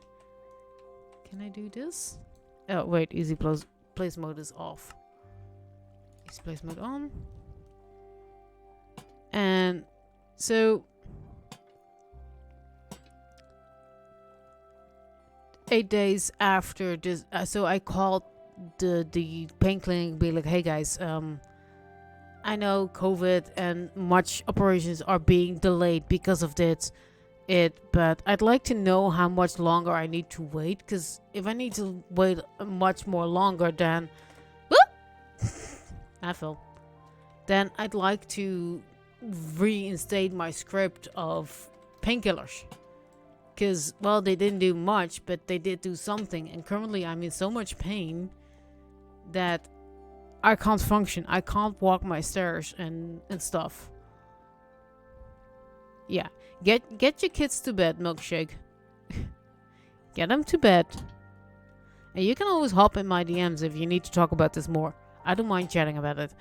Also saw that my viewer can't shut up, so I'm like, what? People are watching me. This is scary. Help. I'm still not wait, which one is wrong? This one. I'm still sometimes not expecting people to actually watch this content. And basically I call them and it's like, hey, so I was promised a letter with an appointment for a pokey poke. I know it's probably really busy with you guys trying to catch up from everything you couldn't do because COVID cases, but I'd like to know my ETA-ish. Like, do I need to think about months or years? Because wait. There. Because you know, I'd like to know that so I can ask my GP for a script of more painkillers. Although I probably get the addictive ones again, I kind of have then a day to work towards and can talk to my pharmacy about, hey, this is how long I need the meds for, so please give me a plan with, upping and downing and when I do need to up and stuff. And they basically were like, wait, yes, you are in the system, but, turns out there's an administrative error that happened. And I was supposed to be called in December 2020. But they never sent out that specific letter. The funny bit is, because this feels really stupid in hindsight, they did give me a questionnaire that's post-op. And I had one questionnaire pre-intake, because then they kind of know how bad you need it. And come on. And I hate my mouse double clicking. There we go. Much better. And so I was like, and they kind of were like, okay,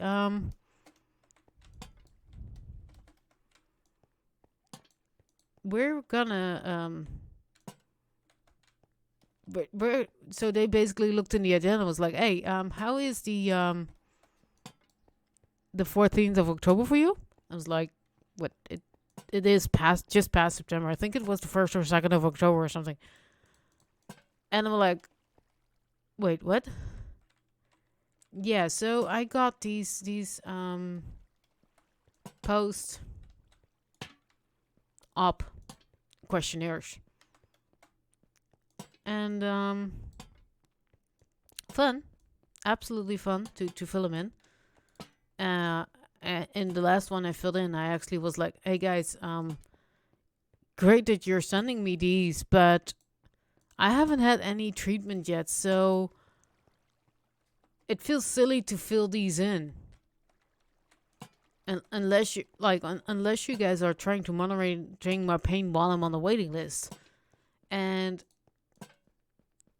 so that was kind of my assumption, that they just sent me this because I was on a waiting list, and they just tried to manage monitor my pain levels. If they would go really bad, then I would have been scooted up. So no, none of that. They just plain forgot to send me in an invite, and that's why I did get the questionnaires, because their admin system apparently did register that a letter was sent out, but they never actually sent out the letter. I never received it, and they never sent it. Actually, send it out. So there was almost a year between my intake and my actual pokepoke. And then 8 days-ish after pokepoke happened, finally, first 3 weeks, I couldn't walk at all. Back to 2 crutches in the house from going without any crutches in the house. And now I'm back to that level. So it's a waste of 3 days. 3 weeks. What is going on here? Okay. That. And then there's probably a thing here. Oh, I know what to do. This is a little tricksy tricks. This needs to come up here. Then you go there. You go there. And then there's one there. And then I have what I need. And then same here somewhere. There was a rail that was off. Right here. There we go. See, this is because I know my system. I know this is supposed to be flat. And this is just because if you have a lot of cards coming through this line, if they back up here on the cactus, they bounce back all the way because it's all parrots. So with having these hubs in between, these, it just goes back to here and there and there. And same happens here. It's basically extra blockers. Now check on the other side if I have everything correctly. Because this was the last layers and I've been live for 5 hours. I don't have the hubs here. Excuse me, I need to cough.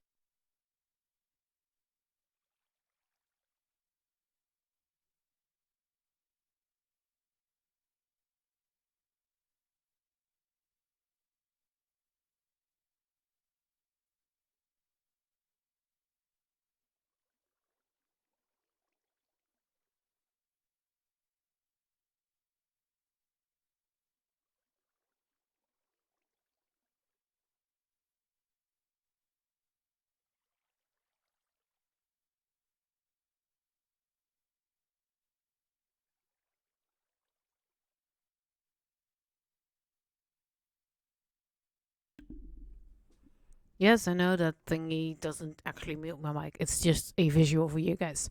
Now, I had it that it would change, that it would mute my mic, but I don't think I've set it up correctly.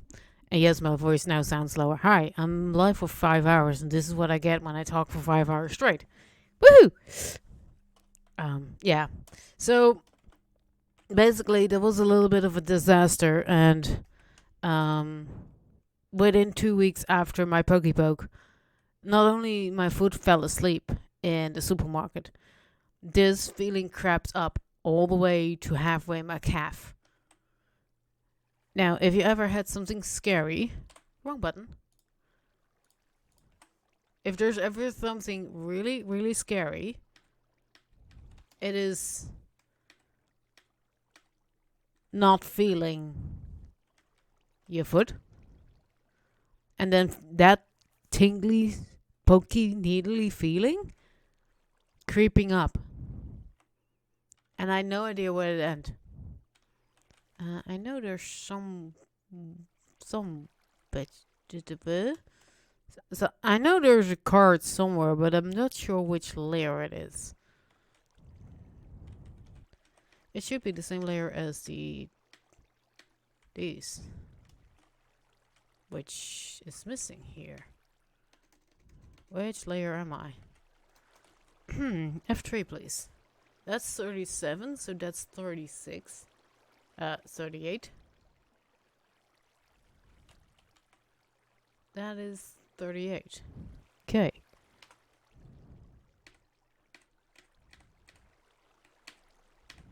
Wrong way around. There we go. Apparently I never placed this one. There we go. Now I think this should be the layer where the cards appear. Apparently not, but let me do this then and this. Let me just plonk them in on this side. I'm not sure which side it is. And I don't really mind which side. Oh, there we go. So they just didn't render in fully. Good. One layer there. So I can see which ones I actually placed and which ones I didn't. So here, here, here, and here. And I'm not sure if I should do 2 sets. How long is this? Whoop. From here, count to get me out of here. I think it's more than 27 slots. Excuse me. Hiccups.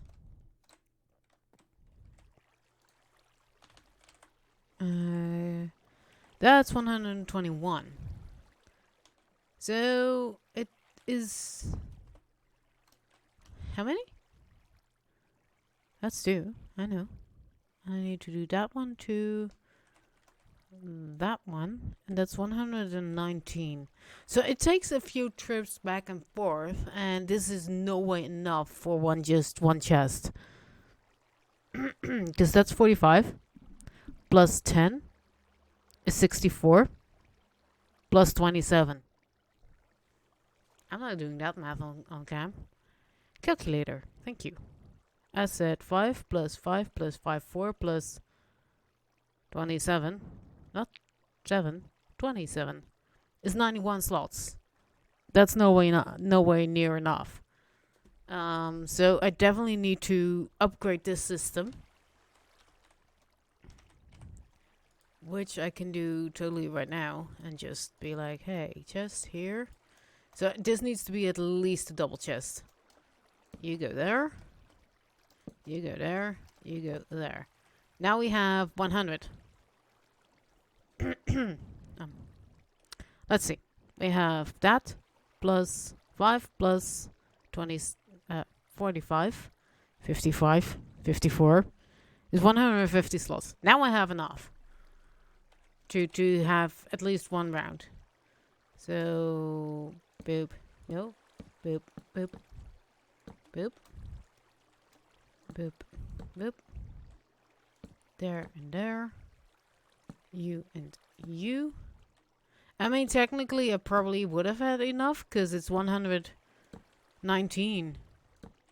And I have this twice. So probably I have enough because there's an unloading system on each side. But since this is... Well, they can end up both sides. It just depends on where it is. That's kind of why I have two systems. Here, here, here, here. I hope my mic is okay because I don't watch it currently. And this one, and there, there, and two more. Not you. There, and then same on the other side. New. Let's start with Orca on the fly. Woohoo! Now I need to have this one also here. And there. And there. No. There. No. There. There. And you place a block here. And not there, but there. I hate those tutorials, you know. And there's like, you place a block here. You place it like this. Now you place this block like that. Place one here. And place this block here. Now, to continue, you grab this block. And you go here. Here. Here. Here. Not here. But here. Not there. I'm like, you make me flipping watch the tutorial while I'm trying to game. Like, I prefer to have a tutorial, if I follow one, on just my second monitor. And be able to follow it with what you're doing. If you keep saying here, here, not here, it's kind of hard to follow and also still place it. Like, I need to check where you are and then where I am, and you're already with the third here. So for me, that's a little bit like, you know. Stop doing that, please. People that make tutorials like that. Follow your own tutorial without looking at it. Please. If you cannot follow your own tutorial without looking at your screen, it's a bad tutorial in my opinion. Because, you know, it's a bad thing. Because you can't follow the tutorial if you're not having a second screen. Like, I have a second screen and I have multimedia buttons and I can pause your video and look what your here means. And like this. But people who do not have that and just need to listen to your tutorial because they don't have that second screen, it's gonna be really hard to flip and follow your tutorial. You know?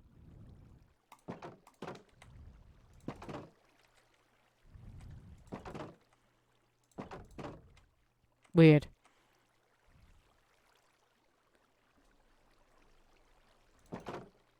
It's apparently not facing the right way. It needs to be facing south, and it was north or the other way around. So just doing this changes that.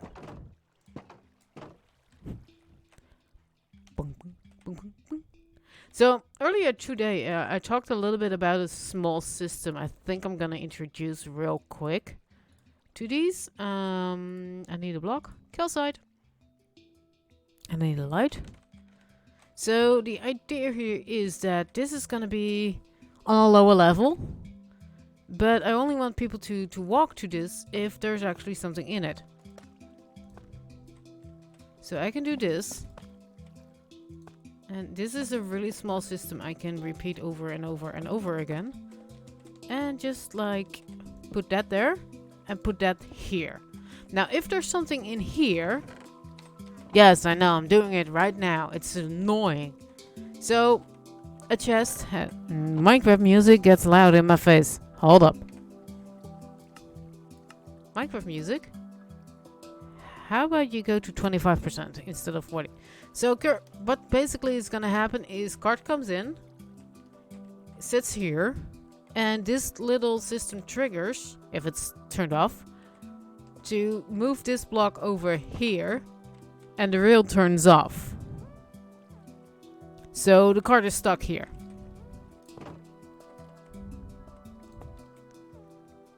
On that powered rail that's now repowered again. So it unloads through hopper and hopper into a chest, hopper chest. That chest you can read out with a block and a comparator. If there's anything in it, the light will go on. So let me demonstrate. Put a block in there and the light is on. So what I'm thinking about is making this zigzag here continue down to the same level as that thing right there, which I believe is minus 50 currently, and have the floor there-ish, and basically have this sit on the floor to indicate there's actually a shulker box in here, because jump here, this line, this chest, this hopper, and the cart that comes here will collect all the shulker boxes that have been emptied out into the system.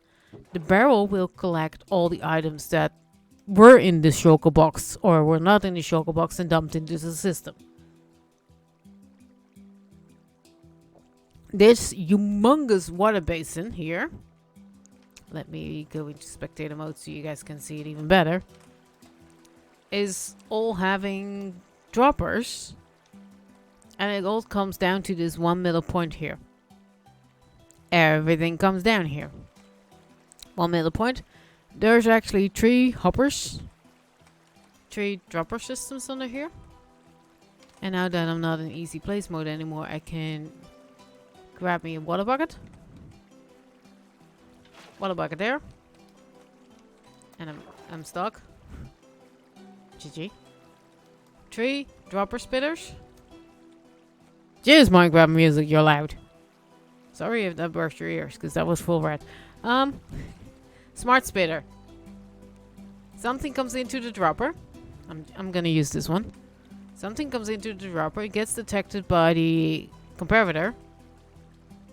No block gives off a signal that is seen by the observer. Gives a push to the sticky piston. Pushes. This starts to click. So that one is clicking.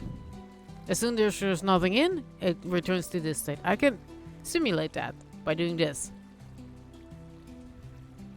Same goes here.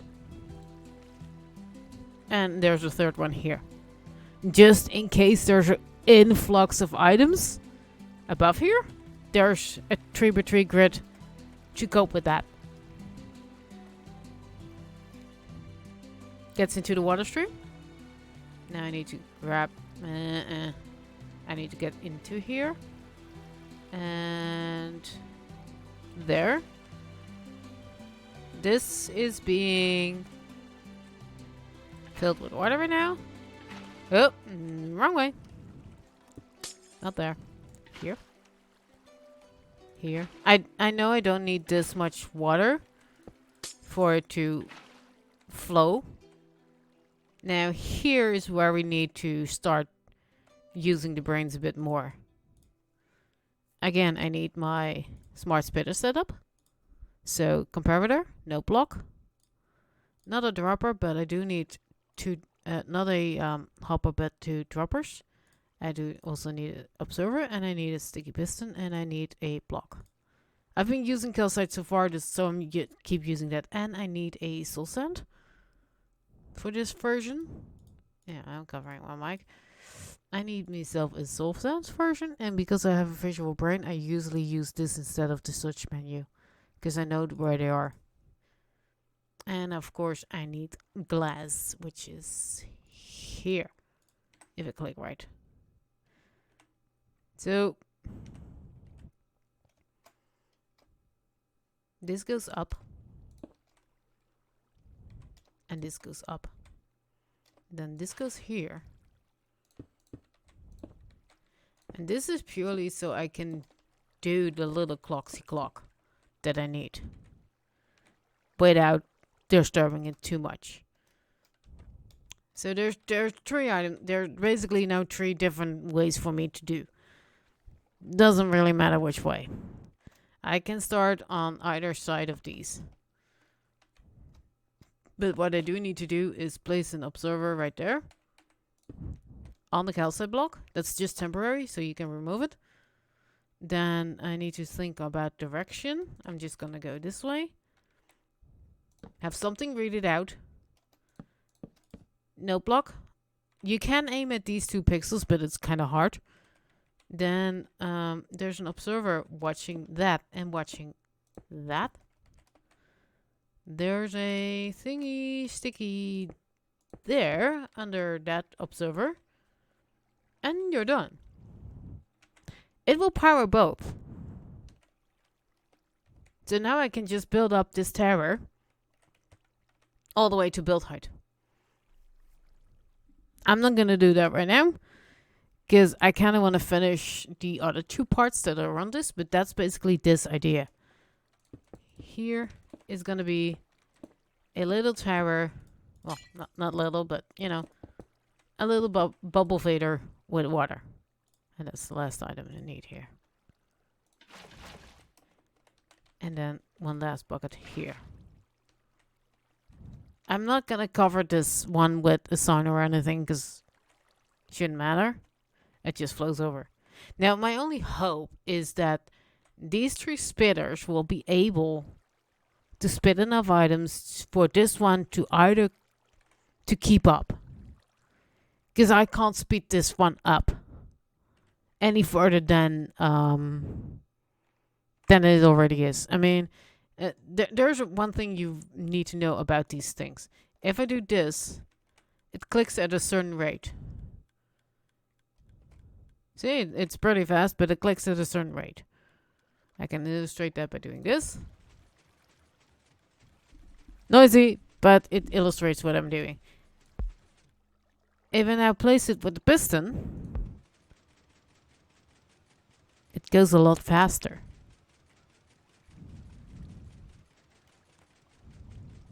Doesn't matter which piston it is. This is just easier for you guys to see this.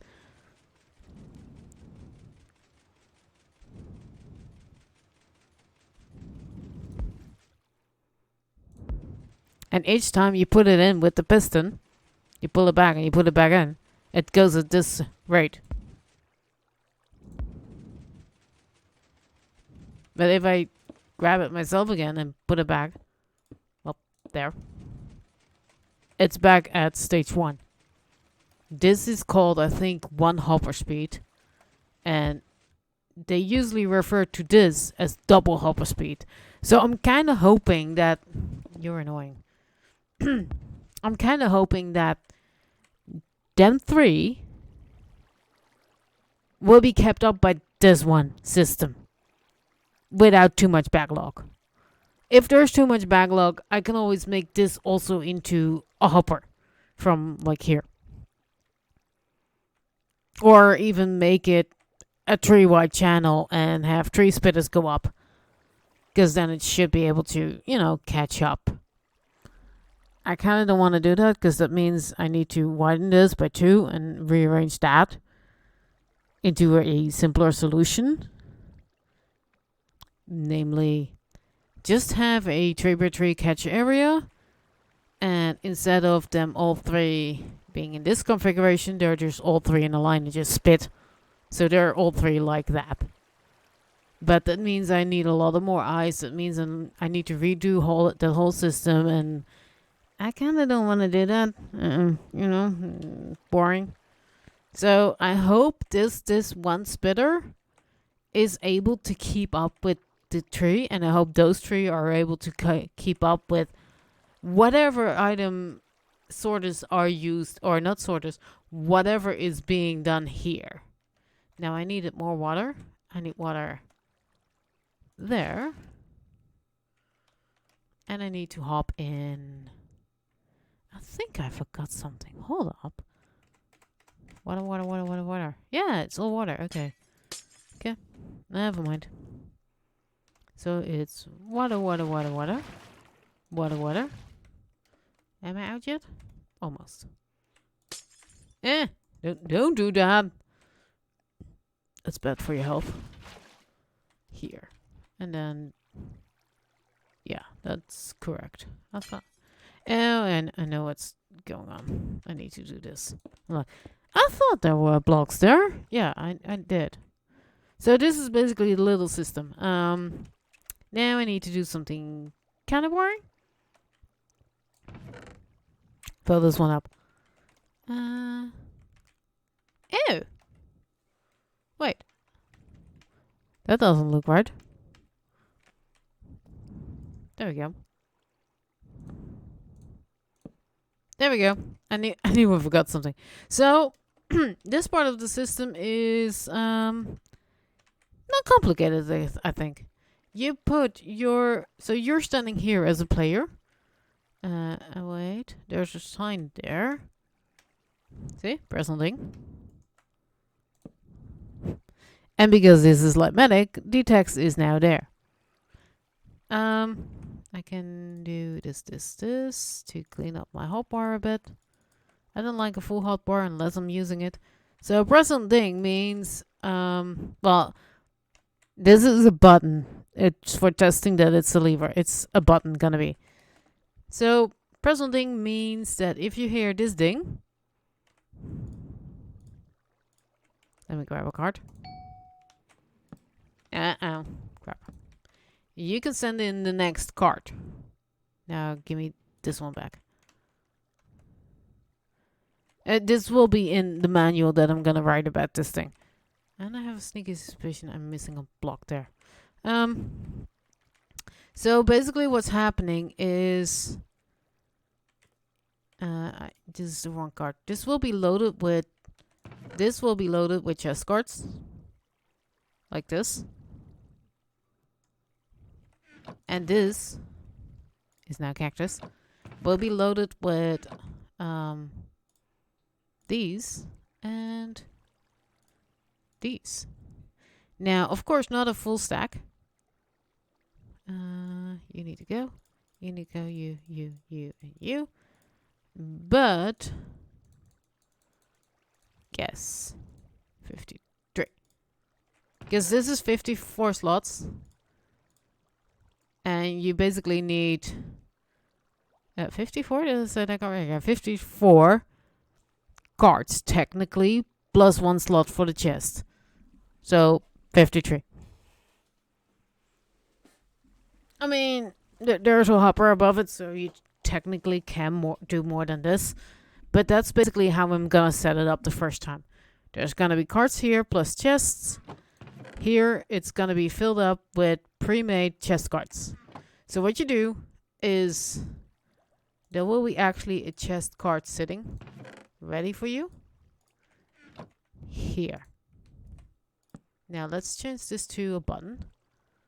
I don't care which one it is, but let's do a stone one.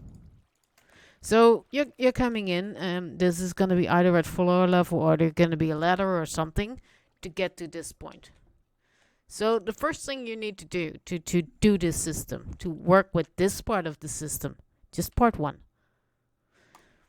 Unleash the cards. That light is off, and these are all gone. Well, why aren't you gone? What went wrong here? Huh? This is odd. Go back on. Is the signal broken somewhere? Good. Why didn't this card go? Why didn't this card go? You go up? Yes, yes.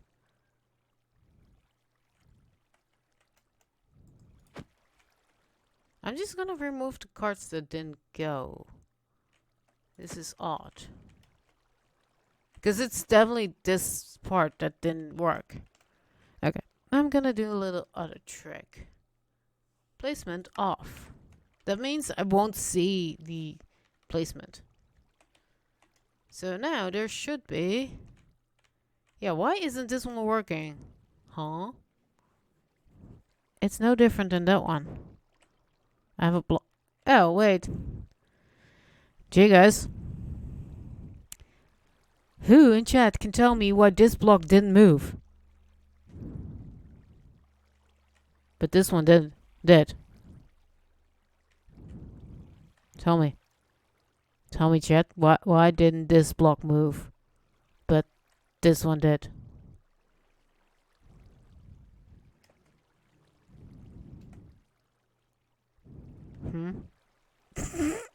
I will dumb. It's because there's no sticky business for those who are just lurking. So this one is actually correct. Okay, now there's a few more that didn't go. This one is. Oh, I also see why. That one. And same here. Yep. So this is why you need to check your lightmatics if you actually placed all the blocks. Now I need to check the other side too. For the same stupid mistakes. This is why you always check your redstone and your stuffs. Yes, kitty cat meow. I heard you. Not sure why she's meowing, but she's meowing. And if you guys heard it, yeah, hi. I have kitty cats. I have a bonk command for them. Because they used to knock over stuffs. Yeah, this one is correct. Aw, kitty cat meow. Kitty cat probably hungry. Kitty cat will be fed soon.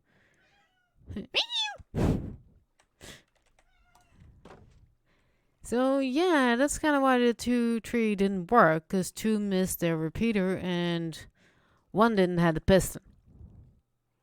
Totally did not see that at all. Like, I didn't see it.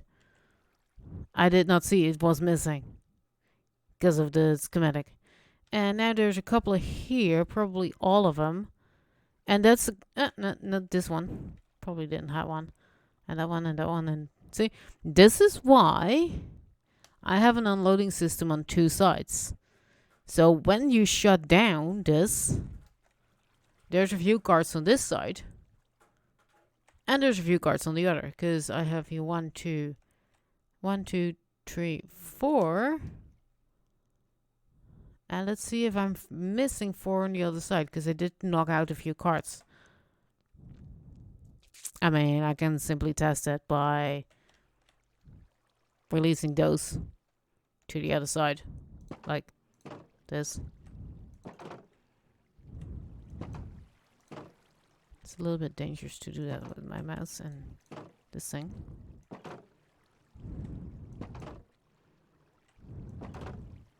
Just opening up all these gates. 1, 2, 3, 4, 5, 6. See? I thought I was missing more than 2. Here we go. Now they should all be on this side. Well, at least the ones that were sent off. And now it's really easy to see that I'm missing this one and that one. And this is why you check, double check, and triple check stuff. That's also why I'm like, hey, to me it sounds logical that before you start dumping in your items, you pull this lever to start the carts. So as soon as there's now a shulker box coming through the system, it will be picked up and put in the chest. So this will be step 1 basically. Flick the lever, make the lights turn off. Then you fill up this cart with your junk and you send it off. Now 2 things happen. What? 3 things. Orca falls. No. I don't have sounds on. Right. I'm too impatient. Well, that happens too. So this one goes, and then what happens down there? You hear the ding, and there's a new card. So if you're unloading your inventory here, and it's more than a card, each time you get a card automatically back. Because scaffolding is here for a reason. I don't know why. It goes over this detector rail first, which turns off this torch tower. And turns on this little piece of redstone, which powers the dispenser to dispense you a new card here. The second thing that happens is that it drives over this little hump, and this little car thingy goes ding. When it comes all the way back, it goes over this one and makes another sound. And I'm pretty sure you can just stay here for that to happen. I never really tested this bit, so this is kind of exciting. I just have no idea how long I need to. I saw it there. How long I need to wait for it to actually return, but I think it's about 5 to 10 minutes. If that bit there is loaded in, which I'm not sure. So far, I've followed it like zigzag. I know render distance is going to be a thing, but I'm not sure if it's a thing as in I won't see it again until it's back in render distance. So far, I've always flown. There it goes, there it goes, there it goes. I see it there, so there, and there should be the next one-ish. Just above my cursor, which is hard to see. So far, I followed the cards because they were bunching up, and I tried to troubleshoot that. And there it goes, I think. I think so. I saw something move, but that's the thing for me. Like, I'm now also up in the air, so I can see this happen. I kind of want people just to stand down here below and just keep loading their cards. Card is full. Press the button, goes into the system, you hear a ding, there's a next card, and then you can press it again. Do not press it before you ding. Basically, when you're mass loading this. See, if there's a card, if there's a card, can I see something? No, I'll block my own view. This is not a bad spot. I hope I can see through. And I hope it still renders in and stuff, you know. It kind of looks like it's stuck there. Nope. It's like ding again. What? Yeah, basically when it comes back, you hear that sound. And that is basically a sign, well, at least for me when I was testing, that the card made it full circle. So I know there's a new card being broken by the cactus there, and you know, it's now here. It won't be actually in here because I have 33 and mine cards, but I know it will be in at least that hopper then. And in the end, this will happen because we have that here plus 5 plus 10, so plus 15. This is 45, not 45, 54. 54 plus 15 is 96. Deutsch. Did not do that on purpose. So that's why there's a press on thing here. Like, if you're mass unloading your items into this and you're just, there we go, incoming. So yes, you can stay here with it being loaded because I just sent one card. Knew it. Test successful. So now it's right in there. No? There? Uh-oh. Did we just lose that because I was stupid and used the cactus? Or am I just being impatient? It's not here. Oh, maybe I'm not clicking the right hopper? It's not there. Nah, I probably know where there's glass missing. Not in here, not in here. Not in there. Not in there. Not in there. Not in there. Crap.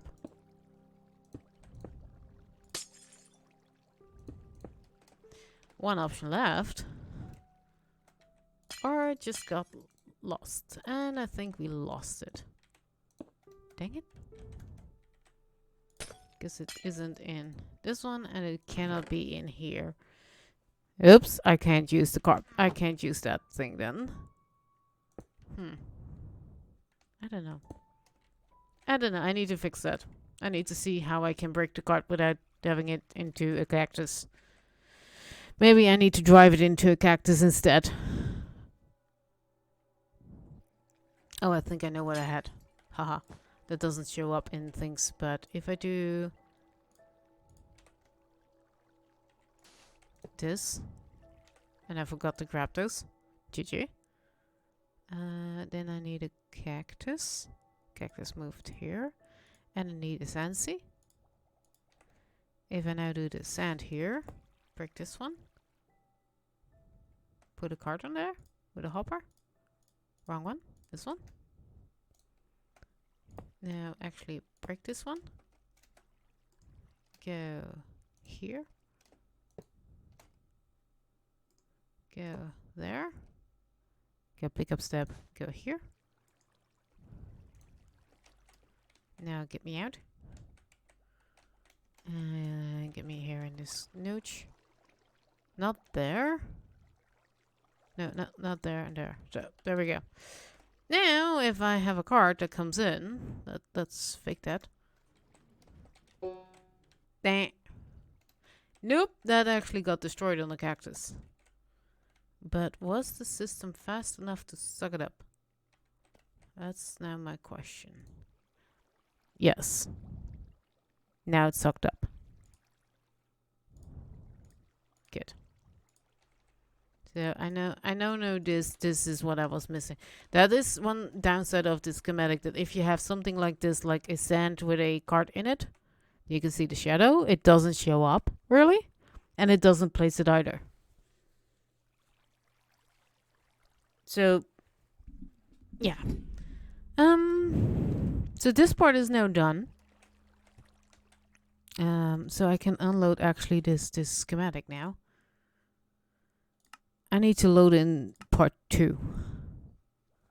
I've named them all 16 shulkers. So this one we just did. I have these, this one and this one to go. First to bottom. Load schematic.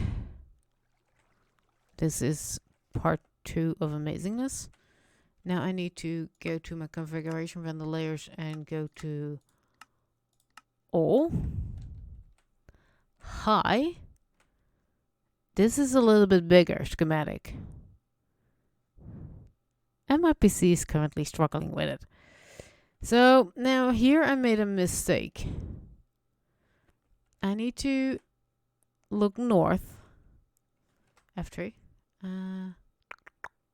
F3. This is south. So I need to face the other way. Because the thing I didn't do is I need to go to the top of this board. And I can remove these. I'm just going to place it there. I'm not actually going to start placing. I'm just going to place it. As in position it correctly. And then I'm going to find myself a right target. Because I've been live for 5.5 hours. And I kind of need to sleep soon. So that little honey cube, this, actually needs to be on the north side. So what I need to do is I need to rotate this whole thing until this is at the north side. And I need to make sure that this is actually centered, which is going to be a little bit hard. Can I get my easy place mode on real quick? I just need... Ooh. Uh-oh. It didn't like that. This one. Because I just need to aim at this one. And see... Okay, so my coordinates are not where I wanted them. This is 1004 and 1996. Okay, now I need to move this. If I go this way. Now, here gets the annoying bit.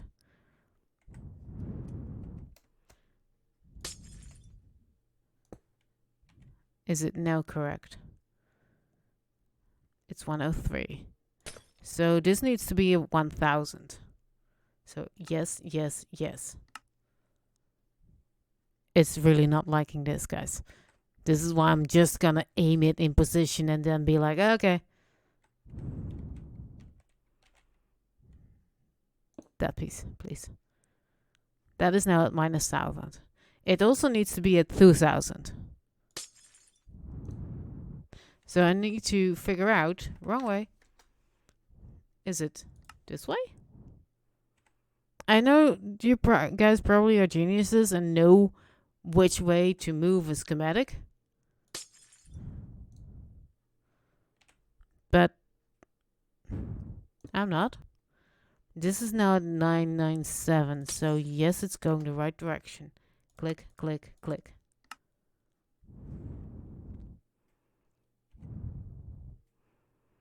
Now it should line up with the middle of the other one.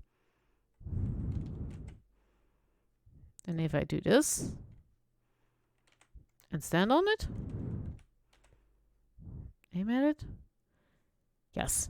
So this middle is now the same middle as the thing below. Now there's just one thing still need to do. I'm still looking south. So now I need to rotate it basically around me, which is going to be really annoying. Because right now I'm facing south and that is there. But that actually needs to be, wait, not there, but there. So if I now rotate this whole thing, problem, I need to reposition this. See?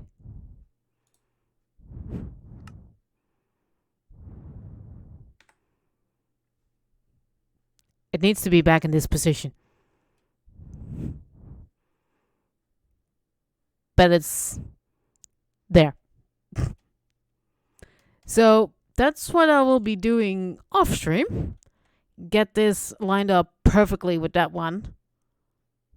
Because yeah, you guys don't even see the bottom anymore, but I promise you, it's still there. Let me drop down for a bit.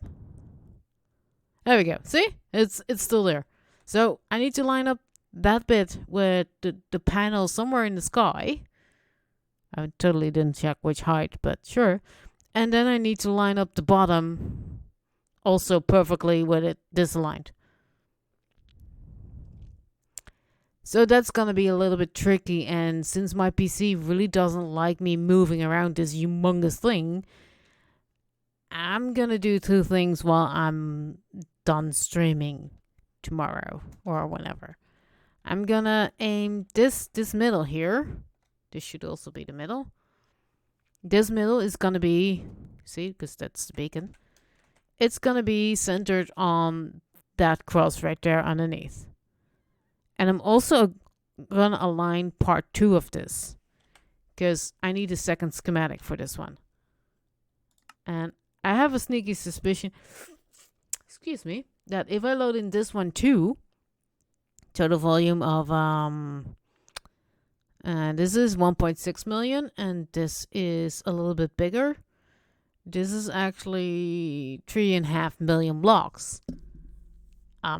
Volume. That's going to be way too much, I think, for my computer to handle. So what I will do is get this one in position, the bottom one. This thing. This has the bottom. See, with the barrels for you to pick up stuff. There's one error here, and that's there's extra barrels there, but I'll just make sure that I don't place those. It's just funny though that there's extra barrels. And this is just solid layers of glass, by the way, so I can carve out stairs. Um, that's one thing I'm gonna do, and I'm already gonna aim. So unload this one basically. Write down the coordinates of the starters. So if you look here, placement origin, I'm gonna write those down for myself and be like, this is what I need. This is where I need to post them in. And then also do the same with the second part. I just don't adjust the Y yet, because I have no idea where this Y is gonna end up when I'm placing it over the glass vest over this thing. I know I need to go a little bit this way, which is east and south, but I have no clue on how much exactly I need to go from that to that corner ish, because I know this is a different size than that, which kind of sucks. This one is actually bigger than that one, which is why this one has a cross and that one had the other cross that needs to match up. So that's something I will be doing off stream. And yeah, I mean, it just looks amazing. Like, this is not everything. Like I said, there's a second part that comes on top of this thing.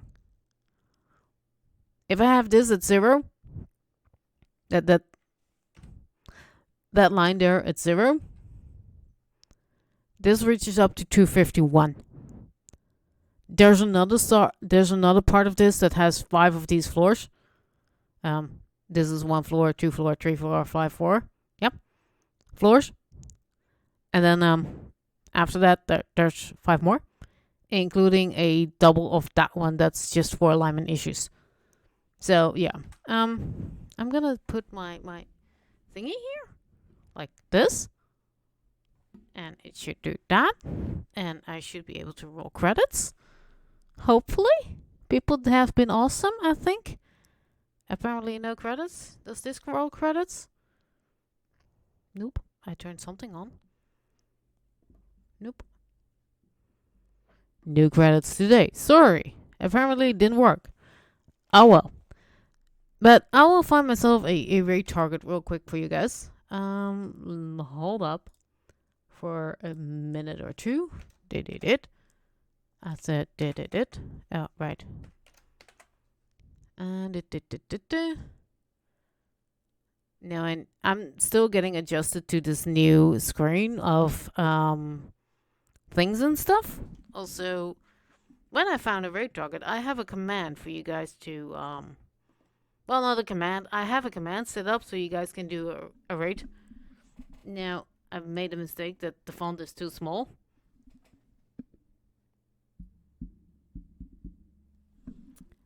But I found it. Copy pasting rated chat. And there we go. That italic, please copy paste. If you want it italic, go for /me in front. If you don't want it italic, then don't.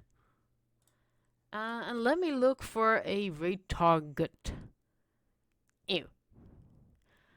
Surprisingly, at 4 a.m., there's not many people live. I mean, let's see if she's live already.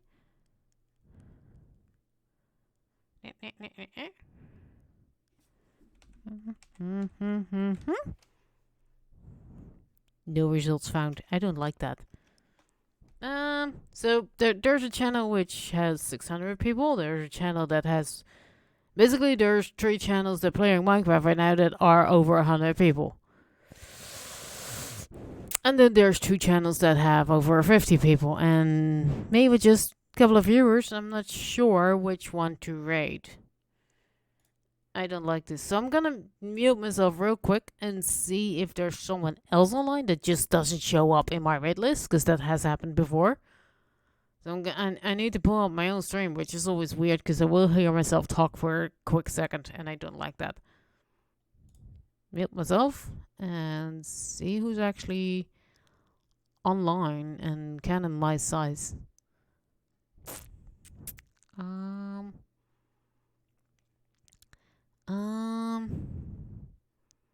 Well, we're gonna raid a bigger channel today because I don't see anyone online that I'd like to raid. So, I'm gonna listen in real quick to the person I think I'm gonna raid. Hold on. to see if they're ending or no. But first I get a stupid ad. And here's the reason why you just have a me and not any other sense. Because ads.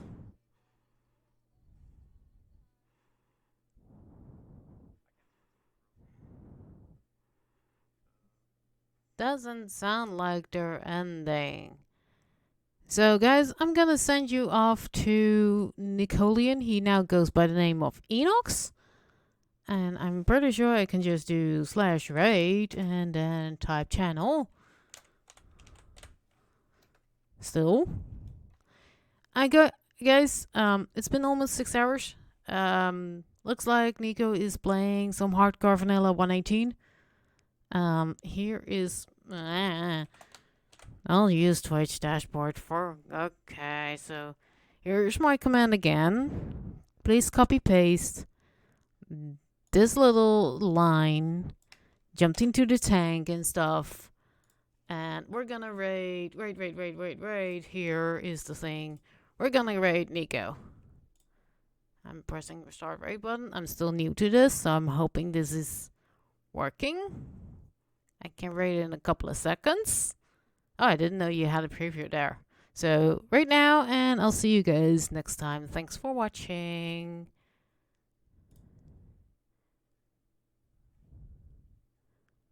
And we should have rated right now. I just don't see it show up. Oh. Let's try that again. Right. There. Already in progress. It's not showing up to me.